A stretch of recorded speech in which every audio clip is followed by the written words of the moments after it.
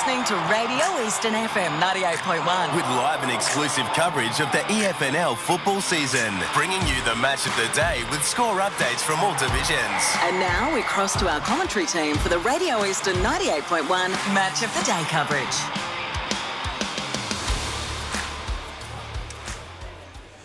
Welcome to today's edition of the Eastland Match of the Round. One of the biggest Saturdays on the EFNL calendar has arrived as the Premier Division kicks off its final series today at the new home of the Premier Division Grand Final, the fabulous Jubilee Park, which is hosting the qualifying final today between Rowville and Vermont, who will book their ticket to next weekend's second semi-final against East Ringwood at this very venue. Find out right here on 98.1 Radio Eastern FM and streaming right around the globe on YouTube and Facebook.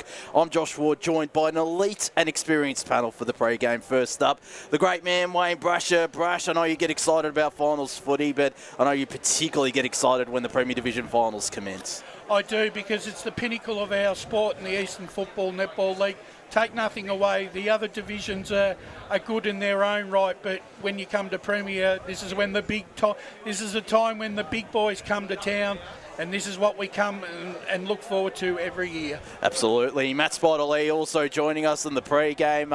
Surprised we haven't put Brash in between yourself and Davo after the events that transpired last night. But you were at that game, but it's great to be back out here at Jubilee Park, no doubt for yourself. Good afternoon to you, Josh, Brash, Davo, and all of our listeners and viewers. Great to be out here at Jubilee Park. Always enjoy watching games of footy out here. There's been so many terrific ones over the years, and I think we're in for another good one this afternoon here, because two quality teams. One team's in exceptional form and another team are just sneaking along under the radar a bit, but gee, they've been impressive in the last 7 or 8 weeks. And Brett Davidson, I'm sure it never gets old coming out here to Jubilee Park. Of course, haven't been recently involved with Heathmont. You would have come here at least once a year the past couple of years to cover the Parker Cup, and now here for Premier Division finals. It's a really great venue to be hosting Premier Division finals. Oh, without a doubt, and good afternoon, everybody. And Brash, we talked about Brash being excited about Premier football. I think Brash is a little bit more excited today, particularly about the fact that there happens to be a team out here that has lots of purple involved in it. The Violet Crumble undies are out. And I think he's ready for a big game. But look, we got positive Brash today. Yeah, we've got positive Brash today. Look at him stewing on this. Look, I've got to stay very neutral. Or mutual, as Blake Tennant calls it. So, look, there's going to be a lot, put it this way, there are going to be a few Vermont supporters upset at me this afternoon too. But yeah, I'm looking forward to what should be a tremendous game. And it is a magnificent venue, great facility, a beautiful ground. And it's we were just talking a bit off air. One of the things that's going to be very interesting is that these boys don't get to play on grounds this size at all during the year. So to see them come out and play in this, I reckon we're going to see a different style of play, and I'm really looking forward to it. It should be a great game, and we've got a ripping day as well. Oh, beautiful. Couldn't ask for a better day as well, particularly, as I said, given it's the biggest day on the EFNL calendar, particularly for yourself, Lee Green. We got the Women's Grand Finals currently being live streamed, so of course we had the Division 4 and Division 5 Grand Finals earlier this morning, where Wantirna South and Upper Ferntree Gully were crowned premiers. Clincher. Yes, both very close games and high scoring as well. We'll touch on those Women's Grand Finals shortly. We are now joined by the coach of the Rowville Football Club and one of our favourites on the media team, Ben Wise, who's done a fantastic job to guide the Hawks back into finals for season 2026, the 4th year in a row they play finals. Wisey, it's a pleasure to have you on the pre-game, and thanks for joining us once again. Oh. No, you're not. Just that switch at the end there. Go, yeah. There we go. Good to have you on, Wisey. Yeah, thanks. Yeah, it's good to be here. How are the boys feeling? Another finals campaign, as I mentioned, another qualifying final, this time out here at Jubilee Park. I'm sure there's a sense of anticipation about coming out here today. Yeah, it's always good to put yourself in a position to play on days like this. Can't get a better day, good ground, good weather. So, really looking forward to it. The boys are keen. Ben, looking at this year as a whole, right, and I know you do your homework on every single side, work out their strengths and weaknesses. As a coach, have Vermont surprised you this year? Not really. I suppose went through a little bit of a transition, but early in the year they had a lot of guys out, and they've had some new guys come into their system as well. So it takes a while to gel. Matty's doing a good job with them. They've blooded a lot of young guys, and their older boys seem to be playing good footy as well. So once they've got their VFL boys back available as well, McCluskey and Amu, it adds another layer for them and another problem for us to combat. And talking about your side, going over the last 3 rounds and the teams that you've put on the park again today, you've had a pretty much a very settled lineup where you've only had to tinker around the edges to bring in certain players to make up the deficits in other areas of your ground. The side that you put out today, I had a look, I reckon it's not far off being your best side. Yeah, it is. It's the best side I can put on today, but we've still got a couple of guys like Lockie McDonald, Kane Young, Baxter Schruck, Tommy Swainston. So, and then you look at our reserve side that we've, Nashi Wood's gone out of the side today with a little bit of a calf. So, we've got a really strong squad. We're lucky enough that our VFL boys have qualified. They've played enough footy with us this year, and their sides aren't playing finals. So we're pretty lucky there, apart from probably the Collingwood guy, which is JB, and Tane Barlow and Trent Minor. They haven't been able to get back and play much footy with us. So apart from that, we've got a pretty good list to pick from. So hopefully we get a couple more back in a couple of weeks. G'day, Wisey. Good luck this afternoon, mate. Thanks, mate. Should be a cracking contest. Yeah. Let's reflect on when you last played Vermont and just a number of weeks back, and there were periods in that game where you got off to that start, and then Vermont came back at you in that game, and then you really had to arrest that momentum back. So there are significant challenges for the team today, but it's a different looking Vermont team in terms of the way they've gathered a bit of momentum since that game. Yeah, they have, and it's a credit to them, but I feel our momentum's just as good, and we're playing, if we play our best footy today, it's going to be good to watch. And our boys we've been talking about building for obviously our finals and playing the right brand of footy to play out on big decks. We don't play on many grounds the size of this throughout the year, so just making sure that we planned well and we played well against good opposition as well. We've come up against Bowen and Donny East, who Bowen's obviously won the last couple, and Donny East was sitting third. So, our form line's pretty good. They're from the last time we played them, they're going to have I think Wiedemann didn't play last time, and he's obviously a big guy to come in and for their setup, but our side looks completely different to what it did when we played them as well. So, how do you compare really? When you look back even at that East Ringwood game, which we covered a few weeks back as well, you talked at one of the breaks about being prepared to hunt, and just hunting in the waves that you do, and that day there was at times where you said to them that they weren't doing that, and that wasn't I suppose the trademark that you identified. So that's going to be the challenge today, isn't it? To be able to hunt Vermont the way that you characteristically do. Yeah. Look, and that was a poor performance by us, and we addressed that, and the side looks completely different to what it was, only 5 weeks ago, and we've had some really good inclusions, and there was sort of beaten up boys at that time of the year, middle of winter. And did you have to refresh in some way with training? Yeah, a little bit. Yeah, definitely, and we'll probably go through a really heavy load where we'll sort of topping them up through the middle of the year to make sure that we can really back off this time of year, and prepare really well and let our fitness do the talking out there today. So when we do look at that game against East Ringwood, you're very young. You were really young that day. And for you lost the game, but it gives you a good opportunity to see some of those boys in action, to know that give them a couple more games, put them into finals, and you really can see the growth within those guys, can't you? And some of them looked...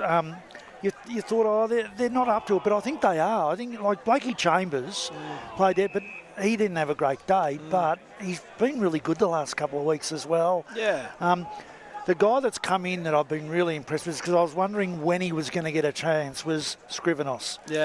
He's been so good in the twos. He's a goal kicker. He's come in as now that, unfortunately, because you lost one of your key forwards that day.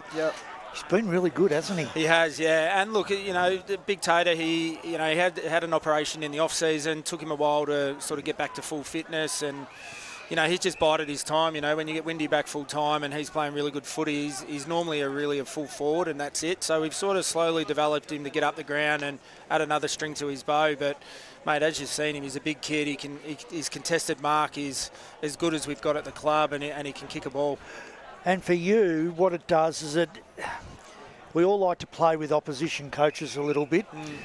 What it does is it just says, well, hang on, you find the bloke to go to him. Yeah, you correct. find someone, because you're going to be looking at down at Windy. Yeah. You try and find someone that's going to go with him, and it just opens up other avenues to goal as well, doesn't it? Yeah, it does. And you've got to make sure, like, it's the flow-on effect. If you bring in another tall, then defences have got to go to that, and he demands a really strong body type because he's so good contestedly. But then that flows onto a Seth McDonald or someone else down the line. So you get, you go from getting the second best defender on Seth to a third, and then it frees him up. So you're going to find angles and advantages throughout that. We just need him to come in and provide the contest, which he has, and I'm sure he will do really well. The last one from me. Yep. I think this ground will suit you. I think you've got the side that can really run and spread. And I've looked at you a couple of times now, and it looks as if that at times you don't like that boxed-in area. You like that ability to be able to get the runners out and go. How have you done your setup and structural work, considering there's no other grounds around that are this big that you get to have a crack on? Have you been able to sneak out somewhere and have a trial somewhere? Yeah, we have. We do our homework, and we've been lucky enough to move venues for probably about 3 weeks now, which has really just opened up our ball movement offensively.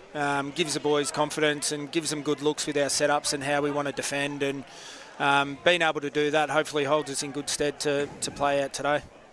Just before we go, Ben, a couple of weeks ago, obviously, the injury to Mav Taylor, you'd love to have him out there today. Yeah.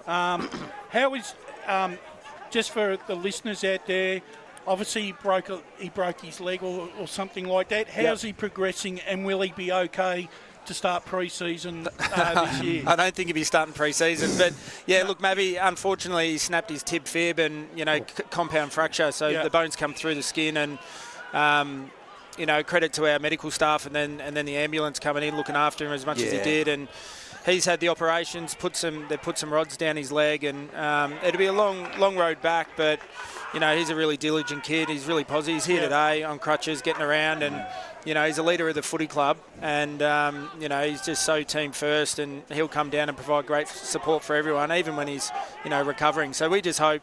He's got a long journey. I wouldn't be looking at pre-season. I just want him to get back to being healthy, and then I know it was footy's secondary. I was probably being a little presumptuous, but I think it was more about is he going to be missing an extended period of time? Yeah, he will. Look, and if it takes a year, it takes two, so be it. Yeah. How old is he? He's only 24, 5 maybe. Yeah. So I think all the boys are around 24 and 25. I say that the every age year. profile is pretty good, isn't it? I mean, considering underneath too, like you've got an abundance of youth coming through, like your under 19s and even your under 17s, that you got some really good prospects, in the making. Yeah, we do, and that's a good thing. Like we try and promote a good pathway so the kids, have got something to strive to and to achieve, and whether it's playing at our level or going on further to higher levels, I think, we give them a good pathway to come through and develop. Great to see your phone bill, mate. It seems like the only person getting older is the coach. It is, don't worry. They seem to be getting younger, and they let me know about it as well. But that pathway has reflected in your entire club as well, the reserves and Premier 19s, minor premiers. Div 3 19s, unfortunately, bowed out last weekend. But that must be a great sign of the culture and the quality coming through the junior ranks. Yeah, it is, and it's a big credit to Beck Little, who's our junior president. She runs a tight ship down there, and she gets it done. And what it does do, over the last 5 or 6 years, it's just shown that kids can come in and excel at senior level, and I really want to promote that. And what it does, if I'm doing that for senior sides, then kids might want to make that jump to come across as early, and if they're in lower divisions and they're a high talented kid, we want to, be a destination club for kids to come and, better themselves. Absolutely, and there's perfect examples like Baxter Strock, obviously, Sullivan Roby, a great story as well at the AFL level, and it just shows the direction that Rowville's heading in. But you're a busy man, Wisey, so we appreciate the time you've given us in the pre-game, and good luck for today's contest. No worries, guys. Have a good call. Thank you, Wise, for joining us, and he's done a fantastic job with this Rowville side as well, and looking forward to seeing them in action today. And it all is on the up for Rowville heading into many, many years to come, and we're going to flip from Rowville to all things Vermont because their senior coach, Matt Adolf, has been good enough to join us immediately after Wisey as well, and we appreciate the time you've given, Matt, ahead of this massive contest out here at Jubilee Park. No worries, mate. How are things? Not too bad. How about yourself? You boys must be feeling pretty good after, obviously jumping up into third spot last weekend and now getting a double chance of playing out here this afternoon. Yeah, I think since the halfway mark, our game's in a pretty good position. These boys have worked pretty hard. Our club's in a really good spot at the moment with the 19s playing today and obviously the reserve side as well. But just the younger boys have probably given our older boys a little bit more bounce in their step. In saying that, our older boys have their form's been really good as well in the last sort of 6 or 7 weeks as well. Well, I was going to ask what's been the major driving force as well. You've also had some good continuity in the lineup in the last couple of weeks in particular. Has that also been a bit of a factor, the fact you've been able to get some consistency in your lineup? Yeah, it definitely helps. I reckon towards the sort of July of last year, we were scratching the surface to playing a few 19s to come up and all that kind of stuff, but to have a really small injury list, in saying that, we've still probably got half a dozen blokes that could play senior footy. But I suppose just the younger guys that we've been able to expose last year have taken their chances this year and, ran with it. Matt, I got the chance to look at Vermont in round 3 and round 16. And the big difference for me was what I would call the players now accept the fact that they belong. There's a sense of I'm part of something very special here, and I think their confidence has grown exponentially. But I also think that the one thing I liked about that South Croydon game that I walked away that it was character building. The fact that that Vermont were challenged for that last quarter, and they still found a way to win that young group. I think that built a lot of self-belief. Yeah, I think we haven't probably lost a close game this year. No. But if you had a look at the previous years as well, is that those games that were close, I think both Berwick ones, the South Croydon one stand out.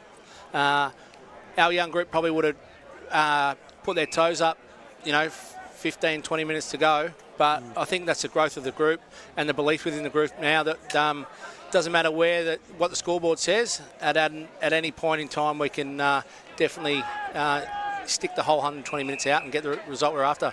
The skipper, Dixon, hasn't played for the last 3 games.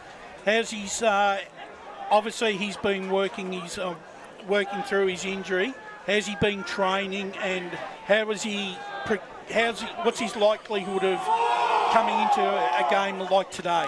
Yeah, look, he probably could have played last week, but we decided we had a few sore blokes still, but we thought with a soft tissue we'd probably give him an extra week. Yeah. Regardless of the result last week anyway, we just wanted to make sure that we had him right for this week, whether we were playing Saturday or Sunday, but the cards fell our way and we got the result we were after. But he'll come in, he's fresh, ready to go. He'll play in our midfield again. And I think his game's gone to another level, probably the back end of this year as well. Matty, good luck this afternoon against Rowville. It's going to be a tremendous clash. Let's go back to when you played Rowville a few weeks back at their ground, and you didn't start the game ideally, but you worked your way back into that contest. What were some of the key takeaways from your perspective that you've, I suppose, stored away, you've reviewed, that you can go back to today and you can roll out and go, these are the things that we did okay that day in parts, because there were some things out of that day, even though you lost, you actually did put some things in place that will serve you well in this contest this afternoon. Yeah, I think probably our midfield group, the growth within our midfield group, we've got consistency with Cal Smith being in there now. Obviously, we've injected Johnsy in there. Johnsy was playing half-back that day. And then obviously Lockie Jenkins was huge in that second and third quarter that day. So we feel like we're the number one clearance side in the competition. Our contest work is really strong. It's important, I think, against the Rowville side, their wingers probably got hold of us last time, and they tend to do that with most sides. So I think if we can get the outside balance right today, that'll sort of steady our midfield balance around the contest, but also give us more opportunity to get it inside to our forwards. So what are the key messages in terms of what you're trying to do today, especially with the ground, the dimensions, and the way that you want to actually play the ground and play the style of footy that you're trying to implement? Well, we just got to make them defend the whole ground. We can't be playing skinny. When we win the ball back on turnover, we've got to make the ground big, change angles by foot and hand. Out of stoppage, we've got to chain handball a little bit more, and then obviously get it to good areas for our forwards.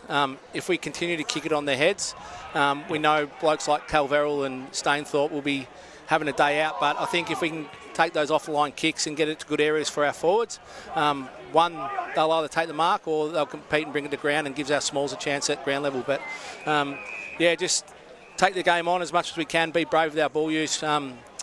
This group has obviously grown the last sort of 7 or 8 weeks, and that's because we've given them a bit of freedom to play the game they want to play and play on instinct too. So, Matty, how you been? Good, going well. Going well. Going well. Being a coach is tough, isn't it? Yeah, it is tough. It is. Yeah. One of the things that I've noticed this year is the fact that Burke has really stood up. His growth has been enormous this year, and you've had faith in him to be able to put him in a key role, and he's held that role and been exemplary in it, hasn't he? Yeah, the kid's worked hard. He probably matured a lot over the last 12 months. I think he'd done a pre-season with Box Hill last year, but didn't like it. Probably wasn't mature enough to understand what it takes to get to the next level.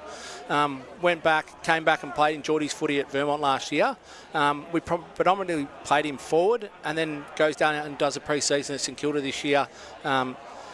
Predominantly plays back down there. So we thought our forward line was working pretty well, and then we've got the ability to put him both ends, and when he gets a run and jump in the footy, he's really hard to stop, and he gets it at the highest point. But yeah, he's been huge for us, and he's part of a young group that came through. They were a really successful Vermont side in sort of 16s, 17s and 19s.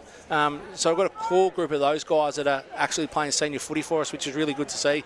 And even obviously the space that our club's in, pretty similar to Rowville in terms of we like to promote within rather than go out and you've got to get 1 or 2 from the outside, but we want to be promoting our younger fellas. So the 2 that I know pretty well from the outside, one's become a bit of a swing man for you in Ayhan Bajramov. Yep. Started forward, been back a little bit recently. On this ground, I would imagine potentially he may go a little bit forward because it opens the ground up, and he is a good leader and a good kick. And then the other one, the crazy one, Isaacs. Yeah. I can see why you've gone grey, mate. I can understand that. But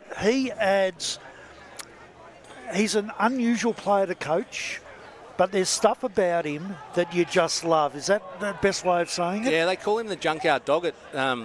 That's what we... when I'd done a bit of research before we recruited him, everyone was telling me he's called the junkyard dog, but I can understand why now after coaching him for 12 months. But both of those blokes, even though they've come from lower divisions, like Ahan's part of our leadership group, he made a huge impact through our pre-season. And then we missed Harry a little bit. We had a bit of groin awareness for about a month there. And we probably don't understand until he comes back into the team how much you do miss him. Like, he's run from behind and he's a little bit erratic in what he does, but that's what and unpredictable, and that's what probably troubles a lot of sides, is you don't know what you're going to get. But in the air, he's tackling pressure and just a ground level play as well. He can play tall or small for you. But Ahan's probably never played back before. We played him, I think it was against South Croydon down back. Yeah, you did. Yeah. And he probably took 6 or 7 intercept marks by half time, and he actually didn't mind it. I still think at heart he wants to play forward, but we'll see what happens today, whether or not which end he ends up. And the last one from me, I watched your vision last week, and you look like a team that wants to play here. You look like a team that if you can get onto the bigger grounds, it allows you to get the extra 15 metres space where you really can change lanes and run and use your carry. Have you been able to get out and do some training on a bigger ground to allow you to practice what you get to see today? No, we haven't, but I think that's probably the biggest challenge with our ground is probably obviously nowhere near the dimensions of this, but I feel like we put a lot of emphasis on our strength and conditioning and all the stuff outside the footy side of things, and I feel like we're in a really good spot with that. Our pre-season was huge. Some of our numbers from our 2K time trials and all that kind of stuff were off the charts. So I feel like we're destined to play on this big ground, and I feel our younger boys that have been exposed to VFL footy as well are used to playing on this stuff. So Weeds with a bit more space, Tyrone Amu with a bit more space. I feel like we'll trouble them a little bit at times, but in saying that, the other end, we know what Wine's like as well, and Stainthorpe can get hold of you in the air as well, and I think even Shoalmakes has gone to another level in terms of his ruck work, so he'll be hard to nullify this week for sure. But I just think we just got to take what the game gives us and just keep coming at him. Just touching on your young, I'm guessing Oscar Dunn will be playing ruck today as well with Liam Buxton out. How crucial is he today, particularly with his work around the ground going up against a guy like Shoalmakers? Yeah, he probably played the first 5 rounds this year in the ruck for us and was best on ground every time. And then, unfortunately, Bucko, we may not see him for the rest of the year with he's got a back issue. So, he's gone on in leaps and bounds. Another Vermont kid as well that his follow-up work, and he's like an extra on-baller for you really around the ground. But overhead, no one really can go with him in the air either. So you'll see him go forward as well as much as he goes in the ruck. So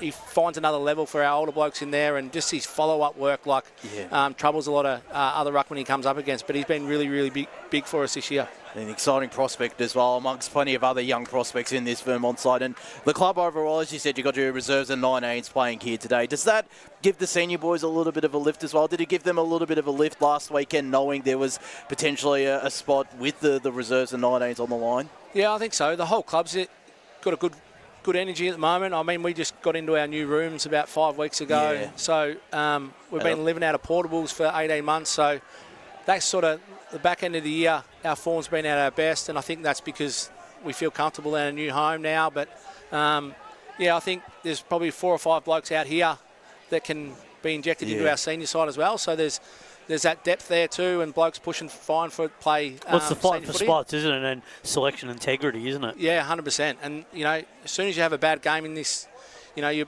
spot's on the line. So I feel like having the reserves playing straight after us, before us, gives us that little bit of,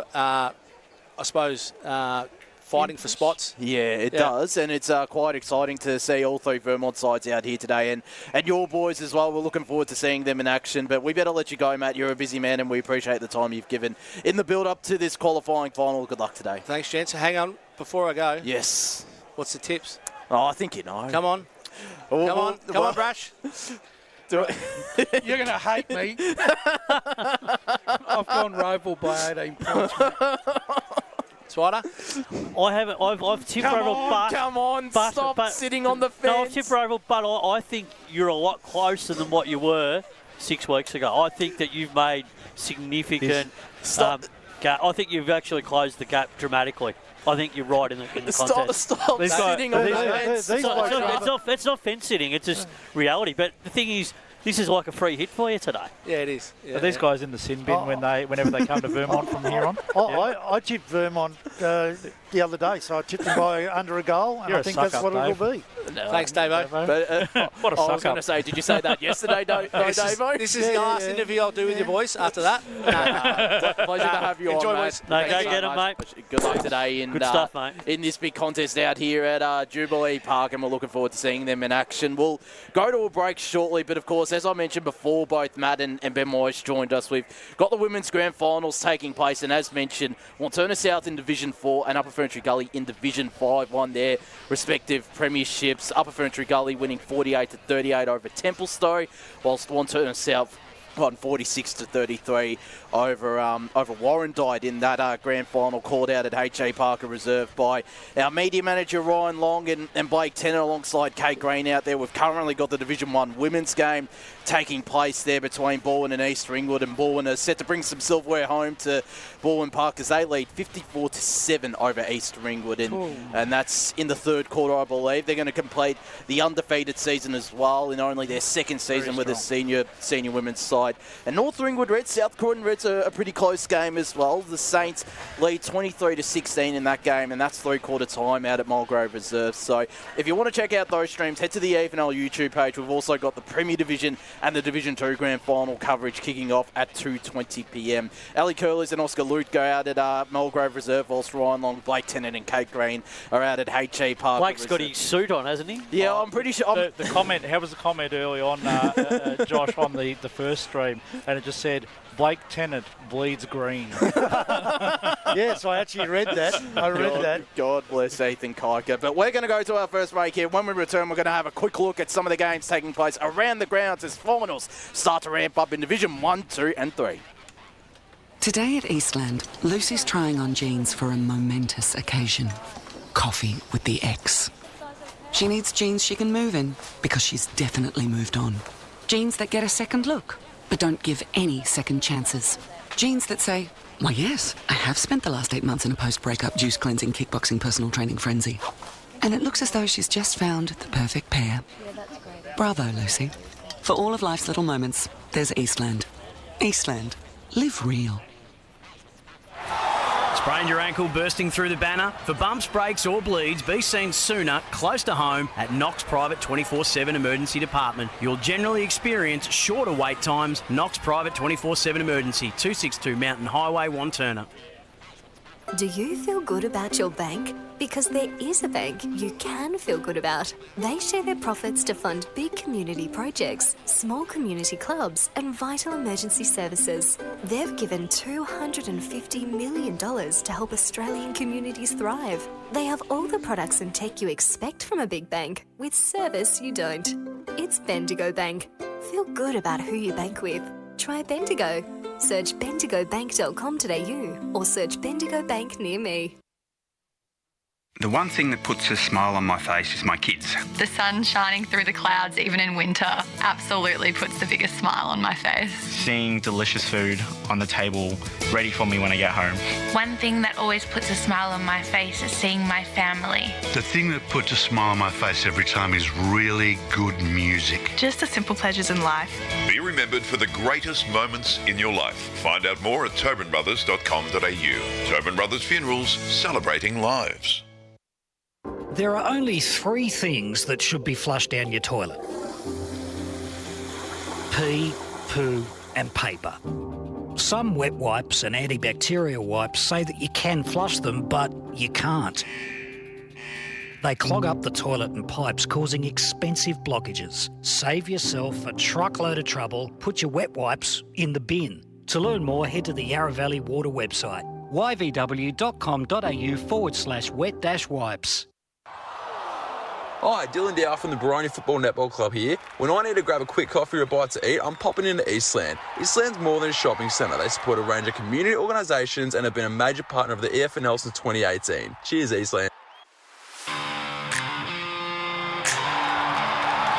Listening to Radio Eastern FM 98.1 with live and exclusive coverage of the EFNL football season, bringing you the match of the day with score updates from all divisions. And now we cross to our commentary team for the Radio Eastern 98.1 match of the day coverage.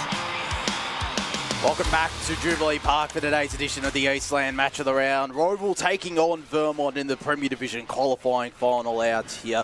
The winner to play East Ringwood in next weekend's second semi-final out here. And East Ringwood's reserves are currently playing at the moment against Vermont's reserves. They lead the Roos 4-7-31 to Vermont 3-4-22. Joshua, and in the under-19s earlier, Blackburn booked their ticket to a second semi-final against Rowville's under-19s with a big victory. I think it was about 57 points in the end, 110-53 against Vermont. So they'll play next weekend out here. All the Blackburn under-19s, and either one of these sides will face Rowville's reserves next weekend in the second semi-final. Josh Ward here alongside Wayne Brasher, Matt Spider-Lee, Brett Davidson as well. Yeah, I tell you what, it's like looking at a who's who when you come to a Vermont game. So I'm looking out here and I see David Banfield out here. Banners, you can't miss him. He was at the netball last night as well, David Banfield. I can see Bailey, who used to play in the ones. Bill Bailey, yeah. Billy Bailey. There's a heap of boys here that you can see that have probably got about 60 premierships between them. It's just amazing when you see how successful this club's been and the people that come and continue to follow it. So, yeah, you can say what you like about Vermont, but there's some tradition and some culture and some stuff that here is just... one of the best guys they got down there, Davo, shrewd operator, fantastic player, Gas Smith. Oh, yes, I saw him beforehand. Had a chat, and he runs the bench for them. And he's a legend, mate. Absolute a ripping legend. bloke. Played in 5 or 6 flags. Yeah, he was about 5 flags. I think he was captain for a while of the club, so a ripping guy and a great football. And that's the thing about Vermont, Davo, is, you know, in the years I've been involved, a lot of ex-players still want to stay involved and make sure that they're pushing the club forward. You know, Shane Cooney's also still around.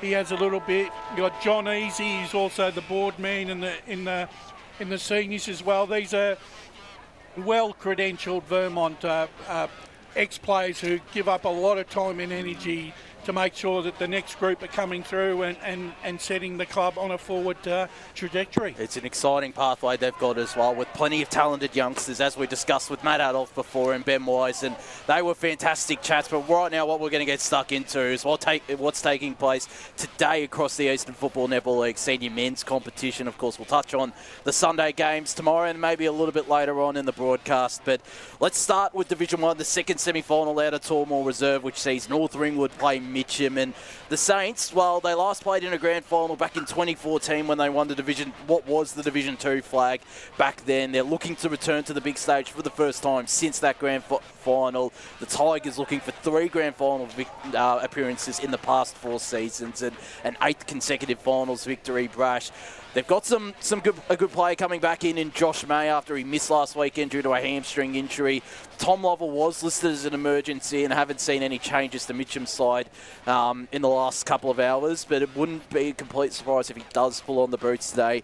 North Ringwood ring in the changes after their last game, where they had some youngsters playing, guys like Charlie and Toby Nash, Ruben Natsis, Jackson Mooney, Jack Lewison. They bring back guys like Kieran Rice, Jaden Van Noonen, Luke Patterson and Taylor Davidson. They're gearing up for this contest out of Tormore Reserve, I reckon. They certainly are, and out of all the games this weekend, Josh, I found this game in particular the hardest game to analyse, mainly because of the fact that I think both these sides are well credentialed to win this afternoon to go straight into a grand final. I think both sides have clearly shown throughout the year that they are the 2 best sides in Division 1. I love the way that Manny Price has actually... he's done an unbelievable job of bringing that club back together, considering where they've come from in recent years. He's united the club. He's rejuvenated the playing list to a stage that I've watched them a couple of times, and they play some exhilarating brand of football. Yeah, well, Rice coming back into the team is going to make a big difference today, and they've got a number of inclusions, so Mitcham are going to have their hands full. And Mitcham are and no doubt about it, Mitcham are the proven dogs, the big dogs in Division 1, and have been, bar last year when they were a small fish in a big pond, and unfortunately it didn't work out for them. But they haven't rested on their laurels. They calmed back down, took their medicine, and they're back to fighting again for another grand final spot. So I think that's an achievement in itself. Coming down to Tavay, eight changes as against a very settled Mitcham side. Normally I would be going with a side, right, that doesn't make too many changes and looks very settled. But I look at the ins for for North Ringwood compared and the outs and where those players are going to play this afternoon. And I just think that it's going to be a really intriguing contest, because I think when I looked at the matchups just basically on what the sides are put in, and there's going to be some fascinating matchups on those 18 positions on the ground. And I think it's going to come down to how many of those players are going to break better than even on each other's opponent and have them and have the most influence. And I'm going to go with North Ringwood, but I'm going to go with North Ringwood at the barest of margins. And I'm going to say, fair call. I'm going North Ringwood, and I'm going to say they'll win by a point. Okay, well, I'm going for Mitcham, like I spoke about yesterday, Davo, and it's just on the basis I was really impressed with what they did last week against Park Orchards. They really worked them over. The ability to get the ball into their forward half, lock the ball in, but also to be able to score like they did. Mitch Johnson was outstanding last week after coming back from his injury. I just think they've got all the qualities in that forward line to kick a winning score today. Yeah, look, I've looked at the intangibles. That's what I've tended to look at, because I look at both sides and go, it's pretty difficult to separate both the teams because they're very, very strong. And the intangible for me is the fact that Mitcham are undefeated at Baronia. Yeah. And that they play that ground better probably than Baronia do. Yeah. And they have played incredibly well in finals there, and they know how to win finals there. And it's not that North Ringwood don't. It's the intangible that gets them over the line, in my point. And so, for me, they win by a goal. Yeah, I've said about a goal or two, but I just think Mitcham win. I tip Mitcham as well. I think it'll be probably around about one or two points, I should say. Obviously, Alden not playing for Mitcham. If he didn't get suspended and he plays today, would that have given Mitcham a more better advantage, Davo? Well, it's certainly, he's a quality footballer, so that's number one. He's a different sort of forward to the other forwards they've got. But I think that's the strength of their side, is that they are hard to match up on, because their forward line with Parenti is a different sort of forward to Johnson. Yeah, good size, good talls, good beams, good smalls. Alden is another different sort of player, and if they had Lovell in there, he's another different. They've got very different sorts of forwards, whereas while North Ringwood are good scoring, apart from Livingston up there, who's a real key forward, they do rely on some guys to drift. Van Unen's got to really have a good game. And he can, at his age at the moment, drift in and out a little bit. He's really got to play well today for them to get scoring, because otherwise they rely on their midfield to score a little bit more than what Mitcham do. But it's going to be tight, and as you said, Brash, you do the matchups, a bit like today's game here. Yeah. You do the matchups, and there's some fascinating matchups with both sides today. Oh, yeah, there 100% is, and I think that will... in my favour, Mitcham only just, though. I think this is going to be a really cracking contest out of Tormore Reserve. The winner to, as said, book their ticket to the Division 1 Grand Final. Speaking of Division 2, they've got their second semi-final out at Walker Park today, and it is the two best sides of the division going head-to-head, let's face it. Surrey Park and Templestowe. The Dockers, ultra impressive last weekend.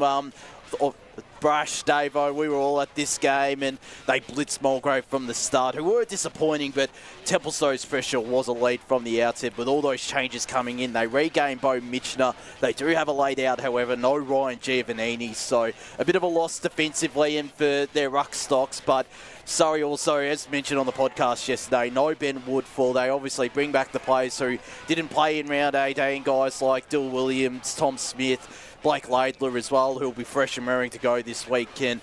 What do you make of this contest, Brash? I think it's going to be a really cracking contest. The one thing I always love about finals and being part of this team, we have to sit down and look at all the pros and cons and the matchups, and this is what we thrive on, especially when it comes to finals.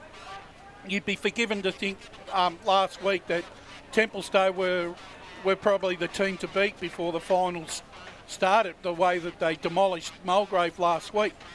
But this week they come up against a side that they take no prisoners as far as I'm concerned. They're one of those sides that just thrive on the challenge. You throw the challenge out to them, it's like dangling the bait. They'll take it, right, and they're not afraid to run with it. And to me, Surrey's trajectory is they're still a club on the rise, and I think they've got a lot of run in that side that hasn't really had to come to the fore as much so far. And I think this is where their young players and their players that have got leg speed, this is the area or the time of the year where they start to excel. For as clinical as what Templestowe were last week, I'm still not totally convinced that if that when they can't get the game on their terms, especially in the midfield, they struggle to actually find avenues to their forwards, and I think they get starved a lot. I think they played the perfect game last week because they were aggressive and they wanted to take the game away from Mulgrave from the word go. They won't be allowed that luxury this afternoon because I think Surrey Park will be out to basically try and play the same type of game early on and reinforce that their authority on the contest. But I think too, Brush, considering at the start of the year when Templestowe beat Surrey, so they have beat them this year. Right? I accept that. Right? So they have beat them this year. They've got players back in the team. Look, I am tipping Surrey, but I actually think this might be a bit closer than what we're probably thinking, but I do... I think most of us were thinking it's going to be a pretty close contest. Yeah, I think that Templestowe, off the back of last week, I think they'll go in with some confidence, but I do believe Surrey Park will get over the line and progress to a grand final, but I don't think it'll be as easy as what some people out there do think, but I think Templestowe, the key to them, Dave, is the way they start. They must start the game well today and cannot be chasing this game. So there is a couple of things. One, Mitchener coming in is huge. Yeah. Because Surrey do not have anyone that can actually combat him, and I think that's one thing. And his feed and his relationship with Fogarty in particular is just hard to compete against. So they're going to get some first use. That's number one. I'm not sure if Giovannini's out. Does that mean McSwain has come back in? Yeah, McSwain comes back into the lineup. Okay, so he certainly adds a difference. He can play forward and back. But I think I got a funny feeling, because I don't reckon he's done it until the start of the year. I've got a funny feeling that Dill Williams is going to stand up today and tell us why he's played where he has and he's come back to this competition. I think he's built for finals. And I think he's going to come out and play a super game. I think Surrey will win it. I think it's going to be close. I think Templestowe's side, last week they were extraordinary, and if they play Carl Giovannini in the back half again, Surrey are going to have to do something about that because they can't allow him to do anything. I think they will do something. Quickly, Dave, all right, does Kenworthy concede the ruck with Mitchener and get one of his midfields to actually try and ruck to where Mitchener is going to direct most of his traffic? It sounds easier than what it is, because the thing about Mitchener is that he's not a 10 o'clock, 2 o'clock player. No. He's got the ability to change his hands mid-leap, and the players know exactly where it's going to go. So his drop ball to Fogarty is unbelievable because they block and allow Fogarty to run through. So, all right, Dave. But they'll throw Palmer in there. Palmer will jump into him, and he's tall and he's skinny, and he'll get his hands close. It'll just be to see whether they can change that dynamic at all in that middle. I think it's best left unspoken who I'll be tipping, especially after what happened 2 weeks ago. Surrey Park Vermont by 8 points. Yeah, I'll say 9 points. I'll go one up on you. Brash. Yeah, I'll go Sober. Well, a couple of goals, but I do think Templestowe are going to be well and truly in this game if they can play to that level similar to what they played last week. And, if they played to that level that they did early in the year when they actually beat them. I agree. I'm going Surrey by 2 goals. And I think you're right about Dill Williams, Davo. He's had a good end to the season as well. Had some big games, including against Lilydale, and that was when Kenworthy unleashed him into the midfield. And I found it interesting that he started the season up forward because he's a much better player around the footy where he can impact the play, get possessions, and get it inside forward 50 or at least gain territory. So I don't know what they're going to do. This is the thing with Templestowe. They don't often tag. If you look at their midfield, they'll start with Fogarty, they'll have Mariani in there, and they'll have their vice-captain in there. Yep. I don't think any of them are going to go to Williams if he's playing in the midfield. So I don't know whether they'll bring someone in to have it, because they'll have Ari Motter in there as well. They will. And they'll throw him in. So will they tag him or will they just go head-to-head? I think it's a danger to go head-to-head because I think at Mitchum's ground, he could really create damage. Yeah, he certainly can. And then the final game today, taking place out of Wally 2 Reserve, is the Division 3 preliminary final, a rematch of the qualifying final that we saw a fortnight ago between the Basin and Upper Ferntree Gully. And, of course, Upper Ferntree Gully, they, as we discussed on the podcast yesterday, Ducks and Drapes with their lineup, they have only one change heading into this weekend with Taylor Raymond coming in, whilst the Basin don't make any changes. As said on the podcast yesterday, Buster Todd was listed as an emergency, and surely he plays. You'd be shocked if he didn't, and he is still listed as an emergency, so perhaps he won't be pulling on the boots this afternoon, Buster. But it's still an opportunity for Upper Gully. I've still got the Basin winning this game, Brash. I just think that game and the entire season in general will hold them in good stead against Upper Gully today. Right, I got 2 points to this particular game. It's going to be tough. It's going to be tight. Which side do I think has the capability of breaking the game open and lead their side to victory? For mine, that's the Basin. But for Upper Ferntree Gully, they've got to find a way to get Rory Bailey into the game. Yep. Instead of playing off a half-back flank, because where he's playing is completely they are wasting his ability to win the ball and to be also a goal kicker. Get him involved in the contest. I just had a look at the Basin's lineup as well. No Lockie Kruger, so Lucas Gibbons comes into the lineup. Well, Kruger out for me is massive, and that's why. Look, I've gone for Upper Ferntree Gully, and I explained on the podcast yesterday because I just feel that you can turn that result around. Oh, sure, they were goalless in that second half a couple of weeks back, but I actually thought there was periods in that game, particularly in that second term, that they actually looked quite damaging. And when they did get the ball into their forward line, they could move the ball. And guys like, if Strange gets going, if Ethan Harris, gets his hands on the ball, I just feel, Davo, that Upper Ferntree Gully in this game, they're well and truly in this, and we know what Jordan Nuku can do, defensively. He's shown that. So I really feel that Chris Fletcher can really turn that result around from a couple of weeks ago. And we have seen that happen in the past, when teams have come back to play again in finals.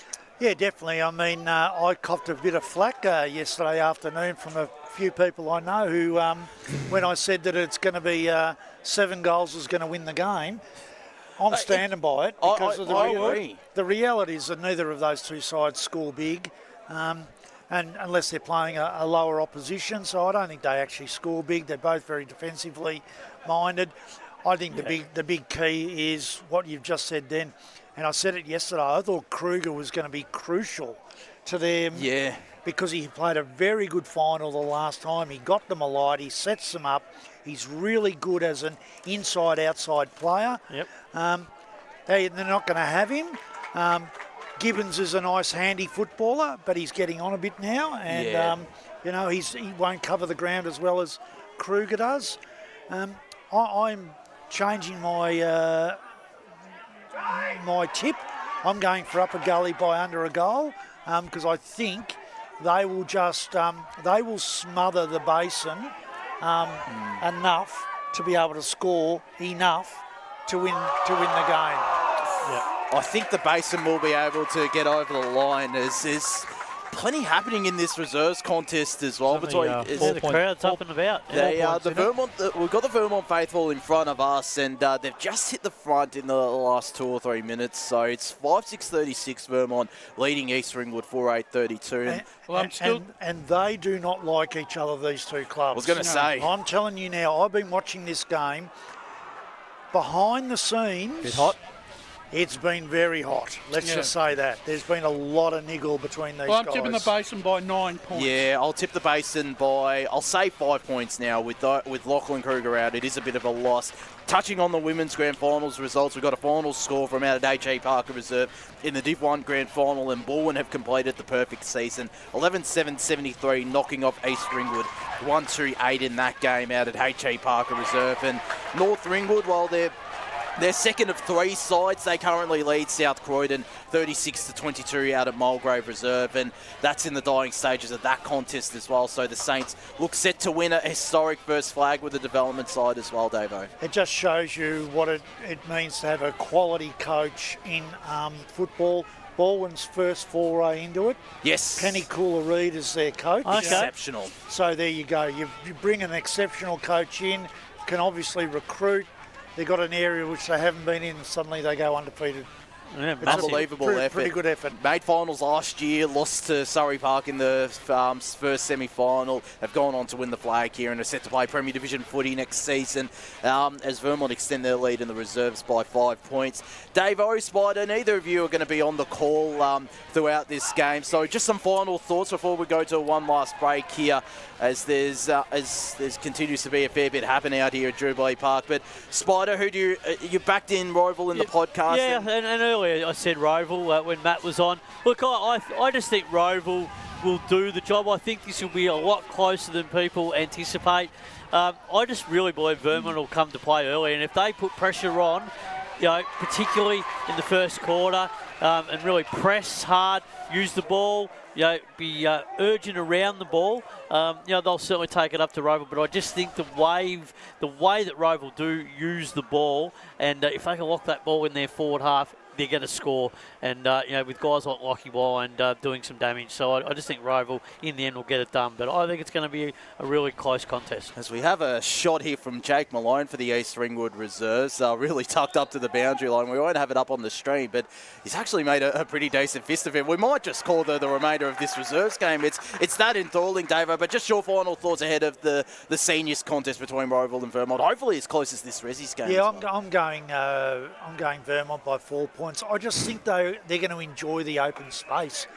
I think they're going to allow some of those young kids to really run and carry. And I think also Rowville are incredibly well coached, and they'll be tough to beat. But I'm just going to Vermont have just learned how to win. They've learned how to win this year. Well, the last 10 weeks, they've been unbelievable, haven't they? Yeah, 12 of the last 15. They've just been superb. They have been, as their reserves look on track to win here, which will give their senior boys a bit of a lift. But we're going to go to one final break here, and when we return, we'll bring in the call team for this Premier Division qualifying final. Rowville taking on Vermont. As Sarah opened her best friend Jackie's wedding invitation, she was overcome with a wave of emotion. While her 2 young boys wrestled on the floor, tears of happiness rolled down Sarah's cheeks as she saw the words she'd been longing to see. Please note, this wedding will be a child-free event. Well, Sarah, looks like we're off to Eastland for a new frock and some heels. And let's book in that babysitter. For all of life's little moments, there's Eastland. Eastland. Live real. At Yarra Valley Water, we know reducing your shower time, or show time, to 4 minutes can save you an average of $200 a year on water and energy bills.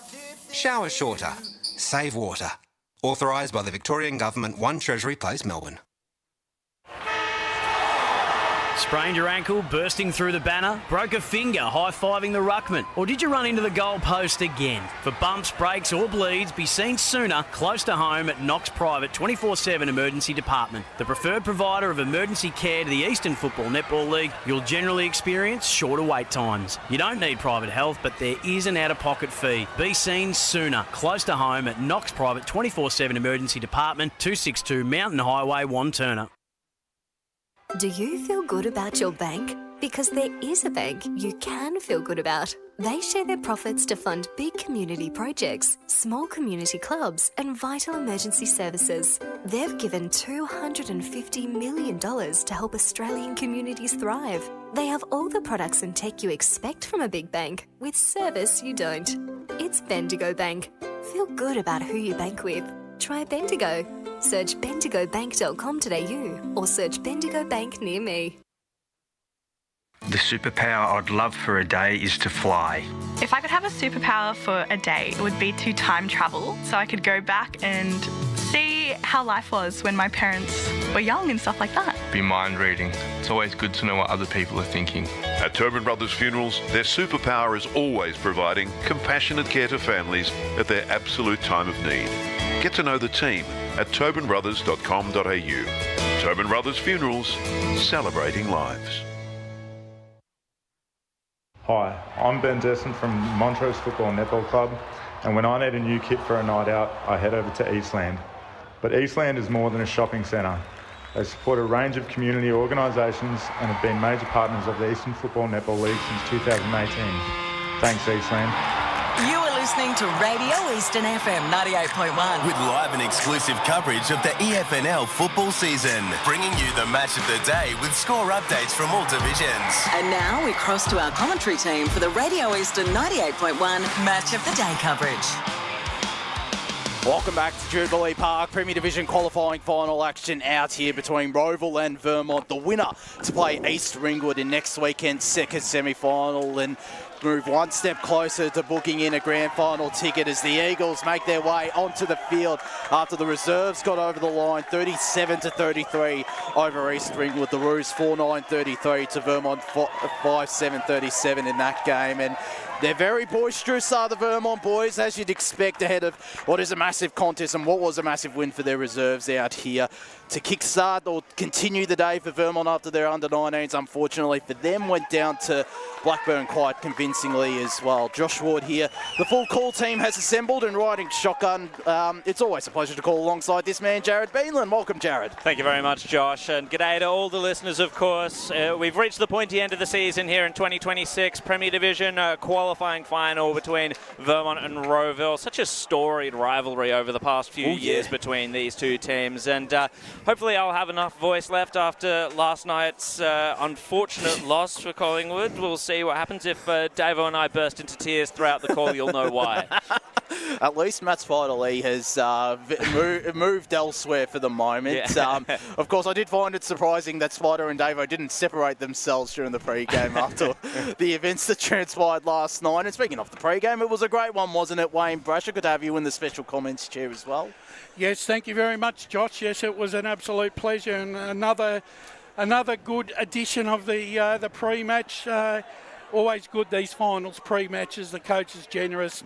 Give us everything that we ask of them, and obviously the game that's confronting us in the next couple of minutes is probably a match-up for a month ago that wasn't happening. Not even 2 weeks ago when, of course, a few things had to go the way of the Eagles if they were to get the double chance. They did, and here they are now with a chance to book in a ticket next weekend against East Ringwood in the second semi-final against the Rowville side that's in really good form. And also in the special comments chair, it's an absolute delight to have this woman join us on a Saturday afternoon out here at Jubilee Park. One of the Sandringham Dragon coaches, Emily Mackay. Welcome, Em. Oh, I got a massive smile on my face after that. That was very nice, Woody. It's an absolute pleasure to be here, and I'm really excited to come watch this final today. It's absolutely exciting to come watch Premier Division finals as well, as Anthony Brolick is in the middle. I can see Ben Warren-Smith lumbering around, Dave Parker as well, who continues to shine on the big stage, and the two captains, Lachlan Dixon, one of 3 inclusions for Vermont today, tossing the coin as the stand-in skipper in the absence of James Ross. He's got Anthony Brolick for company as well, and the toss has just been done. And division. It is Vermont who will be kicking to the left of your broadcast to the Gardini Avenue end of Jubilee Park, whilst Rowville will kick to the right or to the Aqua Nation end, Lee. One small shout out also to Mick Conway, ground manager today. He's a stalwart of the EFNL community also. They've done a magnificent job, have Ringwood, and they've got some of the best burgers around as well. So if you're here listening to the game on your radio, be sure to go down to the barbecue. It's one of the best slot burgers, maybe not quite like the Coles burger out of Rowville, but still absolutely fantastic. Ben Warren Smith, we're going down to you now, though. How are conditions down on ground level now? Yeah, thanks, Josh. I feel like I just did the walk of shame, seeing you didn't let me do the coin. But it's great to be down here at ground level. The ground is in picture-perfect conditions down here. As far as the wind goes, it's heading towards the Eastland end, so it's to the left forward pocket, so left of your screen. So it'll be about a 1-goal breeze maybe, but at the end of the day, it's really great conditions down here at ground level. See in the middle of the ground, the around the cricket pitch area, that's green and patchy. It's not wet underfoot, even though it might look like that from afar. The rest of the ground's dry as a bone. Conditions are great. The crowd's in. Get around it. Pretty decent crowd as well. I'm sure you'll enjoy shaking hands and kissing babies' heads as well. I'm going to go and stand in front of Ray Baird and piss him off a little bit. That doesn't sound so bad. But your tip for this contest and a margin as well, if possible? Look, it's... I really want to get on the Vermont train, to be honest. Like, they've been coming, and this is the time that Vermont really rise to the occasion, and I've got a sneaky feeling that they're going to go right down to the wire here, and I'm going to pick Vermont by 1 point. Don't mind that call. Hopefully it's just that close, and hopefully it's as close as this reserves game as well, but we'll cross down to you throughout the day. Always doing a fantastic job, whether that be calling or on the boundary. Ben Warren Smith, Brush, you've already given your tip in the pre-game. You said it straight to Matt Adolphus as well. You tipped the Hawks, but the Eagles are every chance, aren't they, today? Well, was that to give him some motivation, Brash? They are, and the thing is, look, as I said on the pre-match, these are the games that when you sit down as an analyst and you're trying to work out who's going to find a moment in time in winning the game, and to me, this is what this game is all about. It's about a moment in time. And the reason why I picked Rowville is because I think they're going to get a period of about 10 or 15 minutes where I just think that they might be able to exert enough influence and probably open up a bit of a lead that Vermont may struggle to bring back under control. I agree, which is why I'm also backing in Rowville. We'll go to you next, Jared Bainland. Who you got in this contest? Yeah, I've got to go with Rowville for this one. I think the ground will suit their run and gun style. I think Vermont will have a bit of trouble keeping up with them. And look... Rowville, they've proved themselves to be quality all across this season. They've seen to Vermont a couple of times already by comfortable margins. I'd love for Vermont to give a fight for this, but I've got to go with Rowville. Emily Mackay, your final tip as well, and potential margin as well? Well, we saw them round 12s not too long ago, and I know that a lot has changed for Vermont in these last couple of weeks in particular, but I really love the way that Rowville played, their ability to play a slow game when needed, a fast game when needed, to run and carry, to spread, to work back when needed. I'm backing Rowville by 12. Absolutely, I'm backing in Rowville as well. Jared Bainland to get us underway in this Premier Division qualifying final. The finals are underway for 2026 in Premier Division. The pointy end of the season is here. Still no clear clearance just yet. Stapleton, one of the best tacklers in the division, in the league, opens his account for the tackles and holds Vermont at bay for now. The tap comes down. Johns couldn't quite get a hand to it. Good tackling pressure as well there by Jordan Jaworski. Holding the game up for now. Umpire throws it aloft. Schoenmaker's got it down. Callum Smith squeezed a kick away somehow. Johns is going to have to track it. No, beaten to it by Martingale. Gets it to Duffy, and Rowville on the early warpath. Just bounced out of the hands of Noah Burke. To the advantage of Scrivenos. Tried to get it to McDonald. Vermont able to hold up here under the threat of the first Rowville push forward. Now Vermont win it back. And the mark's been taken by Adrian Kalkowski, playing up the ground. Reinvented himself as a high half forward after kicking plenty of goals in 2023. Lockie Johns now, all class, sends it and an uncharacteristic error by him. He sent it out on the full.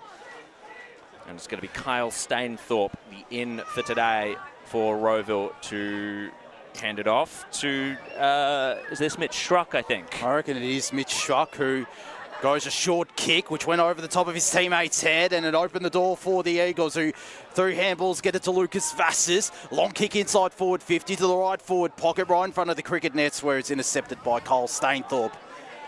Of course, the former VFL man goes with a dangerous kick, still worked out to John Jaworski on his half-back line, who goes inboard because he's got a player loose in Stapleton. Handballs it off immediately to his teammate, who sends it long inside 50. Out the back is Lockie Wide. He'll pick up this footy. Can't take it cleanly, though. Was he taken high? He was. And the Hawks' leading goal kicker can go back and kick what would be goal number 66 for season 2026. He kicked 5 last weekend in Rowville's big victory over Baldwin. He'll be looking to add a first here as well. Yeah, Wine played all 18 games this year, kicked 65 goals, as you said, Josh. He's averaging over three a game. So, I mean, he's a big-time player for a big-time game. We've got the perfect view of this as well. The former North Melbourne, the former Box Hill Hawk, to give Rowville the perfect start out here at a packed Jubilee Park as well. Plenty of support for both the Hawks and the Eagles, and plenty of neutrals as well, as White comes in for the first goal of this afternoon's contest. And he goes straight over the goal umpire's hat, who gives the 2-finger salute, and it's the Hawks 1 straight 6 to Vermont, yet to score after 3 minutes of play. That transition of play through the midfield there by Stapleton was the catalyst for breaking that Vermont defence open then. And they did that really well last time I saw them play. So, you know, we're expecting more from them. I'm surprised that the ball went over the top though. So usually they're really good at those hit-up targets when they break through. So I'm curious to see how the next sort of 5 minutes unfold with their forward 50 entries. So we return to the centre. Vermont not going to be too disheartened by Rowville getting the first goal, but Edwards nearly cleared it. Well done by Isaacs, running up and affecting the contest. Huge kick inside forward 50, over the back, nearly a huge flying mark for Rowville, but it's Eichhoff at ground level. Provides good representation, and now out to Edwards. Juggles the mark. Has a runner in Jaworski, turns this way and that, trying to find his options. Didn't do so there, and McCluskey took the mark. How good is this kid been this year? He's, only 19 or 20, and he's played every game of the year, I believe. His kick wasn't great, though. It targeted Kalkowski. Martingale was there. Duffy and Rowville will thrust forward once more. One-on-one situation. Spills out to Scrivenos. Henry Smith's going to have to be composed. Does gather the ball. Flings it over the top, and Vermont just didn't quite take it cleanly. They did done. Comes back to Henry Smith. Hoiks the ball over the wing. Good marking contest, spilt out now to Stainthorpe, to Schoenmakers, and Rowville transition over the wing once more. Mark taken. Edwards searching for options inside forward 50. No, kept it low.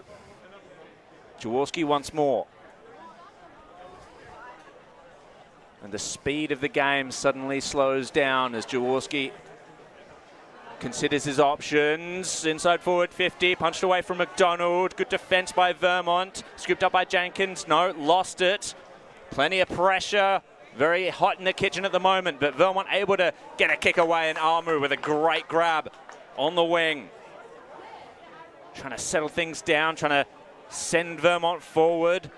Not quite able to hit up Wiedemann, and great pressure by Stainthorpe, preventing that from going any further. Yeah, Jared McCluskey, 18 games, averaging 22 disposals a game, so he's had a breakout year. He has been excellent. 5.5 minutes gone in this first quarter. Rowville have the first goal on the board. Over the back of Dunn, and now to Brolick. Good mark taken by Will Verrill, and Rowville to load up once more. Centre wing far side as he goes backwards. Not 15, said the umpire, but Jaworski still got it away. The handball to Brolick, who elects to go inside his defensive 50. But Cole Stainthorpe is on his sides, as is Calvero on the right half-back flank. He goes short once again with the kick to Mitch Gamel. His opponent slips on the mark, allows him to lace out Matt Davey right in front of us and right in front of the Vermont interchange bench. The Rowville stalwart with a shanky kick. It'll still reach his teammate there in Tyson Struck, who got it back to Davey, chipped it over the top to the right half forward flank. Well, the good grab was taken uncontested by Blake Chambers. Of course, majority of the season at the VFL level with the Saints. He heads backwards to Jesse Eichhoff, who launches it inside forward 50. The mark's built there by Vassars. A good contest between him and Jaworski, and Vassars follows up with a tackle on Stapleton. Will have a ball up in the forward 50 for the Hawks. His umpire tosses this back up. Dunn juggles it in the end from Ruck. Got the handball away to Jenkins, who's streaming through the defensive 50 and getting a kick away in the direction of Callum Smith, who gains territory to centre wing. Handball back to Lachlan Jenkins, who is immediately tackled by Jesse Eichhoff, and the umpire says, "You're done." Holding the ball, says the umpire. And it is Jesse Eichhoff, who's missed majority of the season. Come back in the last couple of weeks. His kick was a grubber, and it'll be turned over here to Cal Smith, who was stripped of it. Vassars mops up, not cleanly though. Clark did really well, got it to Eichhoff. Eichhoff, the handball to Stapleton. Stapleton heads long. It'll be touched according to the umpire as Will Cox pushes out wide legally. The handball back to Noah Burke, who got a handball away to his teammate who was under pressure there in Luke Wilson. There's plenty of bodies now surround this footy. The Eagles clear defensive 50 through a high up and under ball, which is locked up on the half-back flank line for the Hawks. Or for the Eagles, I should say. Rowville's tackling pressure has been good early. Vermont just fumbling a little bit when they take possession of the ball. Yeah, there is plenty of pressure out there. Dunn feels that immediately from that ruck contest. Schoenmaker's wrapped up. We'll get another throw up. In saying that, Brash, Vermont got a lot of numbers down back. They're really making it so hard for Rowville to move the ball forward really cleanly to their 50. Dunn engages well, but it's fallen for Clark. High ball inside forward 50. McDonald over the back, couldn't quite claim it. And now it's spilt for Will Verrill, but his shot at goal missed to the left. One behind. They add to their tally. 1-1-7. Vermont to bring this one back in. And where will they go? Out here towards us in the broadcast box. It's fallen for Coughlin. Kept it low into the pocket. There's no representation for Rowville there. Vermont unable to claim clean possession, and it's all wrapped up in the pocket. So I think what we're going to see here is a lot of ball in Rowville's forward half. Not necessarily the shots on goal, but just so many numbers. Dunn over the top, took a fly in the ruck contest. Stapleton's there to challenge and try and scrounge something for Rowville, but Vermont briefly able to escape defensive 50, but the boundary line took it over. It's at the right half forward flank for the Hawks. About 50 metres out from their big sticks as Wine moves into position to go up against Oscar Dunn. Wine gets from position, but Dunn from behind still won it down, searching for Johns. It's Will Verrell. They get a handballs away to McDonald, who chucks it on the boot, a high up and under ball. Should be marked, and it is strongly there by Riley Askew, who heads backwards with the kick to Matthew Wilcox. Wilcox to the right back pocket from the from the defensive goal square to Vassars. Vassars a dangerous kick, which is immediately turned over to Jesse Eichhoff, who can stream into goal and falls short. The intercept mark taken by Thomas McCluskey on the last line of defence, who heads out to the left back pocket. Lockie Johns searches for Lachlan Jenkins with the kick. He can't take clean possession and is happy to see it over. Former Rowville player as well. Jenkins started his senior career there, but has since had a massive impact on this Vermont side since coming across a couple of years back, and will be key in their charge today and for the remainder of the season as Schoenmakers won it down. Spencer broke the Schoenmakers tackle, got it to Johns with the handball. He goes inboard with the handball to Wilson, who was under pressure, still got it away to Spencer. Wheels onto his left, kicks it to centre wing broadcast side where it fell short of Badramov. Gamels out the back, got it to Struck, who elects to go backwards. Left foot kick to the half-back line. Will eventually be run onto by Jordan Jaworski in his defensive 50, and he chips it over the top to centre wing where Matt Davey is. The Rowville veteran goes long in the Stapleton direction, created space and took a good grab. The former Williamstown man on the left half forward flank for the Hawks as he goes inboard to Jaworski. He goes backwards and inboards once again to his skipper, Brolick. Brolick goes short. It fell short of Ikov, who was looking for a high free kick. Nothing doing, said the umpire. And he says, give it to me, I'll toss it up. 11 minutes gone. It's Rowville 1-1-7 to Vermont, yet to score. Vermont struggling to make any plays forward thus far in this first quarter, nearly. He got the hands away to Isaacs, now to Lockie Johns. Just had to pick a target, well didn't. And now Josh Clark is on the warpath into the pocket. Scrambling back in defence, Vermont unable to do so. McDonald set upon, great tackle. The one thing that Rowville have done successfully early is they've taken Vermont's half-forward line out of the contest. Vermont's half-forward line is all over the place at the moment. There's no structure there whatsoever. Yeah, there's a player down at the moment. He's clutching his ankle. I couldn't quite tell who it is. It's a Rowville player. Yes, indeed. I was going to say, is it... Sorry, Jared. That's probably the last thing that Rowville would want is another key injury to a forward. I don't think it's Lockie. It might be Lockie Wines. It looks. I think it's Wine. It is Lockie Wine. That's a cruel blow for Rowville, particularly with Wine kicking the first goal. And it's his kicking foot as well. His right foot. So he can't put any weight through it. Yeah, he's struggling at the moment, and he's last year was obviously crippled by injury. He only played, I think, about the 4 or 5 games, and obviously he kicked 12 goals in those games. But we've seen the kind of impact he's had this season on this Rowville side. Now that changes things. It probably forces a guy like Cole Stainthorpe to head up forward, puts a bit more pressure on a guy like Tate Scrivanos as well. He still can't put any weight through that right foot of his. That does not That's a bit good. that's a real worry for him. Keep a close eye on that on the boundary with our superstar boundary rider Ben Warren Smith as Wine lumbers his way off the ground. This is not something we like to see as well, especially after, as you said, Brash, another key forward with Matt Taylor going down in the last time we saw Rowville with, unfortunately, as Ben Moore said, essentially a broken leg injury. So fingers crossed it's not the worst, but it's such a cruel blow for such a talented footballer as well. Yeah, I can't imagine how that would feel for Rowville players and supporters as we go down boundary side with Ben Warren Smith. On the plus side for Wind, as he's making his way off the ground, all of a sudden he's starting to put a little bit of weight on. Yeah, that's good. I'll make my way over there. Expect him to probably get some solid taping done. I'm not going to call his date done yet. No. Well, fingers crossed. Fingers crossed. It is a good sign that he is indeed putting weight on it. Yeah, it does look like he's walking a bit better now. If they put ice on him, then it's a different story. Of course. Once the ice on it's done. Yeah. Well, we are 14 minutes gone in this first quarter, qualifying final action. The umpire calls the play back on. Rowville maintain that 7-point lead. Good tap by Dunn, as trying to fish for it is Davey for Rowville. Will Verrill there as well. Another ball up though. It does change the complexion of the game if Wyand does remain off the ground. Dunn tried to rip it out of the ruck and swinging booted it by Henry Smith. It's come now for Spencer. He was wrapped up. There is no clear path for Vermont at the moment. Rowville attacking ferociously. Fighting in a phone box. Last line of defence. Desperation prevailed for Vermont, and it was Noah Burke just getting the hand to it at the end. 1-2-8, the Hawks. Vermont still yet to register a score as Burke heads long to the far side wing where Wiedemann crushed the only Rowville opponent he went up against. It's the Hawks who still win the ground ball, and they handball it away inside forward 50 with the kick to McDonald. Was spoiled from behind by Burke, who is run down by Seth McDonald and forces a stoppage.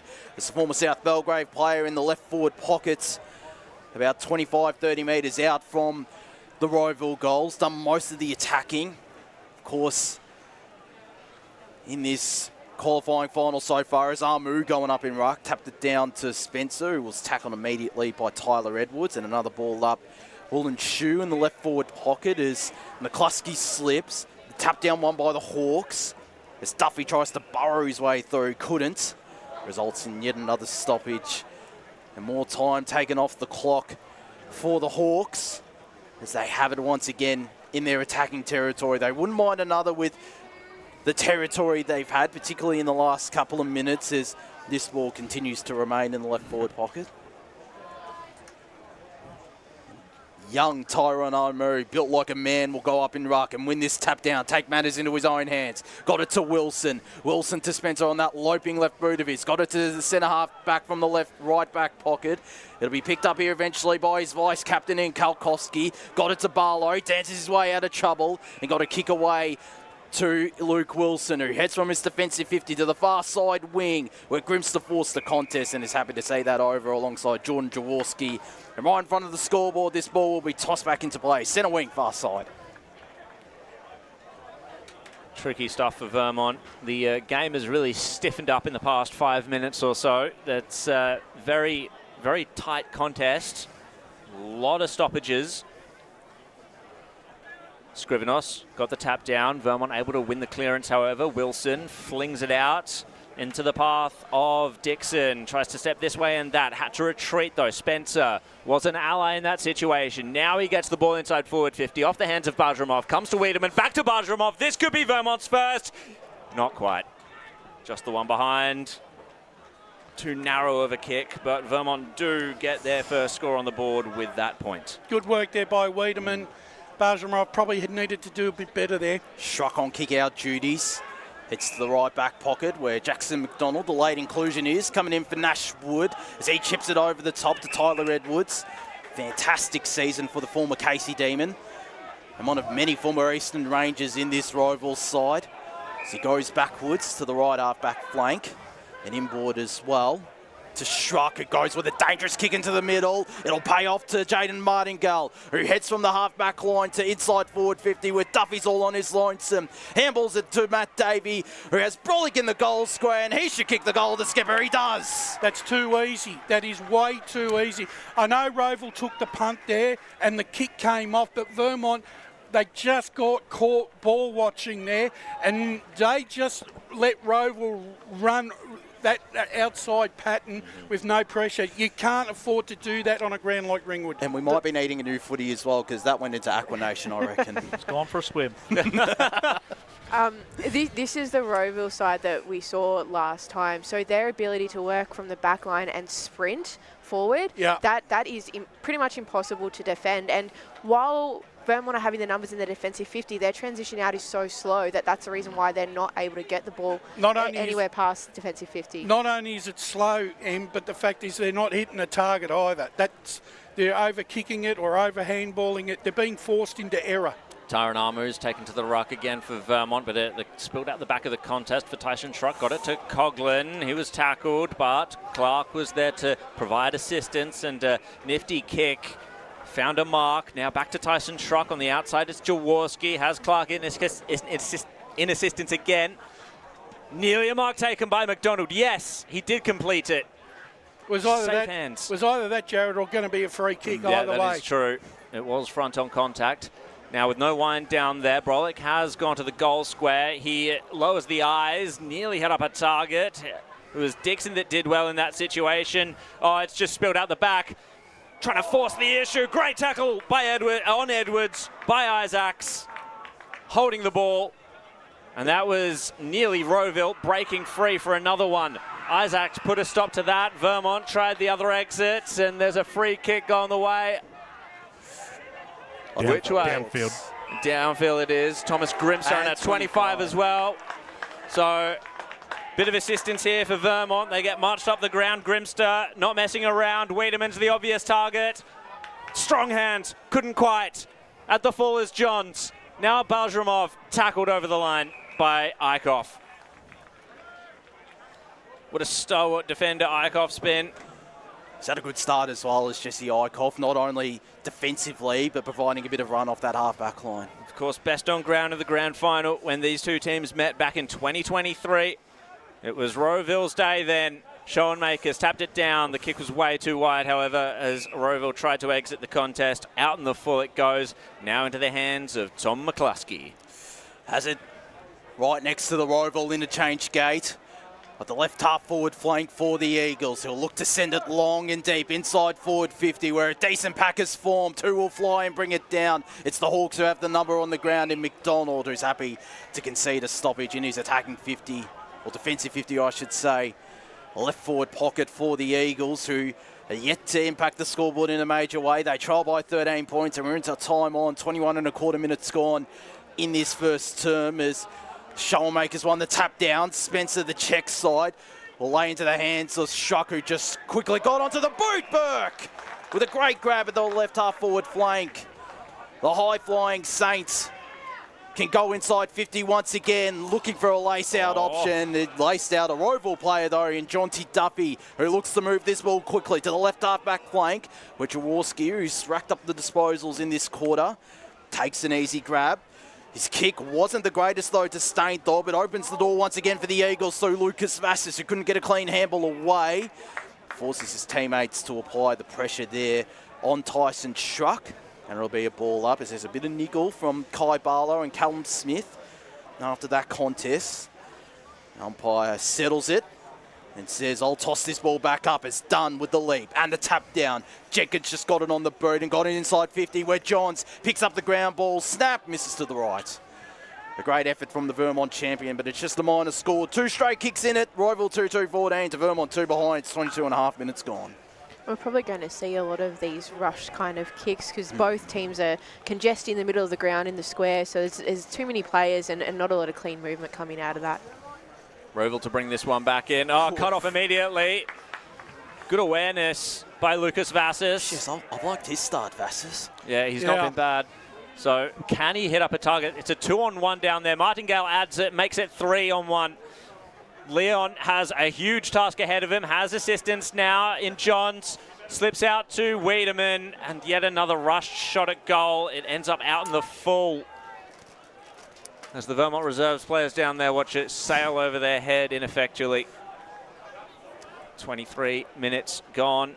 So we're in time on for this first quarter. Thank you very much for joining us here on Eastern 98.1, the Facebook and the YouTube streams for the Eastland match of the round. And almost into, do we call it the Matt Fodio cricket nets out here? I reckon we should call it that. So bringing it back in will be Mitch Gamble. He would call it that. Straight onto the wing it goes. It was a long kick, off hands. No clean possession until Isaacs lays his hands on it. Vassis, and now Vermont to go forward once more. Where's the target? Nearly a mark there by Bajramov. He has to turn tackler on Gamble, brings him to ground. Opportunity here from this stoppage for Vermont. Can they get a clean ball? Can they find some space? Will Rowville pounce? Leon tries to fight his way through. No, it's going to be Martingale instead. On the outside go Rowville.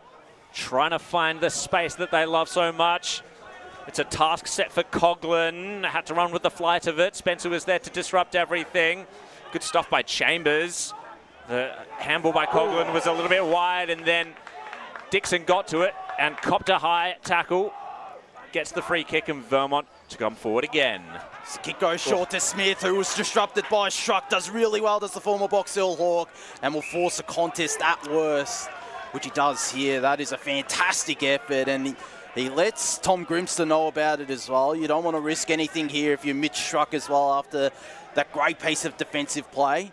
We'll have a ball up. Oscar Dunn with the fly and the tap down over the experienced and the wily veteran that is Showmakers. The handball from Grimster to Jenkins, here he launches it inside forward 50. It was a rush kicked and easily cut off by Mitch Gamel, who heads to the right half back flank from his defensive 50 to Tyson Schruck.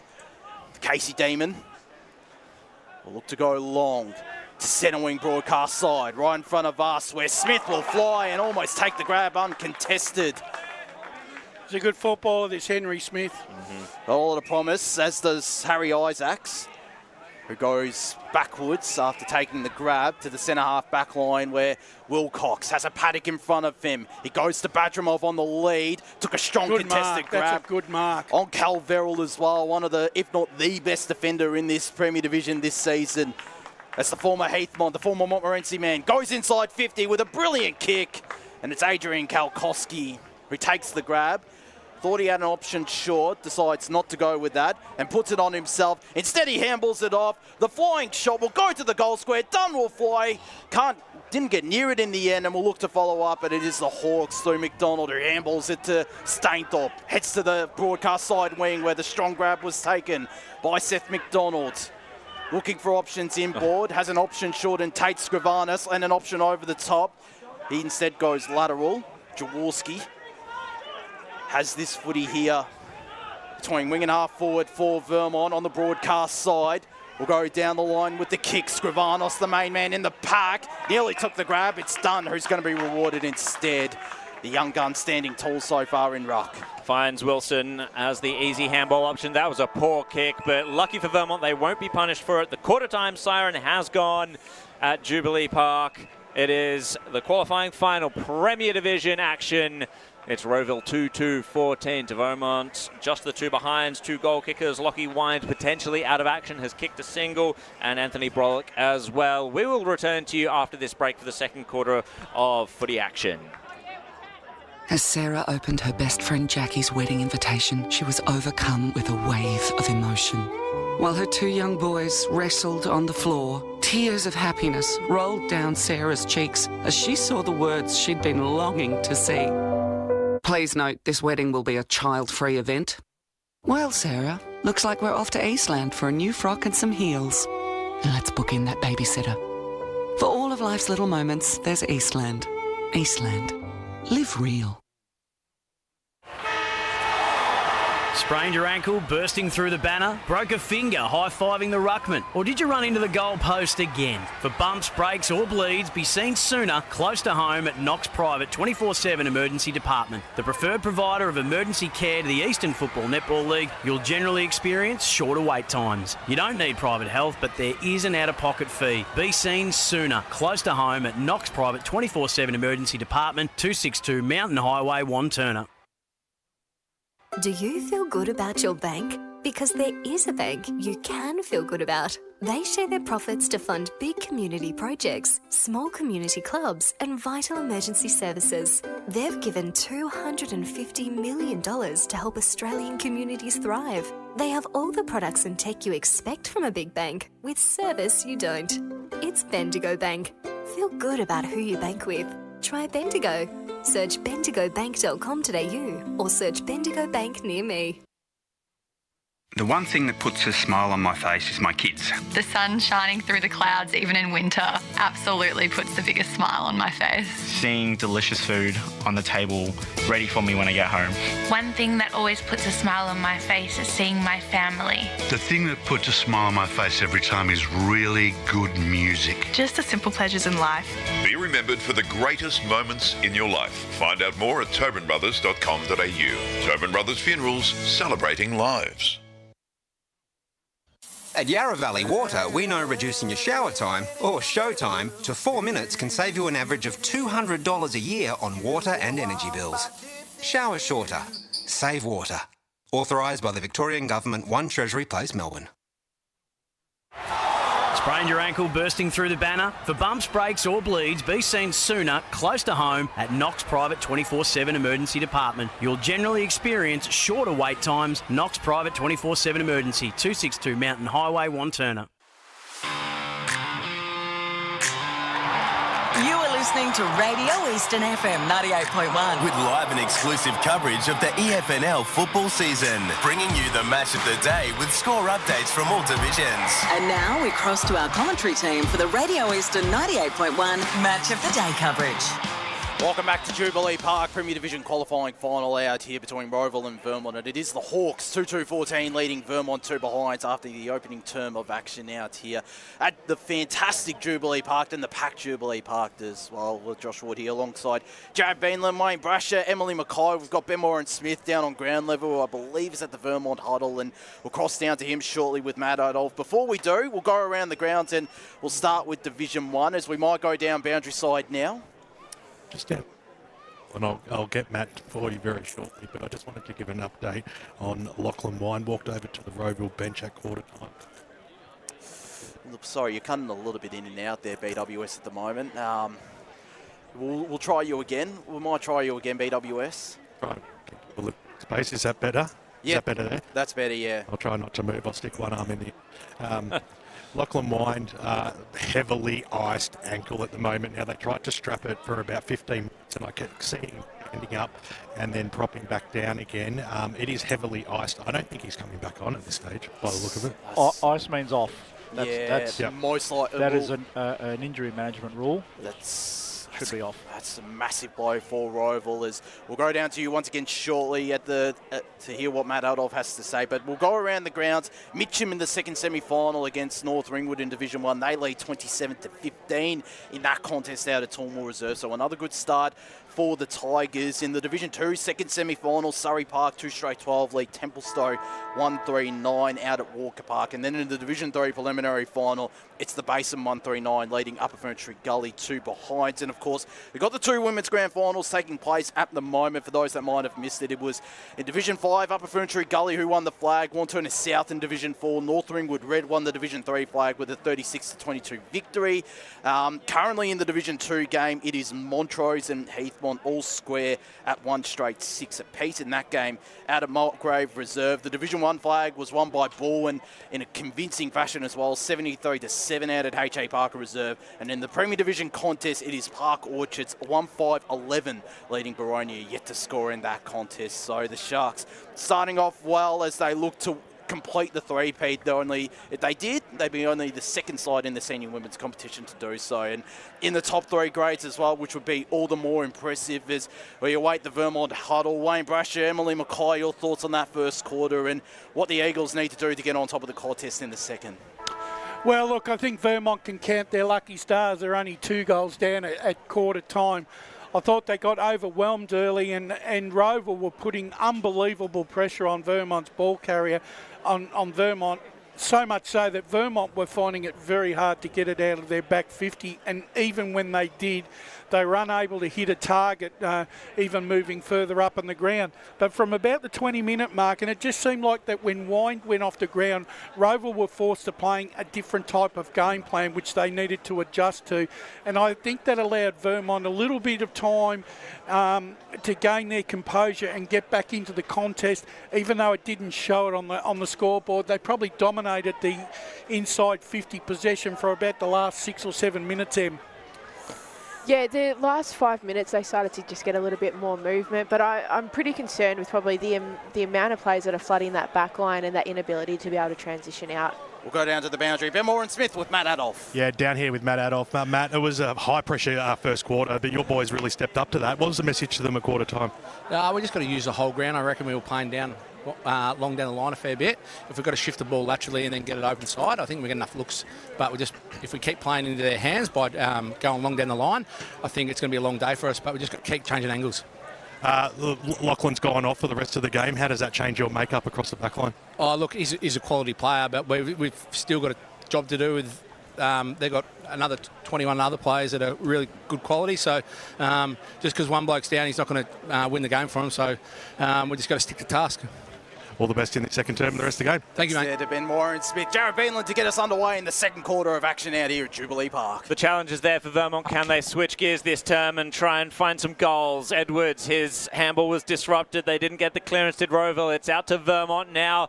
Barlow to run onto this one. Can he score the first for Vermont? Got a bit of space. It ran out. Got the handball out to Dixon. Steps around one. Outside of the right. Oh, he just missed. That would have been the perfect start for the Eagles. Unable to capitalise. Jeez, that would have been the goal of the day if we had one, as they're 3 behinds Vermont to Rowville 2-2-14. Looks like it's Cole Stainthorpe on kick-out duties. I know young Kai Barlow did the team thing, but I think he probably needed to take ownership of that and kick the goal. In fact, it's Jesse Eichhoff who sends it into the middle of Jubilee Park, where Edwards took the uncontested grab. Of course, fantastic season, as mentioned, averaging around 30 disposals a game in season 2026 as he heads lateral to the right half-back flank, where Jaworski took the grab. He heads to his defensive 50. Just inside it is Cal Verrill, who goes into the middle. We're having open spaces. Mitch Gamel juked his man on the mark. Sends it long from the centre square inside forward 50, where Wilcox will spoil. Edwards mops up on the ground. Got a shot away, where Vermont have the numbers in their defensive goal square. They almost muck it up, but it's Noah Burke mopping up and heading towards this broadcast side, where Vassis took the juggling grab. Good grab by Vassis. It was under pressure from 2 Hawks, but now has a bit of a puzzle before him to see where to next. And Easy option. And that's where their issue is, Jared. Indeed. Lockie Johns, well, he pulls the trigger on this kick. High risk, high reward. Mark taken. And it's Grimster. Oh, it's skewed off the side of the boot to try and capitalise on that. Crashing through was Stainthorpe. Vermont able to turn it back over. Grimster, his handball, a little too hot there. Callum Smith under the Stapleton pressure. Vassis trying to bull his way through. Umpire blew the whistle before he got that kick away. It just looks like Vermont don't know how to be clean with the football. There was one kick that goes into the middle of the ground, looks good, but everything after that is just not great. Could they be feeling the heat potentially? Oh, I think they are. I mean, look, that's kudos to Rowville because they're putting that perceived pressure on the ball carrier. Schoenmakers tapped it right down to Tyson Schrock. Stapleton couldn't quite take it. Now Verrill hands it off and running the gauntlet here are Rowville. Able to get it to Davey. He's not messing around. Finds space, takes a bounce, considers his options, delayed the handball. Edwards is threatening into the pocket. Well, he didn't actually take the ball. He had to end up turning tackler. One thing I will give kudos to Vermont is their attack on the football. Their first layup, first to tackle is absolutely phenomenal. Well, that was well done by McCluskey. Now Duffy, no opportunity, just goes missing, and Rowville ended up tackling. Good forward line pressure by them. We've gone 3 minutes here in this second quarter, qualifying action in Premier Division. Vermont and Rowville, what a clash it's been over the years. Stapleton hunting, yet more tackles. Wilson. What a fantastic crowd as well for today's Massive contest. crowd. Yeah. Great day for football too, weather-wise. Be sure to get on down to whatever local ground you're at, particularly if you're around the Heathmont area or the Mulgrave area as well. Tyson Schrock tackled over the line by Callum Smith, and we'll get another stoppage in Rowville's forward line. The forward pocket for the Hawks as they look to kick a third goal. They've had most of the territory so far in this contest. The Premier Division qualifying finals. Skrivanos goes up in ruck. It's Dunn who won it down. Tapped it straight down the throat of his teammate there in Smith, who couldn't get a clean kick away. It's in the middle of Vermont's defensive 50 as they just try to gain as much territory away from their goal as possible. Will force the turnover though. Duffy's kick was rushed. Turned it over though, and it's Isaacs whose looping handball was intercepted by the Hawks at the right half forward flank, where it's locked up by Ikov. Going up against Kalkowski, a matchup we're all familiar with, as Dunn won it down.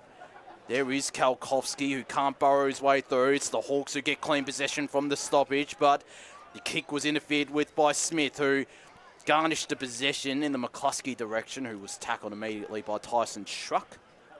Left half back flank for Vermont, right half forward flank for the Hawks as Schoenmakers takes matters into his own hands. His opposing ruck done, mopped up after he dropped the footy to Schoenmakers. Still in dispute, and another ball up will ensue at the edge of the centre square on the right half forward flank for the Hawks as they look to create another opportunity through Schoenmakers. The handball from Jaworski was a good one from Schruck. Got it back to Jaworski. Jaworski to Gamel to the right forward pocket with the kick, where it dribbles over the boundary line and into the Matt Fodia cricket nets out here at Jubilee Park, where we'll have this ball tossed back into play. 2-2-14 Rowville playing Vermont 3 behind at the 5 1/4 minute mark as we'll have this ball tossed back into play. Right forward pocket, as said, for the Hawks as Schoenmakers gains as much territory as possible. Edwards runs onto it, sends it to the teeth of goal, where two Rowville players go up. They can't reel it in. They have the number on the ground, and they're able to kick the goal. That might be Lockie Stapleton with that finish, as the Hawks kick the first 3 goals of this contest. They're 3-2-20. Vermont 3 behind. 5 3/4 minutes gone, second term. Go on, him. It looks like a game of the challenge between the inside and the outside balance. So on the inside, Vermont doing really well, first to the footy, but they're struggling to get it on the outside, that hand pass away, because there's so many Rowville players. Then once Rowville get it on the outside, then it's that kick distance away, and that's sort of how that goal was set up. Really, really well done from a structural perspective. And that was one thing Matt Adolf highlighted in the pre-game as well, striking that inside and outside balance, Brash. Yeah, and they haven't found it yet. And once again, I'm going to keep harping back on it. But Rowville's tackling pressure is where this is all starting from. And Vermont are not coping with that. They just cannot get they're not getting any clean possession because Rowville aren't allowing them. Well, they've been given this one. The whistle went from the middle, and Johns will send them forward. Bounced out of the hands of the Vermont player there and bounced straight into Mitch Schruck. Josh Clark now kicks it onto the wing. It was a good hook of a kick, but it's going to come right back through McCluskey. Spotting up Armu. Strong hands, good mark. Jeez, how about that from 2 of the youngsters of this Vermont side? Indeed. It really has been the youngsters who have stepped forward, stepped up this year into the spotlight. This is an important kick for Armu here. Vermont need a goal. Let's not beat around the bush. 7 minutes into the second quarter, they've only kicked 3 behinds and probably had the ball inside their 50 for 7 minutes of the whole match. They need a goal. 16 goals for the year for Tyron Armu. Can he kick a very important 17th? Yes, he can. Vermont finally opened their account in this second quarter, and Tyron Armu, the man to do so. Jeez, he slotted that with relative ease there. He must looked have heard you, perfect Brash. off the boot. He must have heard you. No, I think he knew. And Brash still sits there shaking his head in disappointment for some reason. No, I'm not. Perennial operations manager. All right, Em, you've got me on that one. It's on film too. It's just disbelief. You've got nothing. Absolutely none. Nothing. Vermont Nada. lose, shake his head. Vermont gets goals, shakes his head. We're back in the middle. Dunn going up against Schoenmakers. It's Schoenmakers who won it down. Jenkins tapped it smartly back to Spencer, who broke a tackle. Sets it long, again in the Armu direction, who forced the contest. Has Smith on the ground, but it evaded him, then reached Jaworski, whose handball was under pressure. Still got it to Gamel, whose kick was smothered by Armu. Deflected to Smith, whose handball was too quick there for Jesse Neely. Ball in dispute as Johns tries to create something out of nothing. He gains some territory. Bartramov applies the tackle on Martingale. Umpire says, give this ball to me and I'll toss it up 20 metres out directly in front of the Vermont goals. Looking to build on the first goal they kicked just before as Wiedemann went up unopposed. Got a handball away. Ball in dispute still as Edwards is locked up by Lachlan Jenkins. I think Wiedemann stopped because he thought the umpire had blown the whistle and was going to award a free kick. As he might go up in this ruck contest. He does and wins it down. Didn't gain any territory though, so he has to become the tackler. He'll get this footy though. Will the former Bomber and the former Demon turn it over? And the tackle was laid on Mitch Gamel once again. And it'll be a ball still directly in front of the Vermont goals, but about 30 metres out as Schoenmakers the big leap. And the tap down. Leon Rett the tap best though. Snap. Misses to the left and misses everything in the end. Vermont starting to gain a little bit of ascendancy in the contest. Still trail this game by 11 points. Showing some good forward line pressure. Now the question is, can Vermont stop Rowville's transition from this point? Deep in defence of the Hawks. Kick to the contest, went over the back of the contest and out of bounds. And well, that's territory for Rowville that Vermont weren't able to take away from them. One of the things I really like about these kicks is that they're nice and low, so they're actually really hard to intercept. So they get the territory, and worst case is that it's going out of bounds. Yep. Very, very clever use of the footy by Rowville. Schoenmakers punched it down. Clark farmed the handball out, running onto it. Tackled out of it. Tyson Struck. It's come to Davey now. He was tackled in the end by Callum Smith. He's trying to take on a lot, is Tyson Struck in this contest. Indeed. Up we go again. Done. No, Schoenmakers got that tap. First to it is Johns. Bowled over in the end by Jaworski. In goes Neely again. Jaworski is there. Tight roping the boundary line. Rowville unable to get clean possession just yet. Plenty of pressure. Brilliant intercept possession by Vermont there, but he ended up tackled by Chambers. In the back it was. And so Grimster is going to go towards the corridor, trying to set this one up. Brilliant low spearing ball by Noah Burke. Right onto the chest of Sam Wiedemann. It's amazing what happens when you can win some 50-50 ball too, Jared. Indeed. Well, it's a testament to Wiedemann's leading, though. So Rowville have been really good at getting front shoulder defensively, which is why they've been able to stop a lot of these balls. But Wiedemann had 2 or 3 metres in front of his defender, and that's how they were able to get that ball into that forward 50 entry. 41 goals for the year. Bettering is 29 from last year. From the arc, can he kick Vermont second? Yes, he can. Vermont are right back into this contest. They get around the weed.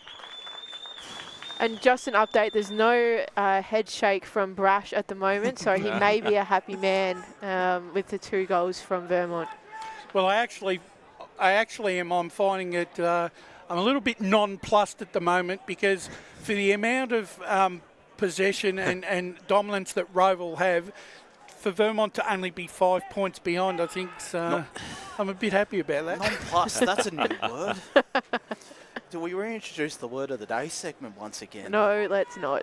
So go back up in the middle. Schoenmaker's the leap and the tap down. Went down the throat of Clark, who was tackled. Got to be pinged. Josh Spencer having a big impact in midfield.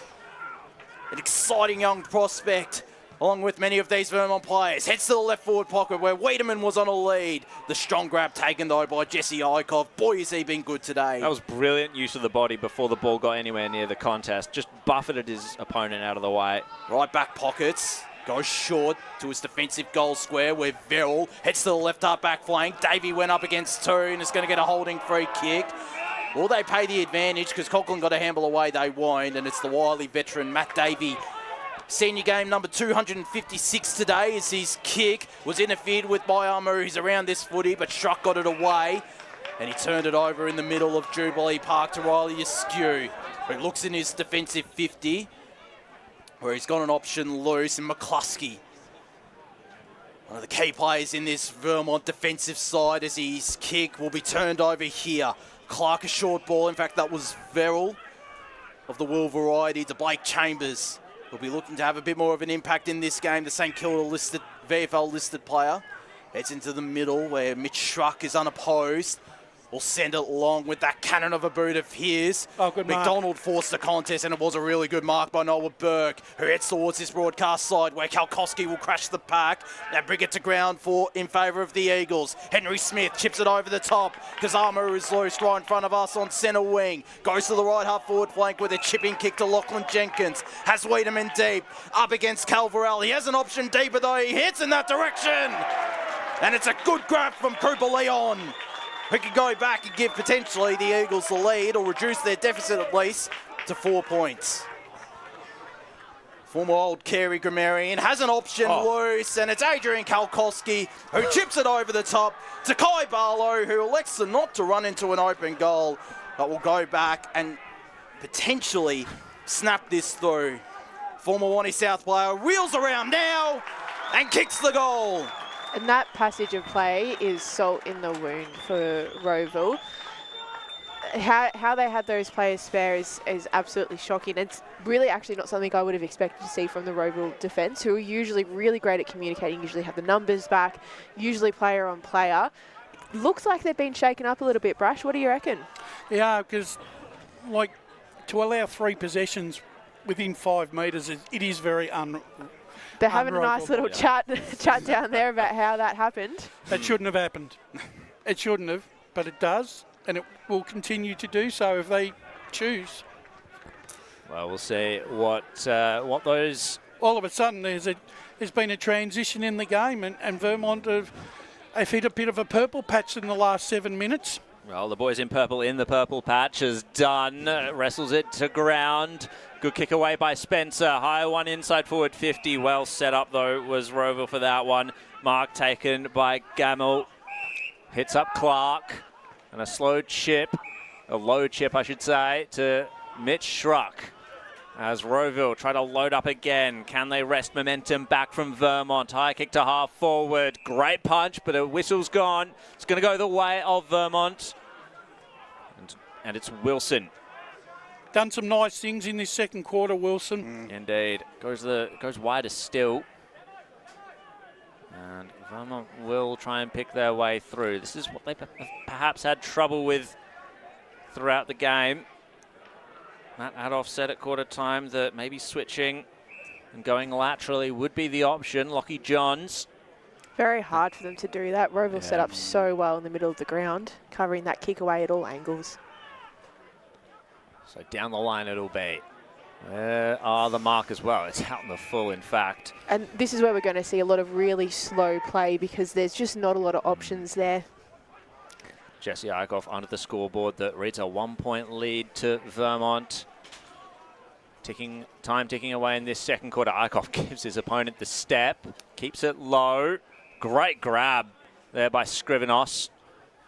Playing up the ground a little bit, of course. If you've just joined us, Lockie Wind off injured. Unfortunate, the main Rowville spearhead. It's a high ball to the teeth of goal. Great punch by Burke.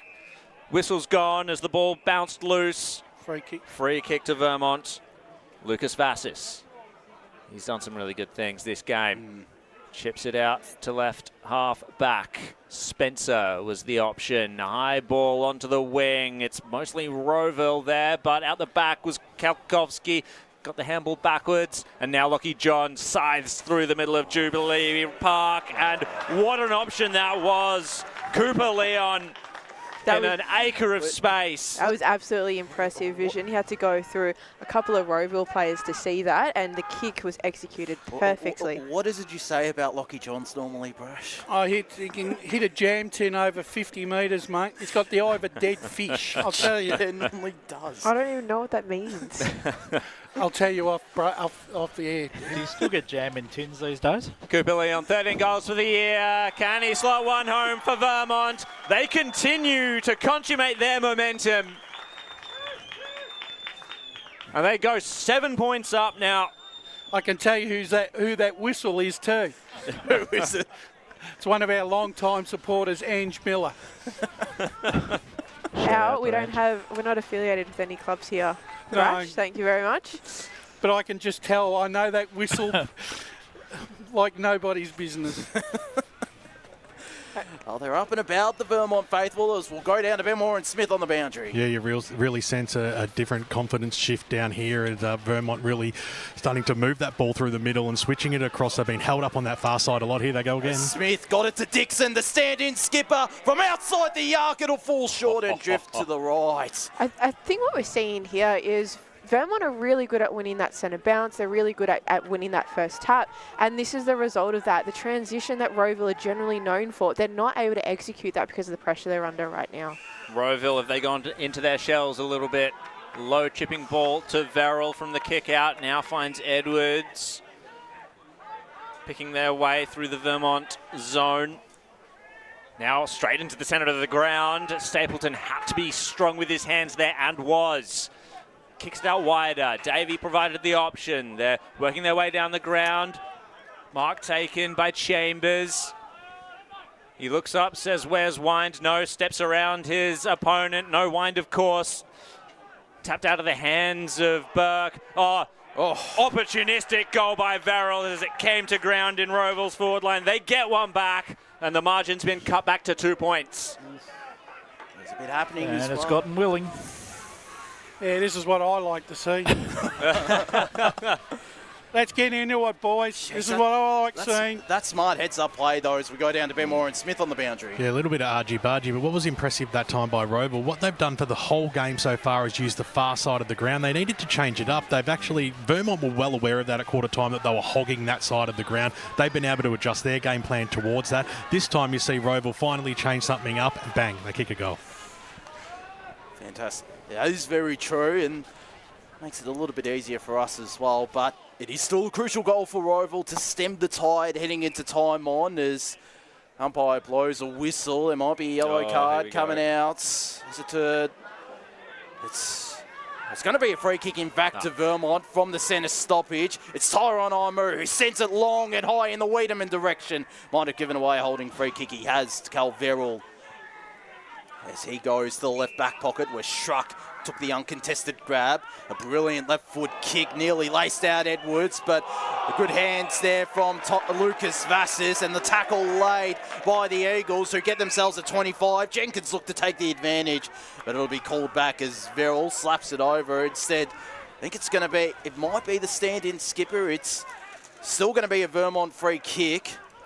Well, the one thing's for sure, now that this game is settled down, both sides now are really starting to get into their stride. We could be in for an absolutely ball-burster second half here. It's young Noah Burke. Plenty of goals across his senior career. This is 52nd senior game, looking for senior goal number 60. The St Kilda VFL listed swingman. Loping run up, it'll fall short. Will it go over the top of all their heads? Oh no, what's happened here? How? It's a goal! No way. How did that happen? That went through like 5 sets of hands. How did that happen? I do not know. I really don't understand that. That's an extraordinary goal, considering Rowville have got... Let's have a look at the replay. Oh, how's that, Mick? Oh, no. Show-and-makers, no. That is Keystone Cops if I've ever seen it. That's crazy. Oh. Have we ever seen that? You see Kyle Stainthorpe clapping the confusion, the absolute. Actually, it was just the thank you clap. Oh my word! Well, back into the middle, Rowville. They're going to have to start getting a move on here, but it's Lockie Johns, the prime mover for Vermont, hitting up Wiedemann. How beautiful is that? Gee, lace out on his chest. Gee, all of a sudden, Vermont have just gone bang. They have flicked the switch. Jeez. Out of the middle and into the hands of their forwards. The younger players are giving some of their more experienced head a bit of energy. It's been the case particularly the second half of the season, and it's on display here. 77 goals from 76 games in the AFL. Sam Wiedemann for both Melbourne and Essendon. Here on the stage of Premier Division footy in the local leagues. He's kicked another. Second one for Wiedemann today.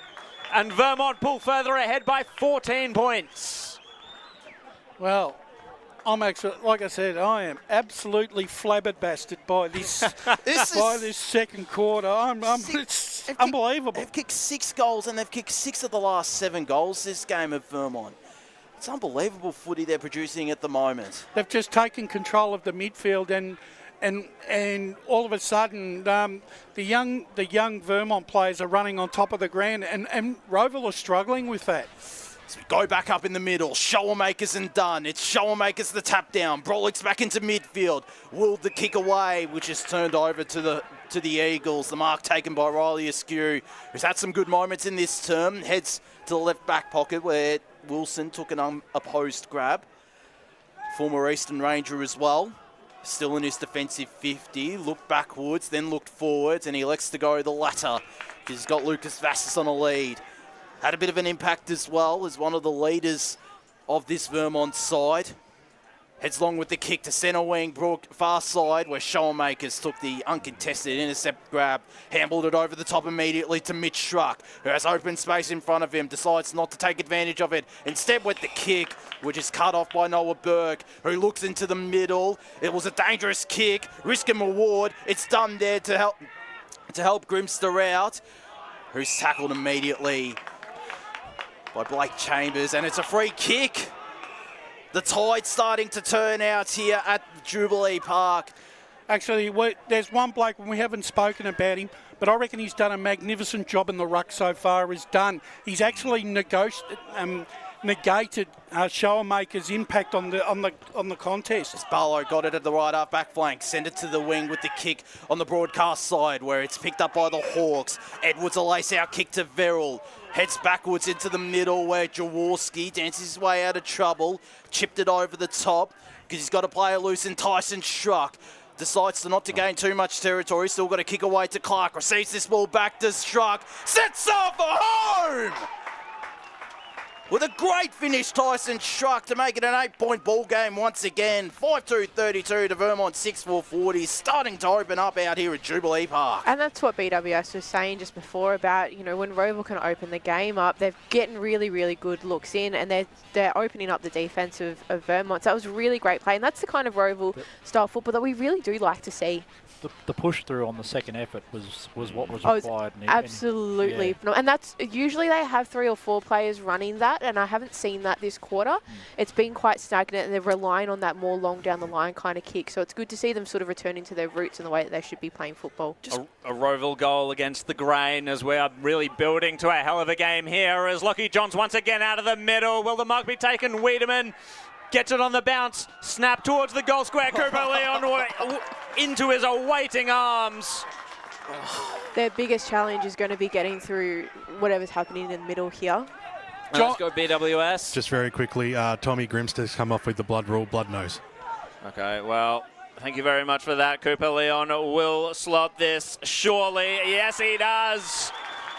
I tell you who has had a massive quarter for Vermont is Lockie Johns in the midfield. Oh, he is absolutely... Is he not just class? He has just lifted his game to another level in this second quarter.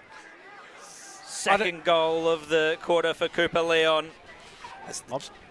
But the thing is, what I'm loving about this game, both sides have opened up very, very nicely, and we are seeing some really champagne-style football from both sides in this second quarter.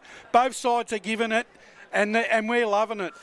Entertaining footy out here at Jubilee Park, and Vermont will look to thrust forward once again. It's the Hawks who do well to get bodies around this footy and force another stoppage through Edwards. This could go down as one of the all-time classics this afternoon, the way this game's been played. And a packed Jubilee Park is watching some of the best Premier Division footy in the best local footy competition going around in Melbourne as Burke tried to, or Dunn I should say, got a handball away to Johns. High up and under ball, inside 50, where a free kick will be paid to Mitch Struck. Over the shoulder. You know, there's something else I think Matt Adolph has worked out for the larger ground. I've seen a lot of Vermont rotations. They've done in well. the last 10 or 15 minutes. They have done well as the kick goes to the far side. Struck applies the handball, but it was a good tackle by Jesse Neely. It opens the door once again for Vermont as Smith's kick was a grubber and intercepted by Struck, who's had a big game today in defence. His kick was nearly turned over to Josh Spencer as there's an off-the-ball free kick, and a yellow card's coming out, I reckon, for a Rowville player. Is it Tyson Struck that's being sent off here? I reckon it is Tyson Struck. That's a massive blow for Rowville. He's certainly had an impact today, has Struck. I didn't actually see what happened there. It must have been an off-the-ball hit. Yep. Can we see who's down there? I think it's Might be Josh Spencer. Yeah. He's getting back up on his feet. So, again, I always say this with trepidations. Maybe he's just winded. Well, we'll see. He might take this free kick here, though, Will Spencer, as there's a bit of feedback coming to Tyson Struck. But that's a big blow. He's going to spend 15 minutes, the start of the third quarter at least, on the interchange bench. And he's been one that's racked up the disposals for Rowville. Yeah, Spencer's had a big second quarter. The entire Vermont midfield's had a big second quarter as well. There's umpire will blow the whistle. I thought that looked like a bloody red card for a minute. I think it might have been the ball. Spencer got it to Jenkins, who immediately turned it over. I better put my glasses on. Well, we've all might take a second to recover from that one, but Rowville, they're not waiting around for us. Well, that's got to make the highlight reel, doesn't it? Oh dear, Carl Stainthorpe, left half back for Rowville, just holding the game up briefly, gets it to Ikov, and we have a bit of kick to kick in Rowville's backline. They're now going to try and spread Vermont's defence. Cuts off the 45, over the back went Gamble. A lot to work with here for Vermont as Leon kept it low. Bouncing ball inside forward 50. Kalkowski paddled it to himself. The siren goes before the Eagles could do any more damage. The Vermont faithful going crazy at the moment. There's going to be a kick after the siren to Armu. Thank you for catching that one, Josh. I did not see it. Neither did I. Umpire signalled holding the man, and gee, this is a crucial kick on half time. Ball was on the ground and he was pulling him over. Tyron Armu. Well, there have been two players he already. didn't have the ball. I'm just looking at it now. No, it was at his feet. Yeah, it was at his feet. Didn't have the ball, got tackled. Tyron Armu to kick Vermont's 8th. There are two players already that have kicked 2 goals in this quarter for the Eagles. Can he join them and make it 3? Absolutely he can. Vermont push further ahead into halftime. They move to 8-4, 52 to Rowville, 5-2, 32. What a game we have on our hands here. Vermont, they will take a 20-point lead into halftime. Thank you very much for joining us on this absolute hammer and tongs game of Eastland Match of the Round footy, EFNL footy. Thank you for joining us on 98.1 Eastern FM. The Facebook and the YouTube streams will be back with you after this break with the halftime show. As Sarah opened her best friend Jackie's wedding invitation, she was overcome with a wave of emotion. While her 2 young boys wrestled on the floor, tears of happiness rolled down Sarah's cheeks as she saw the words she'd been longing to see. Please note, this wedding will be a child-free event. Well, Sarah, looks like we're off to Eastland for a new frock and some heels. And let's book in that babysitter. For all of life's little moments, there's Eastland. Eastland. Live real. Sprained your ankle bursting through the banner? Broke a finger high-fiving the ruckman? Or did you run into the goal post again? For bumps, breaks or bleeds, be seen sooner close to home at Knox Private 24/7 Emergency Department. The preferred provider of emergency care to the Eastern Football Netball League, you'll generally experience shorter wait times. You don't need private health, but there is an out-of-pocket fee. Be seen sooner close to home at Knox Private 24/7 Emergency Department, 262 Mountain Highway, Wanturna. Do you feel good about your bank? Because there is a bank you can feel good about. They share their profits to fund big community projects, small community clubs, and vital emergency services. They've given $250 million to help Australian communities thrive. They have all the products and tech you expect from a big bank, with service you don't. It's Bendigo Bank.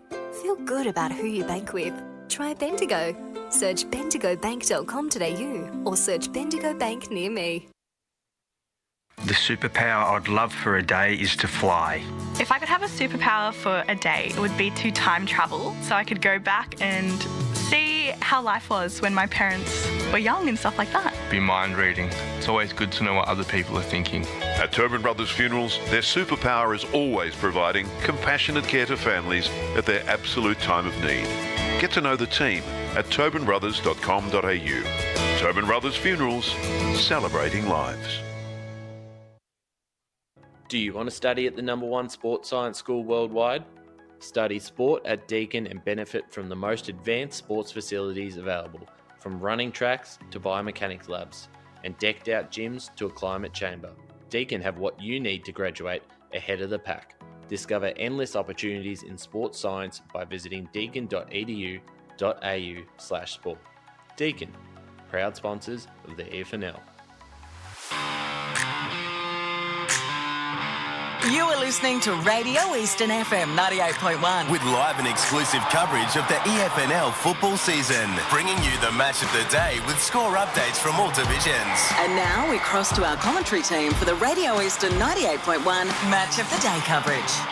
Welcome back out to Jubilee Park today. It is a magnificent Saturday afternoon. It's qualifying final day, and it is Rowville taking on Vermont, and what a second term it was by the Eagles to pile on 7 goals, and they go into half-time 20 points up, 8-4-52 to 5-2-32. I'm joined by Matt Spider-Lee and Brett Davidson. Gentlemen, well, it all started with the big man Lachlan Wine going off, and Vermont just really put the gas down. They did, Davo, and what a quarter it was. But the first quarter, when that injury occurred, the alarm bells certainly rang for the Hawks, didn't they? And Vermont, they've really capitalised. And that quarter was just breathtaking, the way that Vermont, they just were so brave and they took the game on. And the way that they used the ball through the midfield, you've got to hand it to them, the way that they've held this lead. Yeah, look, I wrote some notes down, and it was just about a replica. It was like a half, well, the half is made up of 2 quarters, but the first quarter I thought was all Rowville. I thought their ability to, their pressure was elite, their foot skills were elite, and they used the full width of the ground. They really pushed Vermont out. They made Vermont chase them out. When Vermont got the footy, I think they thought they were still playing on a small ground. Well, they couldn't get to the outside. They were just stuck on the inside, weren't they? Yeah. And then, of course, Wine goes off. That means that they've got to shuffle things a little bit. It worked for a moment. They threw Brolick forward, which was a good move because he got a goal straight away. Yep. That was a good move. But as the quarter went on, Vermont started to get a little bit better. They started to understand the ground a bit. And in that second quarter, the notes I've written are similar. They ran and carried. They ran through the lines. They were very, very patient in defence. They got the ball and they didn't hurry. They just took it. They waited until they had some space. They waited until the players up the ground got into position. They missed a couple of targets, but they were able to then lock the ball in and go again. And then it was their tackling pressure that really pressured Rowville. Rowville made a few mistakes, got a bit undisciplined. A couple of yellow cards, which didn't help. And the Vermont forwards then got the space they needed, and Ahmoud's been great. He's been excellent, and some of the kicks into the forward line have been absolutely superb. Lockie Johns. Yeah, they're in. They'll go in fully feeling full of confidence. Vermont, it's not the end for Rowville. I reckon they'll readjust. They'll have to readjust their forward line a little bit. They might have to put Scrivenos much deeper, and then bring more mobile. Maybe Stapleton comes up and goes a little bit more mobile in the centre forward area. Schruck down the ground has been, Mitch Schruck's been very, very good. They've got to get the ball into his hands. He's kicked the ball probably 3 or 4 times inside the 50 nice and long, but they just haven't had the players down there, and Vermont's defence has structured up incredibly well. Yep. Yeah, and I'm really liking the game of Dunn. Spence has been terrific for Vermont. And the thing about it, Davo, is they're prepared to change up the angles, prepared to switch. They're linking up by both hands and feet at the moment has been really superb. And Rowville have had to bite off some kicks at times, and that has resulted in some goals. But, gee, they've had to take a fair bit of risk as well. Yeah, and look, and in the first quarter they were able to do that because Vermont they were a little bit at 6s and 7s in that first probably 10, 15 minutes of the quarter. They just didn't seem to be able to work out where they had to go and how to close up the space. But in that last little bit of time, they closed the space up well. And Johns really did get on top. Yeah, and Wiedemann's coming into the game as well. He's become a target. I mean, he's kicked 2. He had a hand in the second last goal they kicked.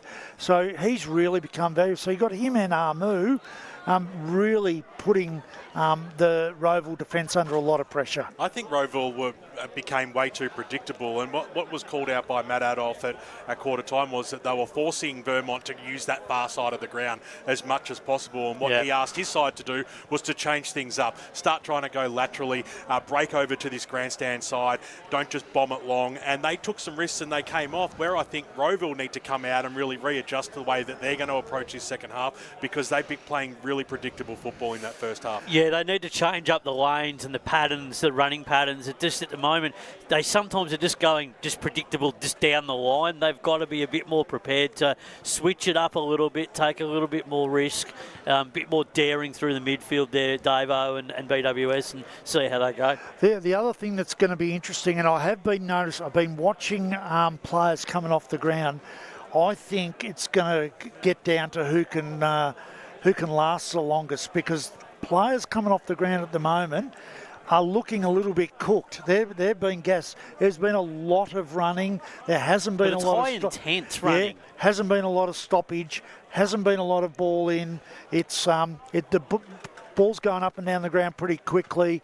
Rowville are down 1 rotation. Yep. All right, so that's the other one, and dealing with yellow cards. 2 yellow cards now. They're probably going to be down 3 rotations for the first 5 minutes of the game of this next quarter. So it's going to be interesting, and the longer the game goes at that intensity, the more, if Vermont have their players available, the more they might be able to run over the top. So it's this quarter's crucial for Rowville. To get back into the game, they've got to change the momentum of the game at the moment. Yeah, they've got to wrestle that back. If they could halve the margin and get it round back to about 10 points at a minimum, I think they're realistically still in it. But if Vermont were able to be what they are up by now, or to build on that, they're going to be very hard to beat. Yeah, definitely. I don't know, have we been through the half-time scores? No, let's do that now. And as the players make their way back on, as we turn our attention to Division 1, North Ringwood trailing by 6 points to Mitcham in the semi-final out at Tormore Reserve. In Division 2 today, it is, of course, Surrey Park taking on Templestowe, all square at half-time. Wow, that's interesting. That's the semi-final out at Walker Park. And, of course, there's one other game as you go local for your football today in the final series. Very low-scoring affair out at Wally You predicted it. It's a 1-point lead to the Basin over Upper Ferntree Gully. But have you seen the score? The score is the Basin, 1 goal 4. And it's not even raining, it's sunny. 1 goal 4, Upper Gully, 9 points straight. No, I hadn't even clicked on that, but that is crazy. I know you changed. I said 7 goals would win it. It might be 4 goals wins might be it. 7 points. 7 you scoring changed your tip shots. too. Did you actually send that through to Ryan? Because it won't count otherwise. I made it. I said it yesterday. I've said it today. I said 7 goals will win that game, and at the moment there's only been 1 kicked in the whole game. Well, my Vermont tip's looking all right so far in this game, but we're going to have a breakout here, and the team is on. The ensemble is going to return to call what is sure to be an epic second half in this Premier Division qualifying final out here at Jubilee Park today. Today at Eastland, Lucy's trying on jeans for a momentous occasion. Coffee with the ex. She needs jeans she can move in because she's definitely moved on. Jeans that get a second look, but don't give any second chances. Jeans that say, why yes, I have spent the last 8 months in a post-breakup juice cleansing, kickboxing, personal training frenzy. And it looks as though she's just found the perfect pair. Yeah, that's great. Bravo, Lucy. For all of life's little moments, there's Eastland. Eastland. Live real. Sprained your ankle bursting through the banner? For bumps, breaks or bleeds, be seen sooner, close to home, at Knox Private 24/7 Emergency Department. You'll generally experience shorter wait times. Knox Private 24/7 Emergency, 262 Mountain Highway, Wanturna. Do you feel good about your bank? Because there is a bank you can feel good about. They share their profits to fund big community projects, small community clubs, and vital emergency services. They've given $250 million to help Australian communities thrive. They have all the products and tech you expect from a big bank, with service you don't. It's Bendigo Bank. Feel good about who you bank with. Try Bendigo. Search bendigobank.com.au or search Bendigo Bank near me.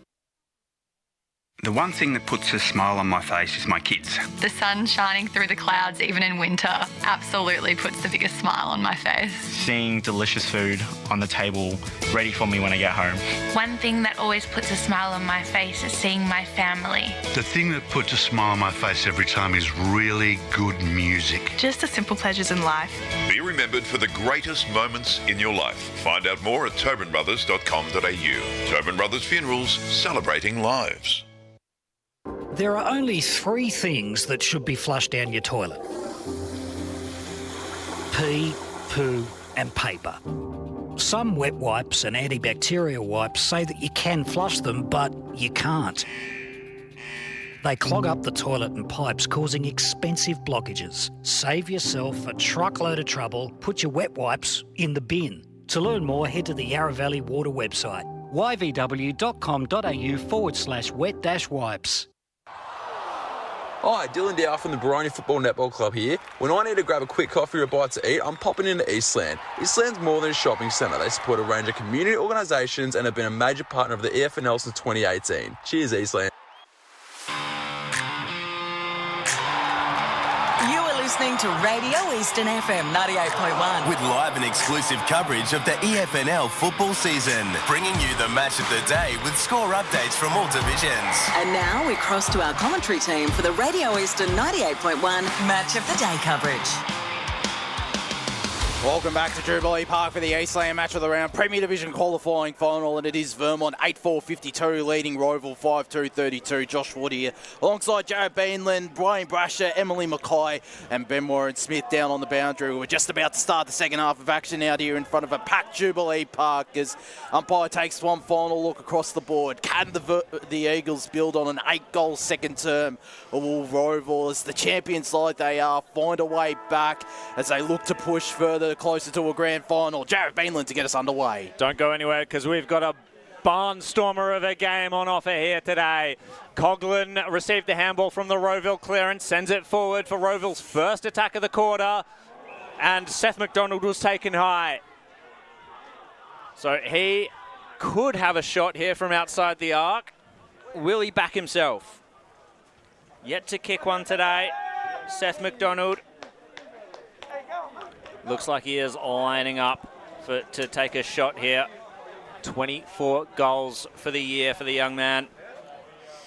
Debuted in 2024 for South Belgrave. He's played 4 games for Richmond VFL team last year. All Rowville this year. Nary an angle to negotiate. He's going to kick it from straight on the arc. I don't think he liked it off the boot. It's going to be off hands and through for one goal, one behind. But Rowville, they opened the attacking this quarter. Bit smarter, the Vermont defence there, unlike in that second term from the Rowville defence. Oh, gosh. Someone getting a hand to it this time out. As Burke hits the left half back flank, the fly from Conklin, who nearly reeled it in. It's Verrill on the ground, goes to the right forward pocket where Chambers went up against two. Will take or won't take clean possession in the end. Still did really well. Verrell's there to support him. Jaworski, the check side, goes from the right forward pocket to the left where Seth McDonald took the grab. Lucas Vassis is down behind play as well, so we might keep a close eye on that one as McDonald, a second opportunity to kickstart this quarter for the Hawks and reduce their deficit to 13 points after conceding 8 in the second term. Snaps, falls short, rush through for a behind once again by Henry Smith. It's 5-4-34 Rowville to Vermont 8-4-52. 18 points separating the Hawks and the Eagles 2 minutes into the third term. Well, hopefully at some point McDonald will get a shot at goal that is neither distance nor angle difficult in terms of those things. So Burke is going to have to take this back. Somehow got that out. Burke, high ball onto the wing. Verrill sets himself. Armour was there as well. Tracking it was Schrock, but first to it, Edwards. Back to Schrock, and they backpedal for a second here. Oh, and Eichhoff just fumbled it at the wrong moment. Ended up tackled by Barlow. Ball up. We'll go down to the boundary, Benmore and Smith. Saw Cooper Leon come off the ground, just copped a knock to the head. He'll be back out shortly. Brolick taps it forward from the clearance.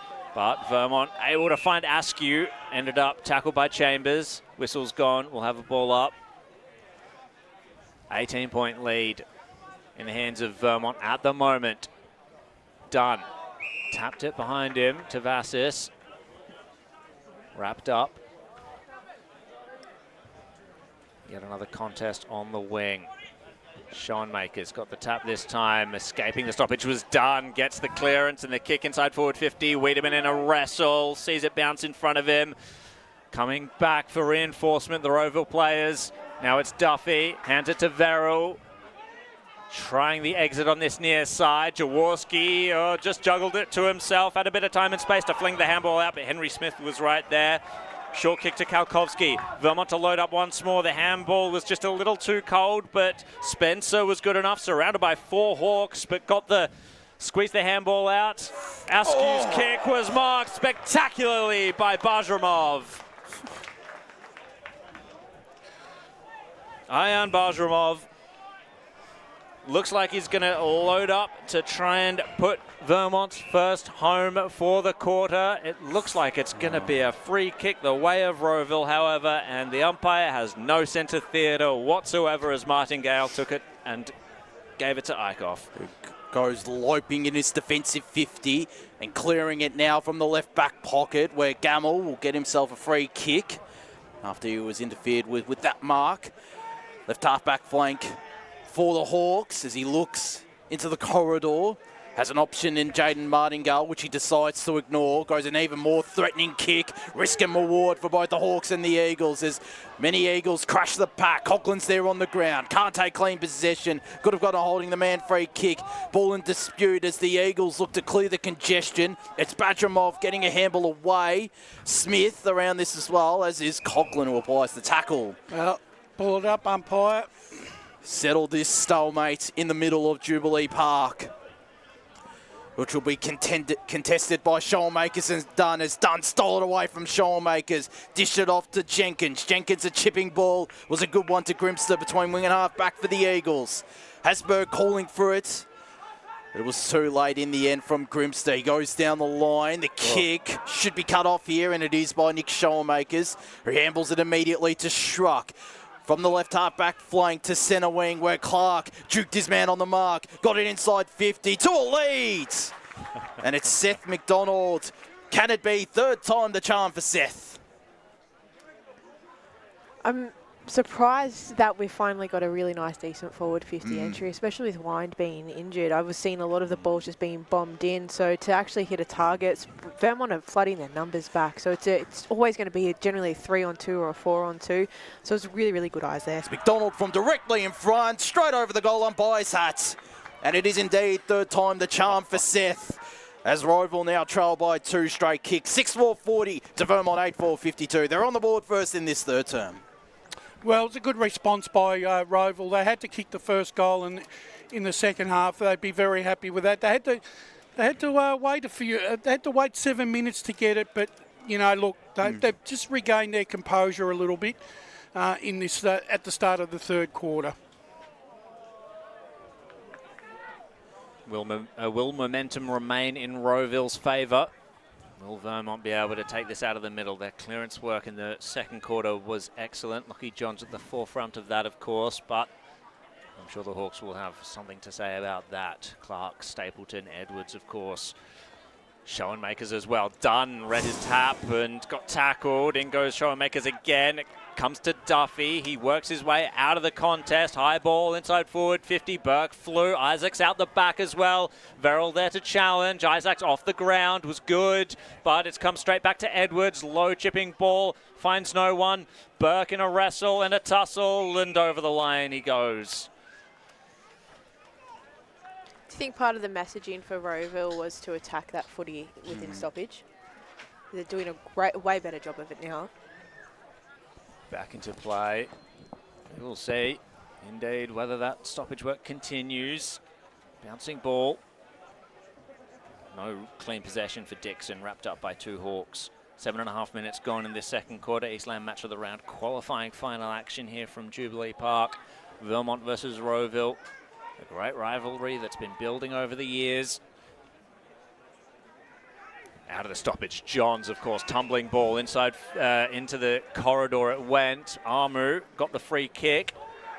So Vermont to flood forward once more on the warpath. Chooses an option. It's Wiedemann who's led up to the ball. Good mark, but about 2 kicks from goal, really. Where to from here? Kicks it to a nest of Hawks, but it's spilled out to Barlow, tackled immediately. Showmakers is there. Now comes to Jenkins, just scrambling for it at ground level now. Oh, the drag on Barlow. He spat the handball out to Martingale. So Hawks to rebound. It's Coughlin on the near side here, and he'll settle things down for now. Still in his defensive 50, the Sandringham listed defender. Of course, the former Northern Bullen and the Port Melbourne defender as well. As his kick will be turned over to Luke Wilson. Right in front of the Rowville interchange bench, and Ben Weiss as well. At the left half forward flank, he chips it over the top smartly. The fly from Barlow, he gives away a free kick. Much to the delight of the Rowville faithful as well, who let him know about it as Struck goes from the right back pocket to the left, where he's got a loose. And Jaworski inboard to Clark with the kick. Took the uncontested grab to the St Kilda VFL listed player. Heads into the middle, and we'll get this ball back here from Stapleton. No, he won't, because he was too quick there for his teammate, and it opens the door once again for the Eagles as they chip it to the right half forward flank where Jenkins is loose. Short he goes to Kalkowski. Too far out and too tight of an angle to score, so he heads inboard instead to Johns. Not paid the mark, so he's forced to put the don't argue on. Didn't give away a free kick there, did the Vermont champion, but Rowville still mop up. And Jackson McDonald goes with a dangerous kick. Still marked at the left half back flank by Edwards, who handles it immediately to Gamel, who sends it to the centre half forward from the half back line, where Scrivanos took a really good grab. And he looks confident here, does Tate. A little bit of an angle to encounter, but the Hawks, leading reserves goal kicker and the leading reserves goal kicker from last year as well, can potentially go back and make it 1 straight kick as we tick over 10 minutes played here in the third quarter. And after the Eagles had an opportunity in attack just then. Of course, as was discussed in the pre-game, has found an opportunity with the unfortunate leg injury to Mav Taylor. Can he make it count here? As he comes in now, will let loose from outside the arc. It's a good connection. And it's an even better finish. Scrivanos has a first, his 8th senior goal as well, and it is now one straight kick in at 10.5 minutes played in the third term. Rowville 7-4-46 to Vermont 8-4-52. Well, this is exactly the response that Ben Wise would have been looking for at half-time. Vermont, they're not, look, as far as I'm concerned, they're not doing anything wrong at this particular time. It's just that Rowville sensed the fact that the game could slip away, and they've just gone back up a notch and just regained some composure. Momentum changing hands this way and that. Schoenmaker's stripped of it. Johns at ground level, shoveled the handball out only as far as Duffy, and Rowville will go forward now. Brilliant step by Chambers, just pressurised on the handball, however. They find their way back to Coughlin. It's a flying kick towards goal. It was really ill-directed. I don't think he really made his mind up as to what to do with that kick. Territory was perhaps on his mind, but in the end, it just floated through for the one behind. Bringing it back in now of Vermont. Wilcox it is. Armour's the obvious target. Strong hands. How about that by the young man? Tyrone Armour making his mark in Premier Division this year. Keeps it low, and brilliant vision also. Keeps it low into the centre of the ground. It's Dixon, the former Norseman. He just kicked it too quickly as he was smothered. Stapleton, Duffy, Rowville cascade through the centre of the ground. It was Chambers now to Duffy. Kept it low. The target was McDonald, tapped over the line by the Vermont defence. There was some real hesitancy there to kick to a target. There were 3 one-on-ones, and he didn't want to go for any of them there. No, absolutely, and it's going to be Burke to bring it back in. To the left back pocket he goes. What's the umpire doing? He must be calling him back, and I don't know why, because goal umpire Dave Parker has signalled the behind. I'm not too sure what it's for, though. There's maybe a bit of chatter. What is going on out there, umpire? He's pointing to Tom McCluskey. Yeah. It may be too close, which is interesting, as Burke heads to the far side wing where the mark, while it was taken anyway by Oscar Dunn, who's off to the races, got a handball away, was under pressure, and Rowville have the numbers as they can't take clean possession. In fact, they eventually do, although Edwards is under immediate pressure. Ball up. Centre wing far side, right in front of the scoreboard, retrieves. Rowville 7-6-48, leading Vermont 8-4-52, trailing Vermont 8-4-52 as Dunn's kick was smothered by Brolick. Kicks inside forward 50, McDonald flies, scored from behind illegally according to the umpire by Noah Burke. And Seth McDonald can go back and make it and potentially give Rowville the lead, having conceded it in that second term, that enthralling second term as well, as he'll be called to go back on his line. Got a question for you to ponder on. As he handballs it immediately, Gamel with a thumping boot. Misses to the left. And the question is, do you think that Rowville can compete airily? I think in their forward line? I think around the ground at the moment. I don't think they can. Well, we'll see. It's Armour that's making sure they can't here. Well, Verrill got in the way. Good tackle. This is all on the wing here. Armour shoveled it out. Brilliant handball to Leon. Got the kick away to Dixon. No options up forward just yet, though. Wiedemann is there. Where to? Indeed. Wiedemann sets himself. Rowville got back well and punched it over the line. I'm going to go forward half of the ground. I don't think they can compete airily, and they're going to have to run and carry to have these opportunities. Even without James Ross as well, which is impressive on the part of Vermont's defence. It's going to be a ball in the forward pocket for the Eagles. Wiedemann will take to the ruck, but it's been tapped backwards by Rowville. Edwards now sends it laterally. Mark taken. And this is Jackson McDonald in the pocket. The late in, of course, for Rowville today. Bit of tempo play. His kick was punched away from Edwards by Spencer, but free kick given. Chopping foul.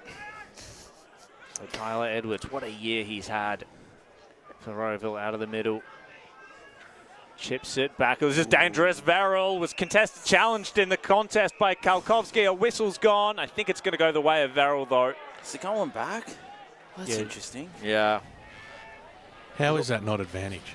Yeah, I was going to say it should have been paid advantage there. Callum Verrill, 8th in the league or in the division for contested marks. Gets it to Eichhoff. He's going to find Martingale. Building the ball nicely at Rowville. Heads out wide to Stainthorpe. Vermont shift across the ground to try and cut off any exits here. Onto the wing. Oh, Martingale couldn't quite take the mark, was buffeted in the marking contest. Got it back to Schrock. Tyson Schrock back on the ground. The old 1-2. Now to Duffy. Is he going to go for home here? Oh, Isaac's going to have to touch it. Desperation on the last line of defence. It hung in the air. Just that little too long. And Vermont just able to prevent Rowville from retaking the lead. And it's Burke once again on kick-out duties. Isaac storing the 1% as well today as the kick-out goes towards this broadcast side. Wiedemann parked underneath this. On the ground, there's a free kick found. Or whistle. It's just going to be a ball up, in fact. Right in front of us, in prime position out here at Jubilee Park. One of the best spots to call EFNL footy is Armu. Won it down to Lockie Johns, who was tackled immediately by Will Varell. Maybe that's a trigger they might pull, because of course Varell did the tagging job on Lockie Johns, and it looks like he's keeping a close eye on him. It's the young gun of this rival side as Armu won the tap down. Smith got a handle away to Jenkins, who ran out of real estate. And right next to the Vermont interchange gate, this ball will be tossed back into play between wing and half forward for the Hawks. King to the right of your broadcast this third quarter. The Eagles to the left, or to the Gardini Avenue end of Jubilee Park. The fantastic Jubilee Park as Scrivanos went up. Smith escaped the congestion. Got it to the left half forward flank with a kick in the direction of Barlow, who spilt it. Struck there on the ground again to Coughlin. Coughlin broke one tackle, handballed it back to Jaden Martingale. He heads into the middle of his defensive 50 where the bounce favoured Edwards. Handballs it immediately to Stainthorpe, whose kick was rushed. Still found an open teammate there on the far side. He'll just lope around Will Jackson McDonald and head from the left half back flank to the far side wing where ball from behind was Jaworski. The Eagles, the numbers on the ground, but they immediately turn it over. McDonald again has an option in the middle, and Liam Coughlin, who was spoiled brilliantly by the Eagles, but to no avail. Schrock's there to mop up. Handballed it to Brolick on the broadcast side wing. Goes short to the right half forward flank where Jaworski took the uncontested chest mark. The former Wandon, the former Lilydale man, looks inside forward 50. Plenty of one-on-ones. The Eagles have a couple of players loose, so we'll have to send it to a hot spot where Smith came floating in. Davey again there on the ground. Got a handball away, which is picked up by Duffy. Dished it off to Edwards. Check side, misses. Oh. They've missed some opportunities this quarter, have the Hawks. It's now 1 point the difference, though. They've kicked 5 consecutive behinds. They're 7-9-51 to Vermont, 8-4-52. 18.5 minutes played, third quarter. They're threatening Rowville. They really are. And yet struggle to compete in the air in their forward line, as we've mentioned. However, the front and centre work was great. Johns, the kick wasn't perfect. He juggled it to himself. His kick punched by Jaworski away from McCluskey. And Vermont go no further. I'll tell you who's been dangerous, in this quarter is Duffy in that half-forward line. He's really creating a few issues there for Vermont, that back 50 of Vermont. Sorry, Em. Nah, you're a good Brash. Right half forward for Rowville. Armu takes the ruck contest. Schoenmakers went back after it, but gave it up to Vermont. They escaped the front of the stoppage. Johns was a brilliant option there on the outer side. Oh, brilliant kick. Bajramov takes the mark, steps around his man. Wiedemann's the option. He gets it to the teeth of goal. Wiedemann has to beat two. The punch came from Rowville. Spencer just couldn't quite read it off the fist. Into the pocket they go, over the line, or a free kick given away to Mitch Struck. Now, Rowville. Clark was out on in the other pocket. The kick by Struck just didn't make it to him. Over the line it went, and we'll get a stoppage in Vermont's forward line. And it's on here in the teeth, in the goal square. A player's gone down. This could be undisciplined by Rowville. A whistle's gone. What's going on? I've got no idea what's happening. It's a free kick to Rowville. Tyson Struck will take the free kick. So it looks like Vermont were the ones that gave this one away. 1 point lead they cling on to at the moment. We're in time on in this third quarter of qualifying final action here at Jubilee Park. He kept it low to Tyson Truck, but much to his detriment as Callum Smith cut it off, took the intercept mark, and Vermont will be able to load up again. Goes into the middle, a dangerous kick. McCluskey still took a good grab. Ahead of Seth McDonald. Goes inside 50 because he's got a couple of leads. Martingale did well to spoil it to Struck on the ground. Handball back to Verrill, who's in his defensive goal square, still composes himself and gets a kick away to the right back pocket where the mark was taken by Conklin. Short he goes to Brolick. Not 15, said the umpire. He goes short with a kick once again, which is marked by Lockie Stapleton. Still in his defensive 50. Goes to the right half back flank where Conklin's loose. Has Scammell telling him to go forward, which he does with a short kick to Duffy, which was disrupted by Johns. Jenkins there to mop up. Chip over the top to Barlow, who decides to go for goal and misses everything. He had Kalkowski loose. He elected to go for broke, but to no avail. More pressure than he really had. He had so much more time to Kai Barlow. He's threatened today. He's impacted the scoreboard, but he could have had maybe a couple more. He could have given off that opportunity there. Nevertheless, it's Rowville footy in their right back pocket. It will be Stainthorpe who takes the kick out of defensive 50, but he might have turned it over to Cooper Leon. He has.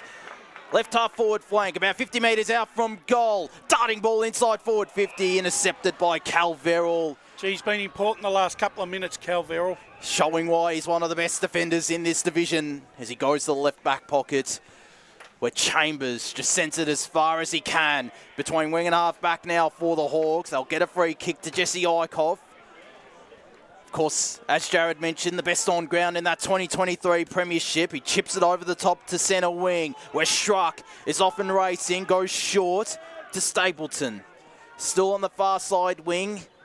Edging forward of centre, though, for the Hawks. Goes inside 50, where Smith elected to spoil. He gained a lot of territory with the fist.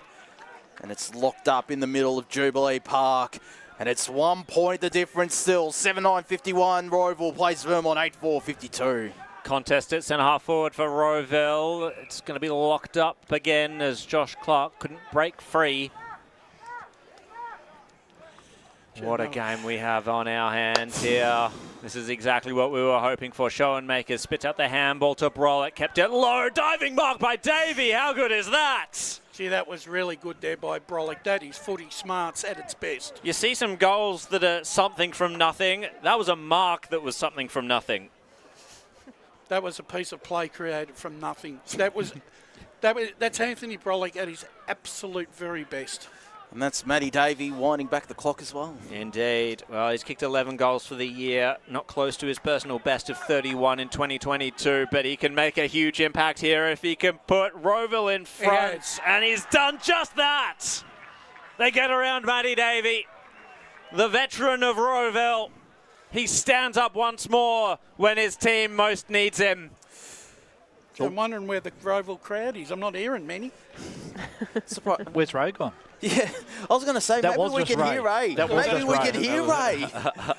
There's not too many who have ventured out here, but it is the Hawks leading by 5 points. And the impressive part for them today, 8 goals, 8 individual goal kickers. Well, they've had to really diversify their forward line. So, yep. Let's leave it at that. Back in the middle we go. Schoenmaker's the leap and the tap down to Clark. Handballed it off to Edwards. High up and under ball to the right half forward flank where McDonald, in fact, that was Jaworski who'll fly. Free kick to Askew, yeah. Holding, I think it was, and it's Riley Askew who goes near the boundary line. Still at the left half back flank for the Eagles. McCluskey, short to Barlow, who forced the contest, did Edwards. Heck gets the ball here and goes to the right forward pocket for the Hawks as Scrivanos taps it. Can't take clean possession, though. It's Wilcox who does. Dishes it off to Askew, who smartly chips it in the direction of Barlow. Was spoiled from behind once again. The Eagles, the outnumber on the ground. Jenkins receives it from Kalkowski. Neely's happy to be ushered over the boundary line. I think what we're seeing here is Vermont are really exposing Rowville's game. So the pressure, the body work, Rowville can't compete. Rowville are a transition side, and they're not winning this contest stuff here. Russell toss this ball back into play once again. Showmakers won it down. Tried to find Stapleton. It's Edwards, the toe poke off the deck, which should be picked up here by Dixon. It is. Handballed it off to Dunn. Dunn to Neely, who chipped the kick away, but to no one in particular. It's Jenkins there on the ground, who's tackled immediately by Jackson McDonald and Mitch and Jonty Duffy as well. You're right, Brash. Duffy has really stepped it up in this third quarter. He's had to, as has this Rowville side. They lead by 5 points as Showmakers won it down. Edwards got a kick away despite a bump there from Dunn. It was disrupted, so it might open up the possibilities for the Hawks, though, as Verrill will get a high free kick after receiving the handball from Jaworski. And he lets his opponent know about it as well. He's on the right side for a left footer, but might be too far out to score as Clark is lingering around this. I'll have to pay close attention to him as he'll head to the teeth of goal. He's got a player on a lead, but it'll fall short as the three-quarter time siren sounds out here at Jubilee Park. We're set for an epic finish out here in the Premier Division qualifying final. Rowville lead 8-9-57 to Vermont 8-4-52. The major goal kickers, 2 goals each to Sam Weedham and Cooper Leon, Tyrone Armu, all single goal kickers from there on out. We're going to go to a break here, and when we return, we'll hear from Ben Wise and bring you the final quarter of this cracking Premier Division qualifying final between the Hawks and the Eagles. As Sarah opened her best friend Jackie's wedding invitation, she was overcome with a wave of emotion. While her 2 young boys wrestled on the floor, tears of happiness rolled down Sarah's cheeks as she saw the words she'd been longing to see. Please note, this wedding will be a child-free event. Well, Sarah, looks like we're off to Eastland for a new frock and some heels. And let's book in that babysitter. For all of life's little moments, there's Eastland. Eastland. Live real. At Yarra Valley Water, we know reducing your shower time, or show time, to 4 minutes can save you an average of $200 a year on water and energy bills. Shower shorter. Save water. Authorised by the Victorian Government, 1 Treasury Place, Melbourne. Sprained your ankle, bursting through the banner? Broke a finger, high-fiving the ruckman? Or did you run into the goal post again? For bumps, breaks or bleeds, be seen sooner, close to home at Knox Private 24/7 Emergency Department. The preferred provider of emergency care to the Eastern Football Netball League, you'll generally experience shorter wait times. You don't need private health, but there is an out-of-pocket fee. Be seen sooner, close to home at Knox Private 24/7 Emergency Department, 262 Mountain Highway, Wanturna. Do you feel good about your bank? Because there is a bank you can feel good about. They share their profits to fund big community projects, small community clubs, and vital emergency services. They've given $250 million to help Australian communities thrive. They have all the products and tech you expect from a big bank, with service you don't. It's Bendigo Bank. Feel good about who you bank with. Try Bendigo. Search bendigobank.com.au or search Bendigo Bank near me. The superpower I'd love for a day is to fly. If I could have a superpower for a day, it would be to time travel so I could go back and see how life was when my parents were young and stuff like that. Be mind reading. It's always good to know what other people are thinking. At Tobin Brothers Funerals, their superpower is always providing compassionate care to families at their absolute time of need. Get to know the team at tobinbrothers.com.au. Tobin Brothers Funerals, celebrating lives. Hi, I'm Ben Desson from Montrose Football Netball Club, and when I need a new kit for a night out, I head over to Eastland. But Eastland is more than a shopping centre. They support a range of community organisations and have been major partners of the Eastern Football Netball League since 2018. Thanks, Eastland. You are listening to Radio Eastern FM 98.1. With live and exclusive coverage of the EFNL football season. Bringing you the match of the day with score updates from all divisions. And now we cross to our commentary team for the Radio Eastern 98.1 Match of the Day coverage. Welcome back to Jubilee Park. We've got an epic finish on our hands out here in the Premier Division qualifying final. Rowville held Vermont scoreless after conceding 8 goals in the second term. They now lead the Hawks 8-9-57 to Vermont 8-4-52. Josh Ward here alongside Jared Beanland, Wayne Brasher, Emily Mackay, and we're Ben Warren Smith on the boundary, and we'll hopefully hear from him and Ben Wise soon. Before we do, though, we'll go around the grounds and we'll start with Division 1, a cracking contest at Tormore Reserve. It's locked up at 8-8-56 apiece between North Ringwood and Mitcham, who both sides are looking to book their ticket to the Division 1 Grand Final in a fortnight's time out at Pinks Reserve. Meanwhile, at Walker Park, Surrey Park have started to make a bit of a move. They now lead by 29 points over Templestowe, 10-5-65. The Panthers to Templestowe 5-6-36. And in Division 3, the Basin have also made a bit of a move out against Upper Ferntree Gully, who have impacted the scoreboard finally after kicking 9 consecutive behinds to start the game. But the Basin are 5-9-39, Upper Ferntree Gully 1-9-15. And of course, in the women's grand finals as well, out at HE Park Reserve, currently taking place, the Premier Division decider between Park Orchards and Baronia. And the Sharks look set to complete the three-peat. They lead 5-11-41 to Baronia 2-1-13. So a historic three-peat potentially on hand for the Sharks, and a potential historic first premiership for Montrose in the women's competition after 3 consecutive grand finals. They lead Heathmont 5-1-31 to the Jets 1-1-7. Brash, before we go down to BWS on the boundary with Ben Wise, what do we reckon ahead of this final quarter? Well, I think most of the scoring has been down at the Aqua Nation end, and Vermont are kicking at that end in the last quarter. But I was impressed with the way Rowville fought back in that third quarter. They were a bit more methodical. Vermont gave away some stupid free kicks in their forward 50 when they had the opportunities. Look, it's still a 50-50 game for mine, Em.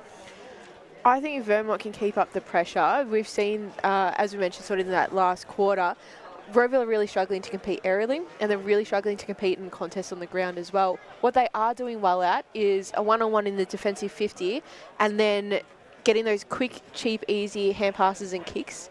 So really, I reckon it's up to Vermont in the way that they want to sort of coordinate, flood the corridor a bit, because they're not allowing for those cheap, easy kicks, which is resulting in the turnovers. So they're in a really good position, Vermont, to take this game on and probably do what not a lot of the media team thought were possible. You're not wrong there, And that is another head shake to Brash, just in case anyone is interested and has been here all afternoon. We're going down to Ben Warren Smith with Benny Wise. Yeah, just down here with Ben Wise. Ben, that was a great response by the boys after half-time. Defensive structure, the work rate, and all the contested possession, all the place in that. Before a lot better before it was at half time, but yeah, we got the game looking a little bit better. We set up a little bit better around the footy, and I thought we used it better going forward instead of dumping it away and giving the ball back to them, which started their offence. We're out contesting. Confident for this last term, the boys have just got to stick to the plan. Always confident. All the best. They are always confident heading into last quarters. As well as Vermont have the scoring end, Rowville, they have had some final quarters where they've been run over the top by sides, but they do have a tendency to run out games. But they've also, I was just going to say, they also got they also can steamroll sides in the last quarter as well, Josh. It's all going to start in the middle. Yeah, absolutely. Who will win this first centre clearance? Who will win this Premier Division qualifying final? We'll find out in 30 minutes' time. Jared Beanland.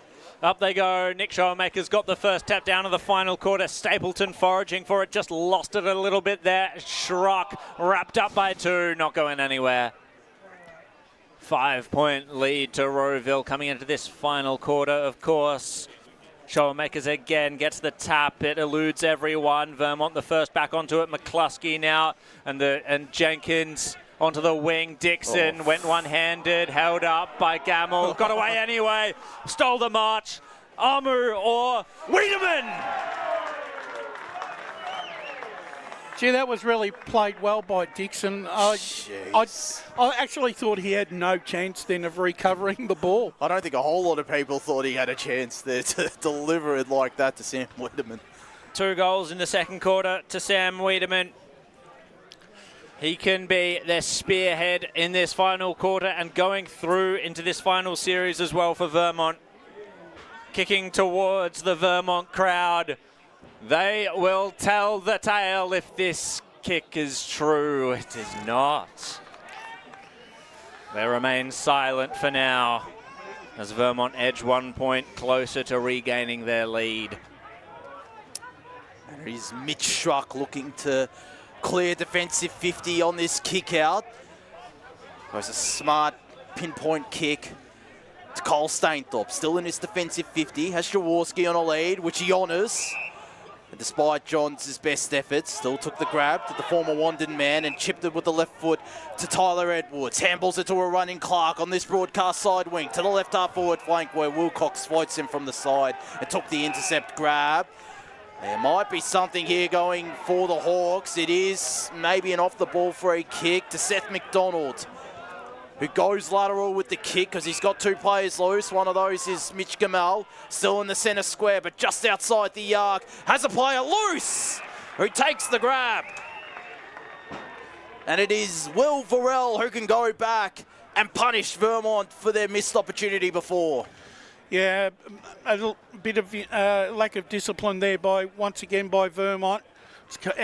This time it actually could cost them a goal. Will Varell, of course, the former Eastern Ranger, talented the family are the Varells, with Carl putting together a fantastic season. And Will starting to play a bit more senior footy. This is 42nd senior game. A little bit of an angle, 25 metres out, slots it. Rowville with the all-important first goal of this last quarter, and it's Will Varell's second. He's the first multiple goal scorer for the Hawks, and they now lead by 10, 9-9-63, Vermont 8-5-53. So this is the challenge now for Vermont. Rowville have fired the first shot in the last quarter, and they now hold a 10-point lead. Now it's up to Vermont. They need to respond, need to respond very, very quickly. The one thing that Vermont need to do, can someone please put some time on Josh Clark on the wing, because he's just running amok, and they need to get a tag on him. Well, it was Showmakers with that tap out of the centre. Go Rowville, inside forward 50, Scrivenos. Just couldn't quite get to it. Wilcox was there. Safe hands now to Isaacs. They're sharing it through hands of Vermont. Oh no, under pressure. The handball wasn't great. They all fell upon him, did Rowville. I think Vermont can feel a little hard done by, because I thought that was a free kick then. That was McCluskey. Tapped down by Showmakers. Edwards was there, but he had two to contend with. Callum Smith was one of them, wrapped up by the goal kicker, Verrill. 4 minutes gone in this final quarter. 10-point lead currently to Rowville. Good slap forward by Showmakers. Once more held up, though. Rowville doing really well with all of these ball ups. Showmakers trying to tap to the outside to capitalise on Rowville's run here. There we go again, as Jenkins, though, got in the way this time, but they left it behind, did Vermont, and it's Schruck wheeling this way, and that centering ball. Kick and a half from goal. It's been taken by Jackson McDonald. Just a little kick over the top. Still not setting up the goal quite yet. It's Mitch Schruck into the pocket. Oh, there was a loose player. Just overcooked the kick to him, but bounces into the hands of Burke. Oh, his handball was smothered by Stapleton. Rowville with an opportunity that trails away over the boundary line. You got to be impressed with Rowville's composure early on in this last quarter. They're just playing really, really smart, safe football. They're not doing anything extravagant. Dunn and Scrivanos will go at it. Dunn got the tap.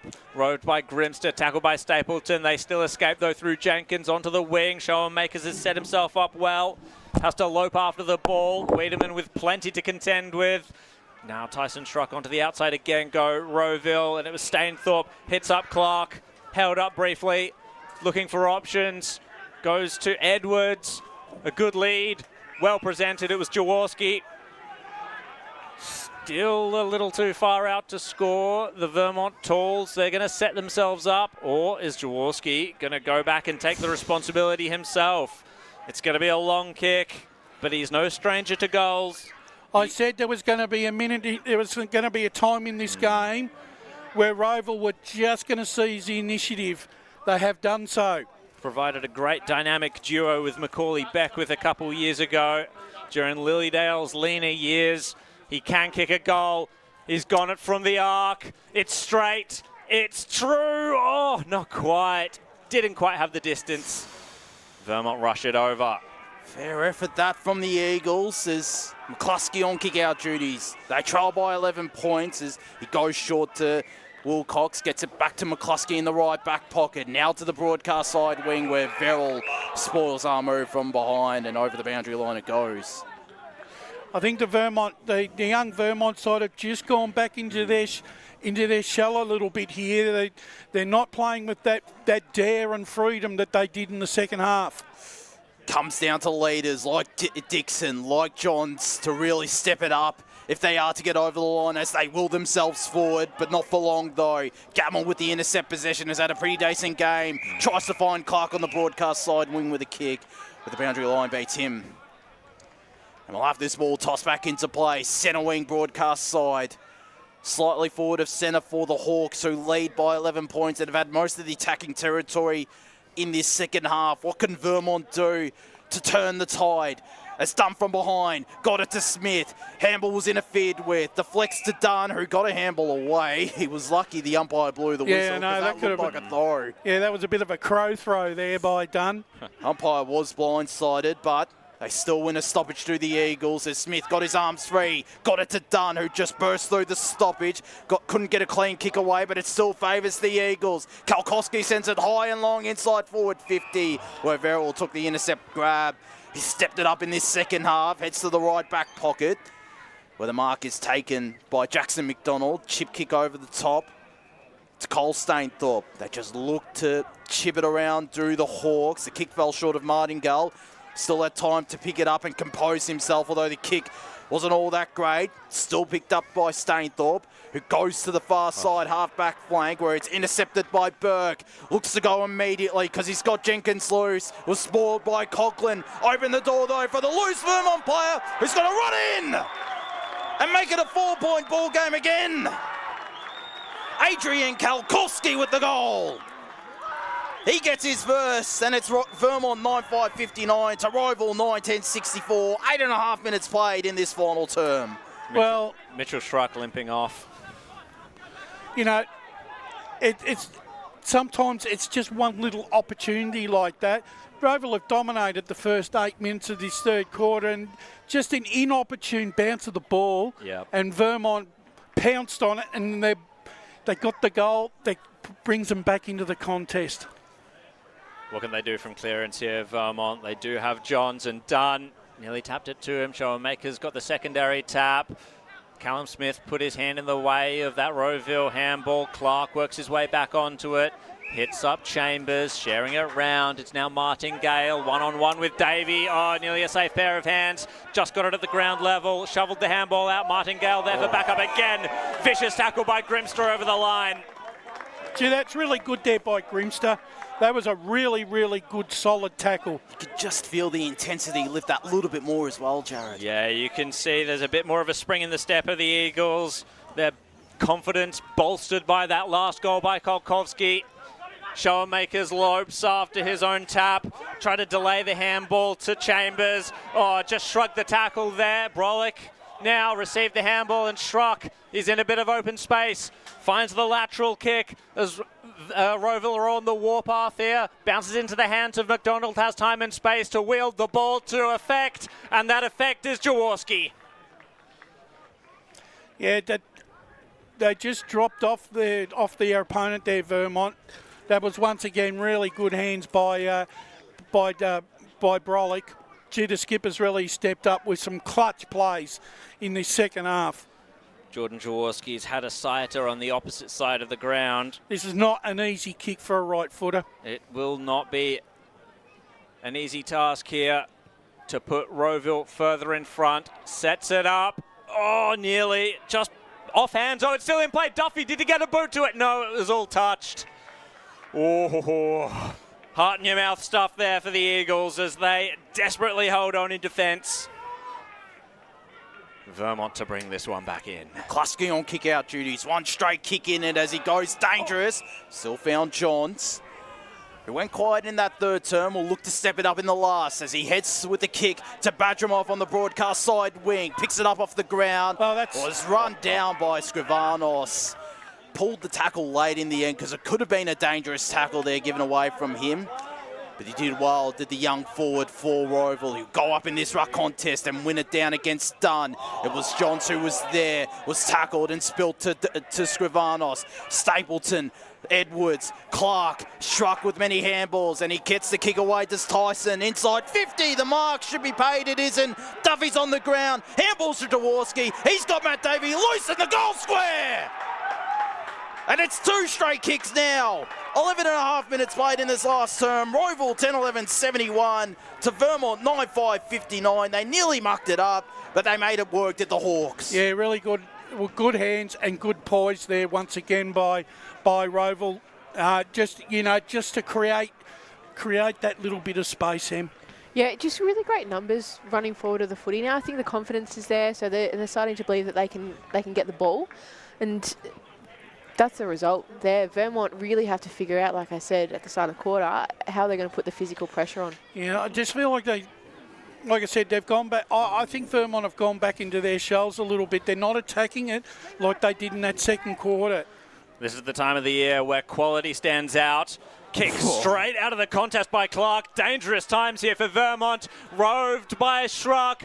He can take a shot at goal and really put the pain on Vermont. Not quite. Just missed to the left. Tell you what, he could have nearly iced the game there, I reckon, with that goal. Yeah.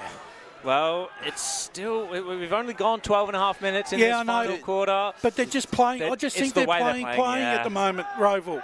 Do we go early with the handy point call? Because it feels like a handy point. No, too early. So McCluskey has the kick-in responsibilities as he has recently. Dixon, well done. Not sure if he controlled the mark or was given the free kick, but regardless, ends up with the ball. The former Norseman keeps it low onto the wing. Callum Smith, it's Neely in fact, is there. Jesse Neely, one of the younger brigade of Vermont. Gee, they're holding it up, and Rowville now well set down the line. Punched out of the hands of Callum Smith. Able to find a bit of space, was still tackled though. Hands it off. Inside forward 50 go Vermont. Wiedemann at his bootlaces. Gets it to Armu.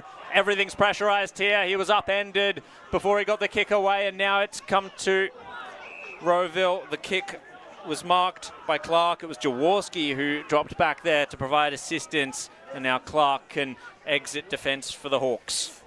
Darting kick finds Gamel, who goes through the middle because he sees an option loose, but it'll fall short of him. Burke elects to spoil. Nearly there, was locked up by Davey. Youth against experience going head-to-head there. I think he was actually trying to mark the ball there, Burke. I don't think he was trying to spoil it, Josh. Caught in two minds there was the St Kilda VFL listed player. Is this ball not going anywhere? Still in the centre square. Forward of centre for the Hawks, I should say. There's a Hawks player down behind player. Might be Gamel as they win this clearance in the meanwhile and get the kick inside forward 50, which is an open forward 50. Duffy got a handball away. Struck the left foot snap. I reckon that could be the goal that kills this game off here. It could be the dagger in the heart for the Eagles, who are out on their haunches at the moment, and they trail this game now by 19 points. 11-12-78 to Vermont, 9-5-59. 14 and 3/4 minutes gone, final term. Another Rowville player coming hobbling off the ground too. I think that's Gamel. Yeah, it's just a cramp where I was looking at before. Hopefully, yeah. Yeah, it looks like that the Eagles have just run out of steam here. It's that extra size in the ground. Yeah, and Rowville's game is a run and carry game. We have to remember that they're going to have the legs. They showed that in the games that we've already watched them play. Ben Warren Smith on the boundary. Mitch Struck just come back onto the ground after suffering a minor corky. Thank you very much. Done. Taken to ground. And the one thing that's notable is Vermont are not winning centre clearances like they had in the second quarter. Oh, absolutely. This one just about to go the way of Rowville is Brolick's kick. It ended up finding Jenkins, but it's all Rowville territory at this point. Still though, the Eagles cling on as Wilson laid the tackle. Once again, we ball it up. Schoenmakers taps it down. Edwards brought to ground. And Brush, a lot of that is, like I mentioned earlier in the quarter, they're tapping and getting a bit more distance, whereas they were winning taps in the other quarters, but they were going straight down and they were getting tackled as a consequence. Schoenmakers first to it again. Edwards just lost it for a second, but Rowville retain possession. They'll load up once more. Top of the goal square. Great grab by Isaacs. Juggled it to himself. She's been serviceable today, Harry Isaacs. Yeah, absolutely. He's going to try and find the exit here. Noah Burke takes the mark. He's been excellent as well, keeping it low. Oh, the missed kick was not what Vermont wanted to see as Tyson Schruck cut it off. Disheartening stuff as Vermont fail to transition out of defence. Rowville kick it around to themselves, and it ends up with Tyson Edwards and a shot at goal. You know, and the way this game's going at the moment, Rowville could actually end up winning this game by 5-6 goals the way that they're playing at the moment, because Vermont have absolutely stopped to a walk here. Yeah. You look at all these players and they're either out on their feet or they've got their hands on their hips. There's no run. No run, and the thing is there's a lot of hands on hips out there as well. Well, Edwards passed it to Schruck. This would be the death knell from the arc. Rowville are on their way for a behind. So on Vermont, last time we saw them, they were having a bit more of a slower kick-style game of football. They don't play a run and carry, and they've had to flood all their numbers back to try and stop Rowville, but they haven't even been able to transition the ball out quickly. And it's the last quarter. They've run out of legs. They're playing a game that they don't usually play. Burke goes to this broadcast side between wing and half back for the Eagles, where it's turned over. Stapleton, chip kick, not paid 15. Certainly wasn't 15. Might not have even been 10 from Edwards, so got a kick away to Schruck. Took an uncontested grab directly in front of goals and around about 35 metres out. And this to put the dagger in the hearts, truly, of the Vermont faithful. They've fought hard all day, have the Eagles, but the class of the Hawks has shone through. And it's guys like Tyson Schruck who have stood tall as the Hawks look to move one step closer to another grand final appearance. A potential third grand final appearance under Ben Wise as Schruck slots it. He has 3, and the Hawks now lead by 26, 12-13-85 to Vermont 9-5-59 at the 18.5-minute mark of this final quarter. Yeah, look, the Eagles have given it their best shot. They've just, look, to be honest with you, they have run out of legs. They just can't get, they just can't find any clean possession. They can't win the centre clearance. They can't go forward because they're kicking to 3-on-2. The class of Rowville, the physicality of Rowville has overwhelmed Vermont in the second half. Boundary side with Ben Warren-Smith. Just wanted to give some around the ground scores. Mitcham lead by 6 points over North Ringwood in the final term in the Division 1 semi-final. In Division 2 we have Surrey Park. Josh, you'll be happy about this one. 20-point lead over Templestowe. And of course we in Division 3. Last but not least, finally they're kicking some goals out there at Wally Chewy, the Basin leading by just over 5 goals over Upper Fentry Gully. You should see the smile on my face, BWS. Well, finally Vermont got a clearance. They had to retreat and work their way down the near side wing. It's ended up with Dixon here, high up and under, inside forward 50. It's all Hawks. Martingale is composed as you like. It's been all Hawks in the second half, Jared. Absolutely. Oh, daunting prospect for the Rowville player underneath that ball as flying shot at goal by Jenkins goes wayward. One behind. I still stand by they're not competing aerially, Rowville. So the run and carry is great, their transition's great, but the physicality really did them in the second, and there's just moments that we're still seeing of that in this quarter as well. Mitchell Schruck exits defence. Schoenmakers was the target. Somewhere over the line. I'm not saying I'm not saying that this might have an overall bearing on the result, but Wiedemann missing that goal very early on in the last quarter, I think that was a really important key moment for confidence for Vermont, and I think they've missed their opportunity on that. It was a wind out of the sails moment, wasn't it? And we've got Vermont, Smith, Can they kick a late consolation goal? Smith gets it back, hands it out. High kick inside forward 50. Kalkowski was there. It bounces to Spencer. He gets wrapped up. They're not going anywhere. They can't get any traction this quarter at all. And they can't hit a foot. They just cannot hit a target in their forward 50 now, Vermont. And of course, this sets up an excellent game between Rowville and East Ringwood. And Rowville to get another shot at the Roos, as they've lost twice to them this year. So that'll be a fascinating clash next weekend. And look, let's be honest, Vermont have been up for the last 6 to 7 weeks just to secure their spot here. Like I said, they get another shot at the title next week, but they're going to have to go back to the drawing board because they've just been out-muscled in the second half.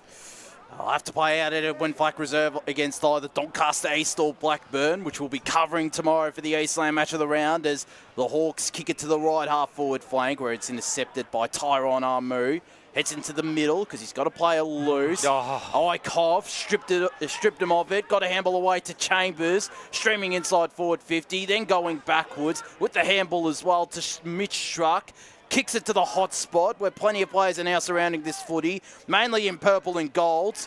But it's the Hawks who gather numbers and handball it to Schoenmakers, who also impacts the scoreboard. There's Nick Schoenmakers.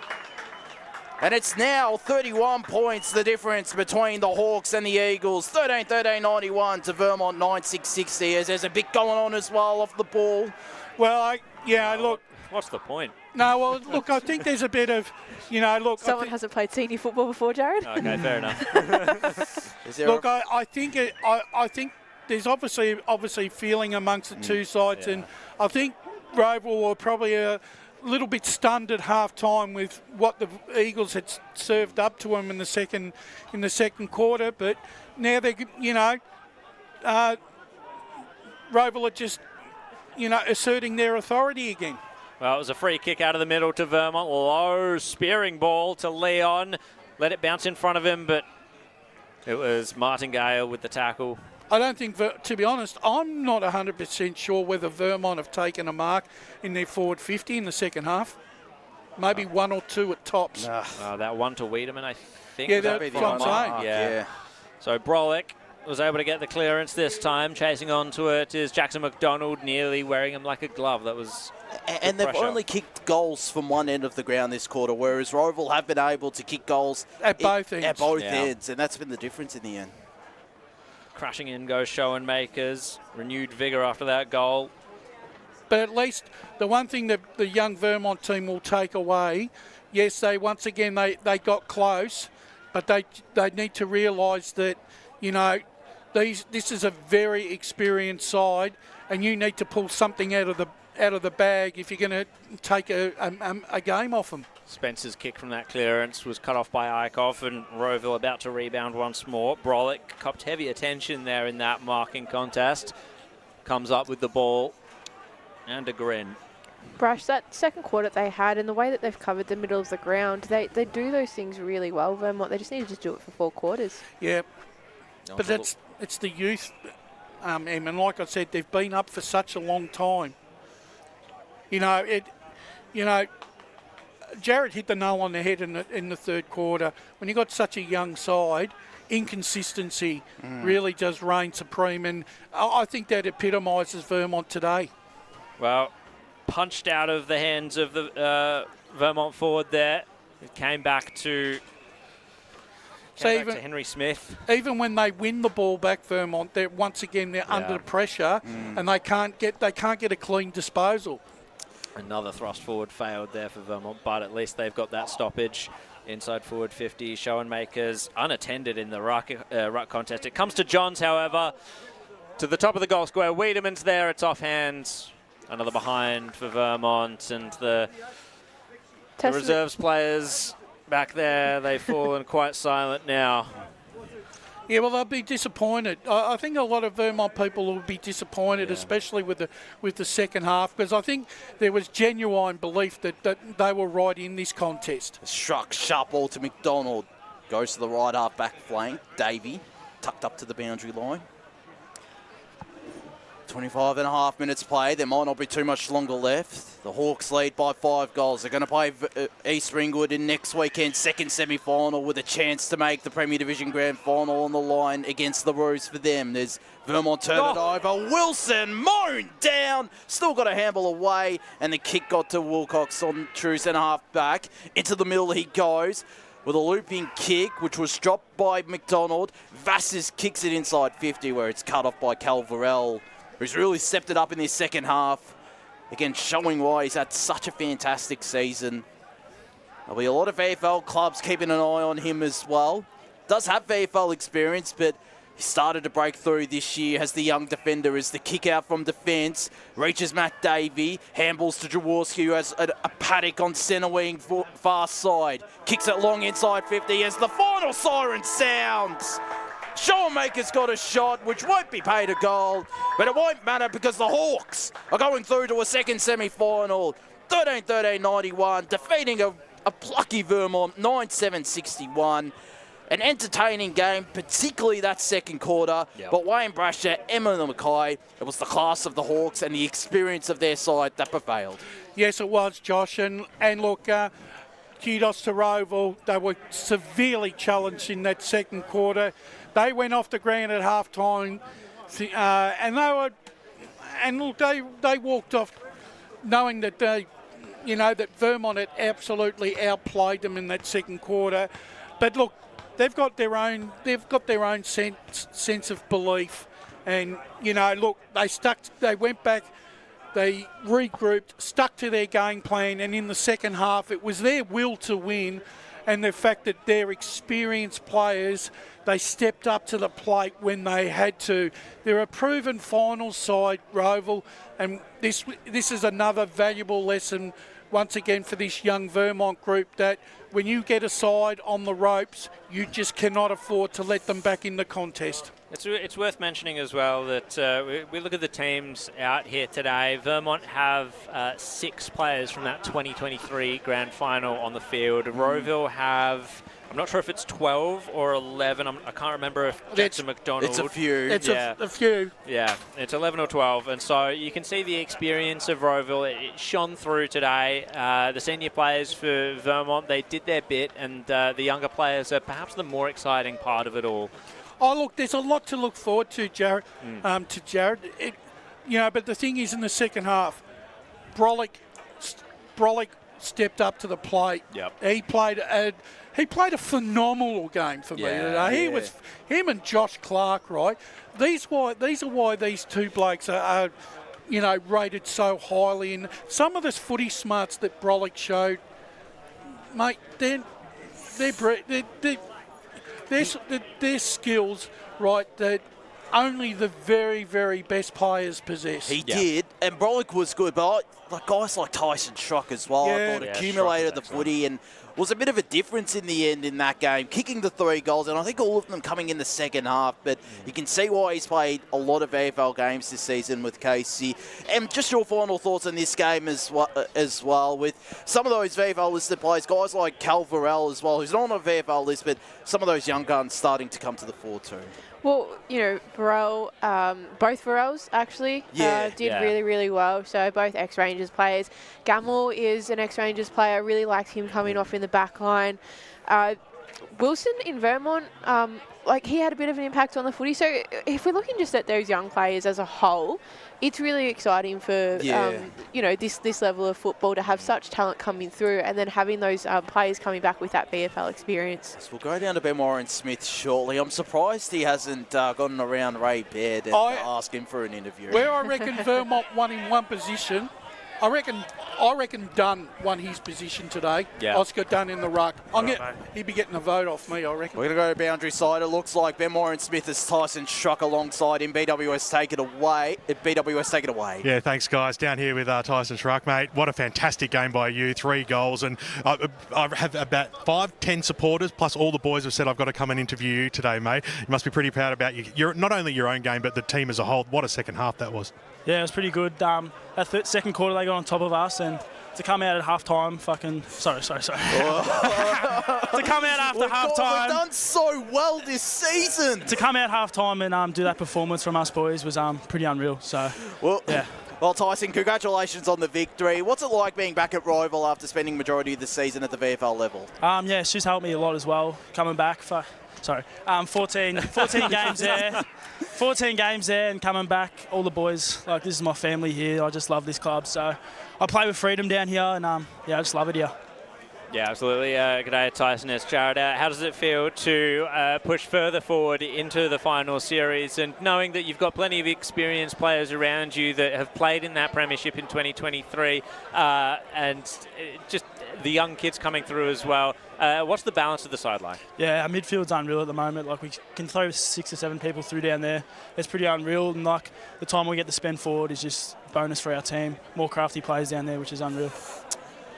I think we might let you go, Tyson, because your teammates are waiting to sing the song. But a fantastic performance from him and from the entire Rowville side, particularly in that second half. And it's great to see Josh Clark get around him as well. And a fantastic performance from both those players today as they'll sing this song with absolute gusto. And we'll hopefully be able to get that courtesy of Tobin Brothers Funeral Celebrating Lives. We'll go through our 3-2-1 after we go to one final break. But as I said, we'll get the song. We don't have the Cryo Say Young Best on Ground award.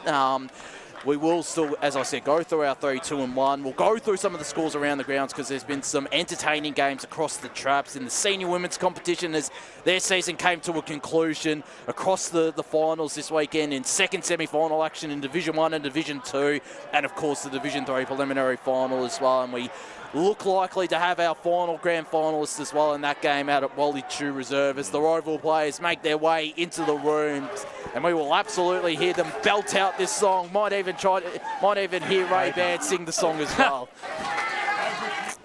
Just stay outside the room then. No, he's cut out. Nice.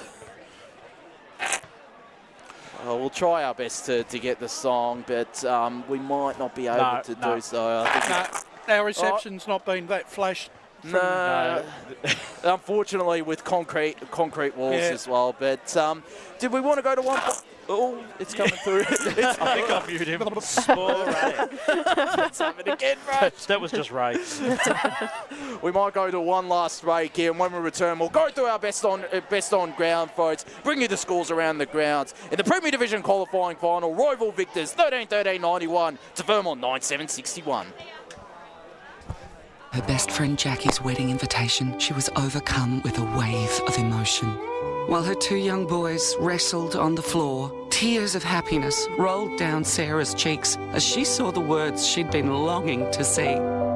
Please note, this wedding will be a child-free event. Well, Sarah, looks like we're off to Eastland for a new frock and some heels. And let's book in that babysitter. For all of life's little moments, there's Eastland. Eastland. Live real. Sprained your ankle, bursting through the banner, broke a finger, high-fiving the ruckman, or did you run into the goal post again? For bumps, breaks or bleeds, be seen sooner, close to home at Knox Private 24/7 Emergency Department. The preferred provider of emergency care to the Eastern Football Netball League, you'll generally experience shorter wait times. You don't need private health, but there is an out-of-pocket fee. Be seen sooner, close to home at Knox Private 24/7 Emergency Department, 262 Mountain Highway, Wanturna. Do you feel good about your bank? Because there is a bank you can feel good about. They share their profits to fund big community projects, small community clubs, and vital emergency services. They've given $250 million to help Australian communities thrive. They have all the products and tech you expect from a big bank, with service you don't. It's Bendigo Bank. Feel good about who you bank with. Try Bendigo. Search bendigobank.com.au or search Bendigo Bank near me. The one thing that puts a smile on my face is my kids. The sun shining through the clouds, even in winter, absolutely puts the biggest smile on my face. Seeing delicious food on the table ready for me when I get home.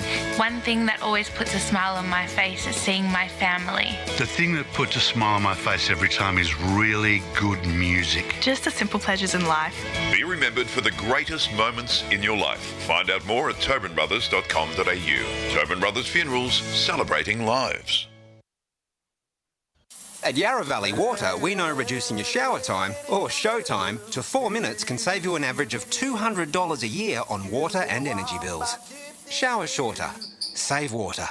Authorised by the Victorian Government, 1 Treasury Place, Melbourne. Sprained your ankle bursting through the banner? For bumps, breaks or bleeds, be seen sooner, close to home, at Knox Private 24/7 Emergency Department. You'll generally experience shorter wait times. Knox Private 24/7 Emergency, 262 Mountain Highway, Wanturna. You are listening to Radio Eastern FM 98.1. With live and exclusive coverage of the EFNL football season. Bringing you the match of the day with score updates from all divisions. And now we cross to our commentary team for the Radio Eastern 98.1 Match of the Day coverage. Welcome back to Jubilee Park, Premier Division qualifying final. Run and done out here between Rowville and Vermont, and it is the Hawks progressing through to a second semi-final against East Ringwood, defeating a resilient Vermont side, I should say. 13-13-91, the Hawks to the Eagles, 9-7-61. Your major goal kickers throughout the day for the Hawks, 3 goals to Tyson Shuck, 2 goals each to Will Varell and Matt Davey, whilst also impacting the scoreboard was Tate Scrivano, Seth McDonald, Nick Showermakers, Lockie Stapleton, Anthony Brolick and Lachlan Wyatt, who didn't play from the first quarter after suffering a suspected ankle injury. Hopefully not the worst injury, and he's able to play throughout the remainder of this final series. For the Eagles, 2 goals each to Tyrone Armour, Cooper Leon, Sam Wiedemann, all coming in that second quarter as well. Whilst Kai Barlow, Adrian Kalkowski and Noah Burke also impacted the scoreboard. Josh Wood here alongside Jared Beanland, Emily Mackay. We've got Matt Spider-Lee and Brett Davidson up here as well. And Dave, I'm going to go to you first. I think the class and the experience of Rowville really shone through in that second half in the end against a youthful but a very exciting Vermont side, it must be said. Yeah, look, I think the style of play suited this ground with Rowville. When I look at it, really, I think Vermont only had 1 decent quarter. They played it was just that second quarter. They played a very good second quarter when they got some run and carry and they were able to break the lines and got it into their forward line. To be honest, I'd hate to be a forward in Vermont's team because the amount of ball that just gets bombed on top of their forwards, they had no representation in their small forwards. I just think Rowville were just too classy. And as I said a couple of minutes ago, they lost a player. They lost their best forward at the 14-minute mark, I think, of the first quarter. Had no replacement for the rest of the game, and yet they ran the game out. They had full running at the end of the game. I was most impressed with them. For my votes, I found it really hard. Because I thought there was some... he went off the ground a fair bit in the last quarter, and he had been... Are we doing votes yet? I don't know if we're doing votes yet. Let's go with votes now. Let's go with votes now. Yeah. I'll keep track of them. So I'm going to give an apology to Oscar Dunn because I thought he was fabulous, and I'm going to give an apology to Nick Showermakers because I thought he was fantastic. So I thought both of them were really good. There's a number of players for Rowville I could have given votes to, but I've given 1 vote to Mitch Schruck. I thought he was... I thought all day, even in that second quarter when Vermont got on top, it was his ability to drive the football with that powerful left and right leg he's got, that he's able to move the ball over lines. I just thought he was consistent all the way through. I gave 2 votes, and I nearly gave him best on ground. I thought Noah Burke was absolutely sensational today. His marking over the entire game was just wonderful to watch for a young player. He does let himself down a little bit with his decision making, with his kicking, but for a young boy to stand up in a final like that, he was superb. And even though he's a little bit undisciplined, I gave 3 to Tyson Schruck because when it was time to stamp your foot and stamp your class on a game, that's what he did, and that's what big players do in big finals. So he got my 3 votes. Undisciplined on the field and behind the mic. Emily Mackay to you. Was that a dig at me? Not to you. No, at Tyson. At Tyson Schruck. It just went straight into on the mic, and I thought, was that an insult? Anyway, not to you. We're here. We're moving on. I think this was a really, really hard game to do votes for. A lot of quite consistent players. I went with a full Rowville lineup, which is not something I commonly like to do. I'm going to start, one vote I'm going to give to Gamble. I really liked his ability to read the play. He's a young centre-half back. I thought he stood out in some really good moments, so happy with him getting 1-1. Sean Makers, I don't think I have to say too much about him. Just the dominance in the third and fourth in particular really sort of helped Rowville get that ball moving forward, and especially with the change-up of the style of ruck taps that he had. So he gets a 2, and then I don't need to say much because you guys have a lot to say about him, and that's Tyson Struck for 3. Matt Spider-Lee, your 3, 2 and 1 for this game. Okay, yeah, look, it was an intriguing game because if we were doing votes in the first half, we probably would have given them to a lot of different players, but in the end, it was just the ability of Rowville to be able to wear their players down and the way that they moved the ball, particularly from stoppage. First of all, yeah, I actually liked a lot of players. I've weighed this first vote up. I still feel like in the second half, I thought Anthony Brolick stepped into the game and started to have a real big impact just at stoppage and really burst the game open a bit. Particularly at clearance. So I'm going to give him 1. I thought Shotmakers was terrific. He really just took over in the ruck and just dominated it and really showed why he is the best ruck in the competition, and he just really dominated around the ground. And Oscar Dunn did certainly compete well in the first half, but Shotmakers just showed him up in the second half and showed his true colours. But 3 votes. Look, when you go off the ground, you get sent off, but for an undisciplined act, but you come back on and you make impact, you make amends.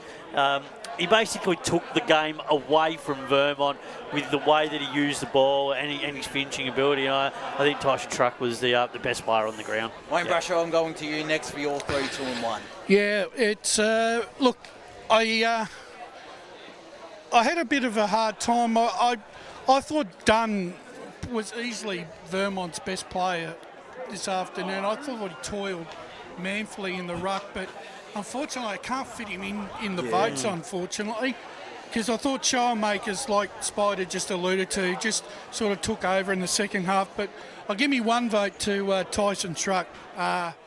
He certainly broke the game open in the third quarter, and he really did stamp his authority on the game. Are you giving votes to a person that got a card brush? Nothing. Yeah. And dropped the F-bomb It's not the brown and dropped the first F-bomb of season 2026 on a match of the round. Then I gave in finals. I'm always looking for the class players that make a difference, not in 4 quarters. And I'm giving my 2 votes to Josh Clark on the wing. I thought he was absolutely superb. He was good. He was. He just accumulated touches. He's got such great composure and delivers the ball. I had a look. I think if I looked at his efficiency today, I reckon it was probably around near 90%. I don't think he rated a possession. But look, for mine, there's only certain players that can have an influence on the contest, and some of the sublime touches that Anthony Brolick did today, some of the street smarts, you can't teach that in a footballer. That comes from within. And I just thought for them, like, he probably didn't have as many touches as probably some of his fellow teammates, but every single possession that he did, and it might have been only 10 or 15, he did something with it, and Rowville benefited from that. And for mine, that's worth 3 votes. Well, I would go to Ben Warren Smith, but he's chowing down on something at the moment. We'll go to you, Jared. I might have to correct you there, Josh. I don't think Tyson Shrug did drop the first F-bomb on the match of the round. I think BWS is guilty of that. I think that was Jason Evan. Well, the second F-bomb. It was somewhere there back in the season. Anyway, so as to my votes, apologies to the 2 ruckmen, apologies to Anthony Brolick as well. I couldn't quite fit them in. I agree with with Davo down on the end there. I gave one vote to Noah Burke. I think he was excellent throughout the whole day. I think he really held Vermont in good stead back there. I'm going to give another backman 2 votes. It's Callum Verrill. I feel like Mitch Gamble definitely perhaps did more with the ball, but Verrill was so excellent in just stopping so much of what Vermont were trying to do with their tall forwards, and 3 votes. I mean, predictably, Tyson Truck. And he is a runaway winner at the moment, is Tyson Truck. Of course, unfortunately, we don't have the Cryo Stay Young best on ground for today's contest. But have we got an Eastland voucher, Josh? Have we got any voucher? We don't, They've got every sponsor that we have. Surely there's a few stashed away in Ryan's desk somewhere. I'm going to keep no, it they're simple. Ryan's. I'm going to keep it simple. Put the blame on Ryan for not giving me. Have we got one of those iced tea vouchers from I'm still waiting. Josh Ward, what are your votes? Yes, exactly. That's what's most important. Surrey Park. So we have a job to do, guys, and we're getting a little bit out of hand at the moment. Let's get back on track. Yeah, I've given Anthony Brolick 1 vote. I've given Josh Clark 2 votes as well. I agree with you, Brash. Particularly in the second half, they really stood tall and showed why they've both played VFL footy, and Clark more often this year with St Kilda. But I can't go past Tyson Struck. Even though he dropped an F-bomb, even though he got sent off during the first half, he was still exceptional. Racked up the disposals. He provided an outlet from the stoppage and was the difference in the end with the 3 goals. And he stood tall for the Hawks. And he is our best on ground winner today. But, of course, we don't have the Tobin Brothers goal of the day. We wouldn't have had it for the rest of the season. But if we did... I didn't get that. I put a really good Vermont goals in the second. Surely we can ring up Joe's and get a $50 iced tea voucher for him or something. Take it up to our media manager Ryan Long, who has done a good job today out at HE Parker Reserve alongside Blake Tennant, MC Blake Tennant out there at HE today. He's right in his element today, wasn't he? He's doing a great job. Actually, little shout out to Blake. I got all my audio files ready to go for all the clubs. And within 5 minutes to go for the start of the first game, because I was out there before coming here, I've gone, I haven't got the national anthem. So I'm scrambling to get it onto the little device there. And meanwhile, I said, Blake, have you got because he's playing his tunes on his iPad. Have you got the anthem? He says, yeah, I think I've got it. Yeah. And then he goes, no, I don't think I've got it. I don't think oh yeah, hang on, here. 30 seconds to go. And they've gone. Blake Tennant behaviour too. And then he's gone, can you please be upstanding? And then he's pressed the button and it's gone. Saved our day. He looks so debonair today, Blake. I reckon we get him to wear that birthday suit for the Premier Division Grand Final. I'm disappointed he didn't rock up in that today. Can we talk about something other than Blake Tennant? Yeah, exactly. I'm sorry.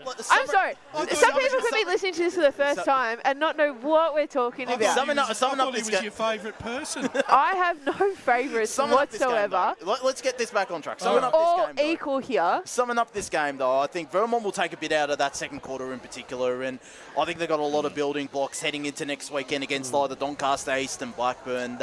And look, I know they've gone down to Doncaster East twice this season, but the Lions, I feel like, have slipped off a little bit, and Blackburn as well. I'm pretty sure they would have defeated them at least once this year or gotten close to them, so they'll take a lot of confidence no matter who they meet. If they play to the level that they did in the second quarter, Vermont, there's no reason why they can't rebound next week and be competitive and potentially win whoever they play. You also can't discredit their first quarter. I know it probably didn't look that fancy, but the coverage that they had in the middle of the ground, that was very smart football. Yeah. And it really prevented Rowville doing the run and carry style of game that they like to play and the chip marking that they like to play. They literally couldn't because there were so many numbers back. It's just that transition out that they need to start to worry about. So there's so many positives that come from that first half of football that Vermont played. I actually think that they're going to have to play at least 3 quarters. Yeah. At that second quarter intensity, because look, they're coming up against experienced footballers and some bigger bodies. And bigger bodies. So they've got to stay in the contest a lot longer, Josh. I think their biggest problem is today. I marked down. They got 7 players that I rated under 4 out of 10. That's their biggest problem. They got too many players that had no impact on the game. they're good players that did have impact, had plenty of impact.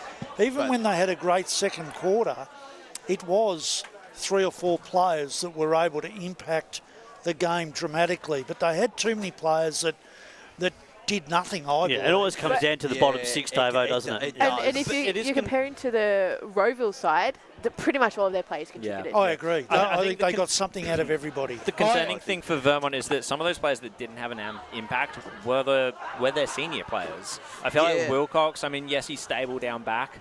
But he didn't do much. Well, after half time, I think after half time, definitely. Yeah. Kalkowski as well. He did quite a few things here and there, but he's not having the same impact as he did a couple of years ago. And there was another one that I thought of. Ian Bajramov, he stepped up in the first quarter briefly. He's a goal kicker, though. He's got to... he didn't kick any today. I think young Kai Barlow's got to work on his game a that, little that, bit too. That was the other name that I had in mind. He gave away... Look, he's still lacking a little bit of maturity, but he gave away a couple of crucial free kicks when Vermont had opportunities in that third quarter in their forward 50, which would have been goal-scoring opportunities. So, and also early in the game, he had the opportunity to take ownership of a goal that he should have, and he handed it off. Yep. I haven't got an issue with being a team player, but sometimes as a footballer, when you're playing in these type of games, you got to take ownership. And unfortunately, you learn a valuable lesson from it today. Yeah, you handballed it to someone who's already under pressure. We'll go through some scores around the grounds because there were some close games across the traps in the senior men's. We'll go through some of the senior women's scores as well, of course, recap those grand finals today. But we'll kick things off with Division 1 and out of Tormore Reserve. The Tigers have won 8 finals in a row and are through to a 3rd grand final in the last 4 seasons. 9-13-67, defeating North Ringwood 8-10-58. The Saints will still take a bit out of that contest, but the Tigers, their experience prevailing in the end out there at Tormore Reserve. Yeah, really good. But the North Ringwood only kicked 2 points in the last quarter. So that's a challenge. We talked about how well Mitcham play that ground. Yeah, they do. They play it so well. 8 winning finals there is a fair effort. And they play it well, and they're going to play a grand final there. So it'll be a great learning lesson for North Ringwood. And North Ringwood will play the winner of Park Orchards and Montrose tomorrow. In Division 2, Surrey Park have made their 4th grand final in the last 5 seasons. They knocked off Templestowe 14-7-91, the Dockers 10-11-71. An up and down contest out of Walker Park, but the Panthers prevail. And it's quite remarkable to think they're set to play off in another grand final in 2 weeks' time. Oh, I just love the maturity that Surrey Park is showing. They seem to, Davo, they just seem to keep learning every single time they play. And I'm still amazed by the Surrey Park story. Yeah, absolutely. Oh, it's a pretty amazing story, It's one of the fairy tales of the Eastern Football Netball There's League, a reason really. why I've got my head turned to the camera. Can you imagine that they win the grand final and they are going to be playing Noble Park in Division 1? Yeah, that is mind-blowing. Isn't that just the craziest thing? That is so weird. They today now what cement a rivalry. They cement the fact that they go into the grand final as favourites, because I don't think there's any way that a Mulgrave or a Waverley Blues, if they upset Templestowe, they still go in a few steps back from Surrey Park, and now Surrey Park have proven that they can beat Templestowe today. So they are favourites to win at this point. And you still think Templestowe will be there. I mean, that's, considering they potentially will get another crack at them in a couple of weeks' time. But there's a bit of work to do depending on who they play. Absolutely. And then the Division 3 preliminary final, and I've got to give kudos to Brett Davidson because he was right. It was 7 goals that he said that the side would win it. Always right. And it was the Basin 7-12-54, knocking off Upper Ferntree Gully 2-10-22. Well, I'm going to take one kudos too, because I said they were... because I said... Right, that there was only going to be one side that was going to break that game open, and it was going to be the Basin. They were going to have a moment in time, and they did it. I don't know whether you could call it broke it open, because it was only... I know, but it was 1-4 to 9 points. Yeah, 1-4 to 9 points at half time. But you are right. They did And then it maybe was they just 5-9 defended to 1-9. really well. Yeah, That's And breaking they just- it open, isn't it? They did. But the Division 3 Grand Final next week is set, and we're going to be at that game at Wally 2 Yes, we Reserve. are. The Donvale taking on the base, and the Bears return to the big stage for the first time since 2015. Donvale, 5th consecutive Grand Final. Can they break that hoodoo? Well, they'll probably they'll start favourite, no doubt. Oh, what are you talking about? I'm back at the basics. I'm joining you, Em. I'm joining you, But Em. Yeah. Yeah, at but you couldn't bloody- write them off. Yeah, No, you Nah, can't. no chance. But upper gully, that's disappointing for them to lose in the manner that they have to the Basin twice within that fortnight. I thought they would have put up a better performance than what they did. There are times throughout the season where I thought Upper Gully would have just started to edge in front as favourites. They did get that win against Donvale earlier in the year that they just tailed off towards They've got a the great game plan, but they're young. But there's still some it's gonna upside be really, in really them great. in And I said 2027. they cannot. They're in a good spot. They cannot score. No, they can't. So you look through the whole year, they've had 9 games under 45. They cannot score. That's their problem. They've been able to defend magnificently and win games by scoring 50. Come on, Josh, we got the wind up, mate. We're going to go through some the final women's grand final scores. Everyone shush. And Park Orchards have won 3 consecutive grand finals. They've done the three-peat, only the second side to do so, knocking off Baronia 5-12-42 to the Hawks 2-2-14 in that Premier Division grand final out at HE Parker Reserve. And in Division 2, Montrose have broken the duck. They've knocked off Heathmont 7-3-45 to the Jets 3-1-19. And, of course, just recapping some of the other premiers, Baldwin win the Division 1 flag, North Ringwood Red are Division 3 premiers, Wanturna South won the Division 4 premiership, and Upper Ferntree Gully. There was some joy for them today. They won the Division 5 flag as well. So congratulations to all those premiers, but particularly Park Orchards to do the three-peat in the top 2 divisions as well. Incredible effort. To go back-to-back in the Premier Division is an absolutely phenomenal effort. And a big shout-out as well to Lee Green, the entire LKL and media crew for covering all those grand finals. John Higgins, I believe, was out at Mulgrave Reserve. I'm sure he would have enjoyed the day out there alongside Ali Curlis and Oscar Lutka. Well, yes, they're still going, of course, with the women's veteran game underway there. Yes. Big shout-out to John, Justin and Lincoln down there today.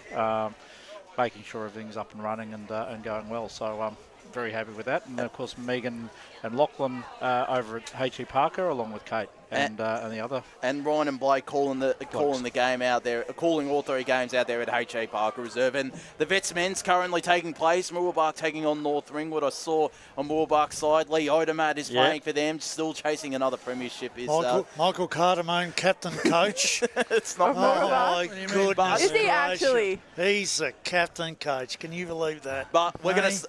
This is still chasing a kick. We're going to start to wrap things up out here at Jubilee Park. Been a fantastic day. Wayne Brasher, Emily Mackay on the special comments doing a fantastic job as always, Brash. Bet you're looking forward to the trip down to Edwin Flat tomorrow. Oh, yes. I certainly am. The trip down the coast.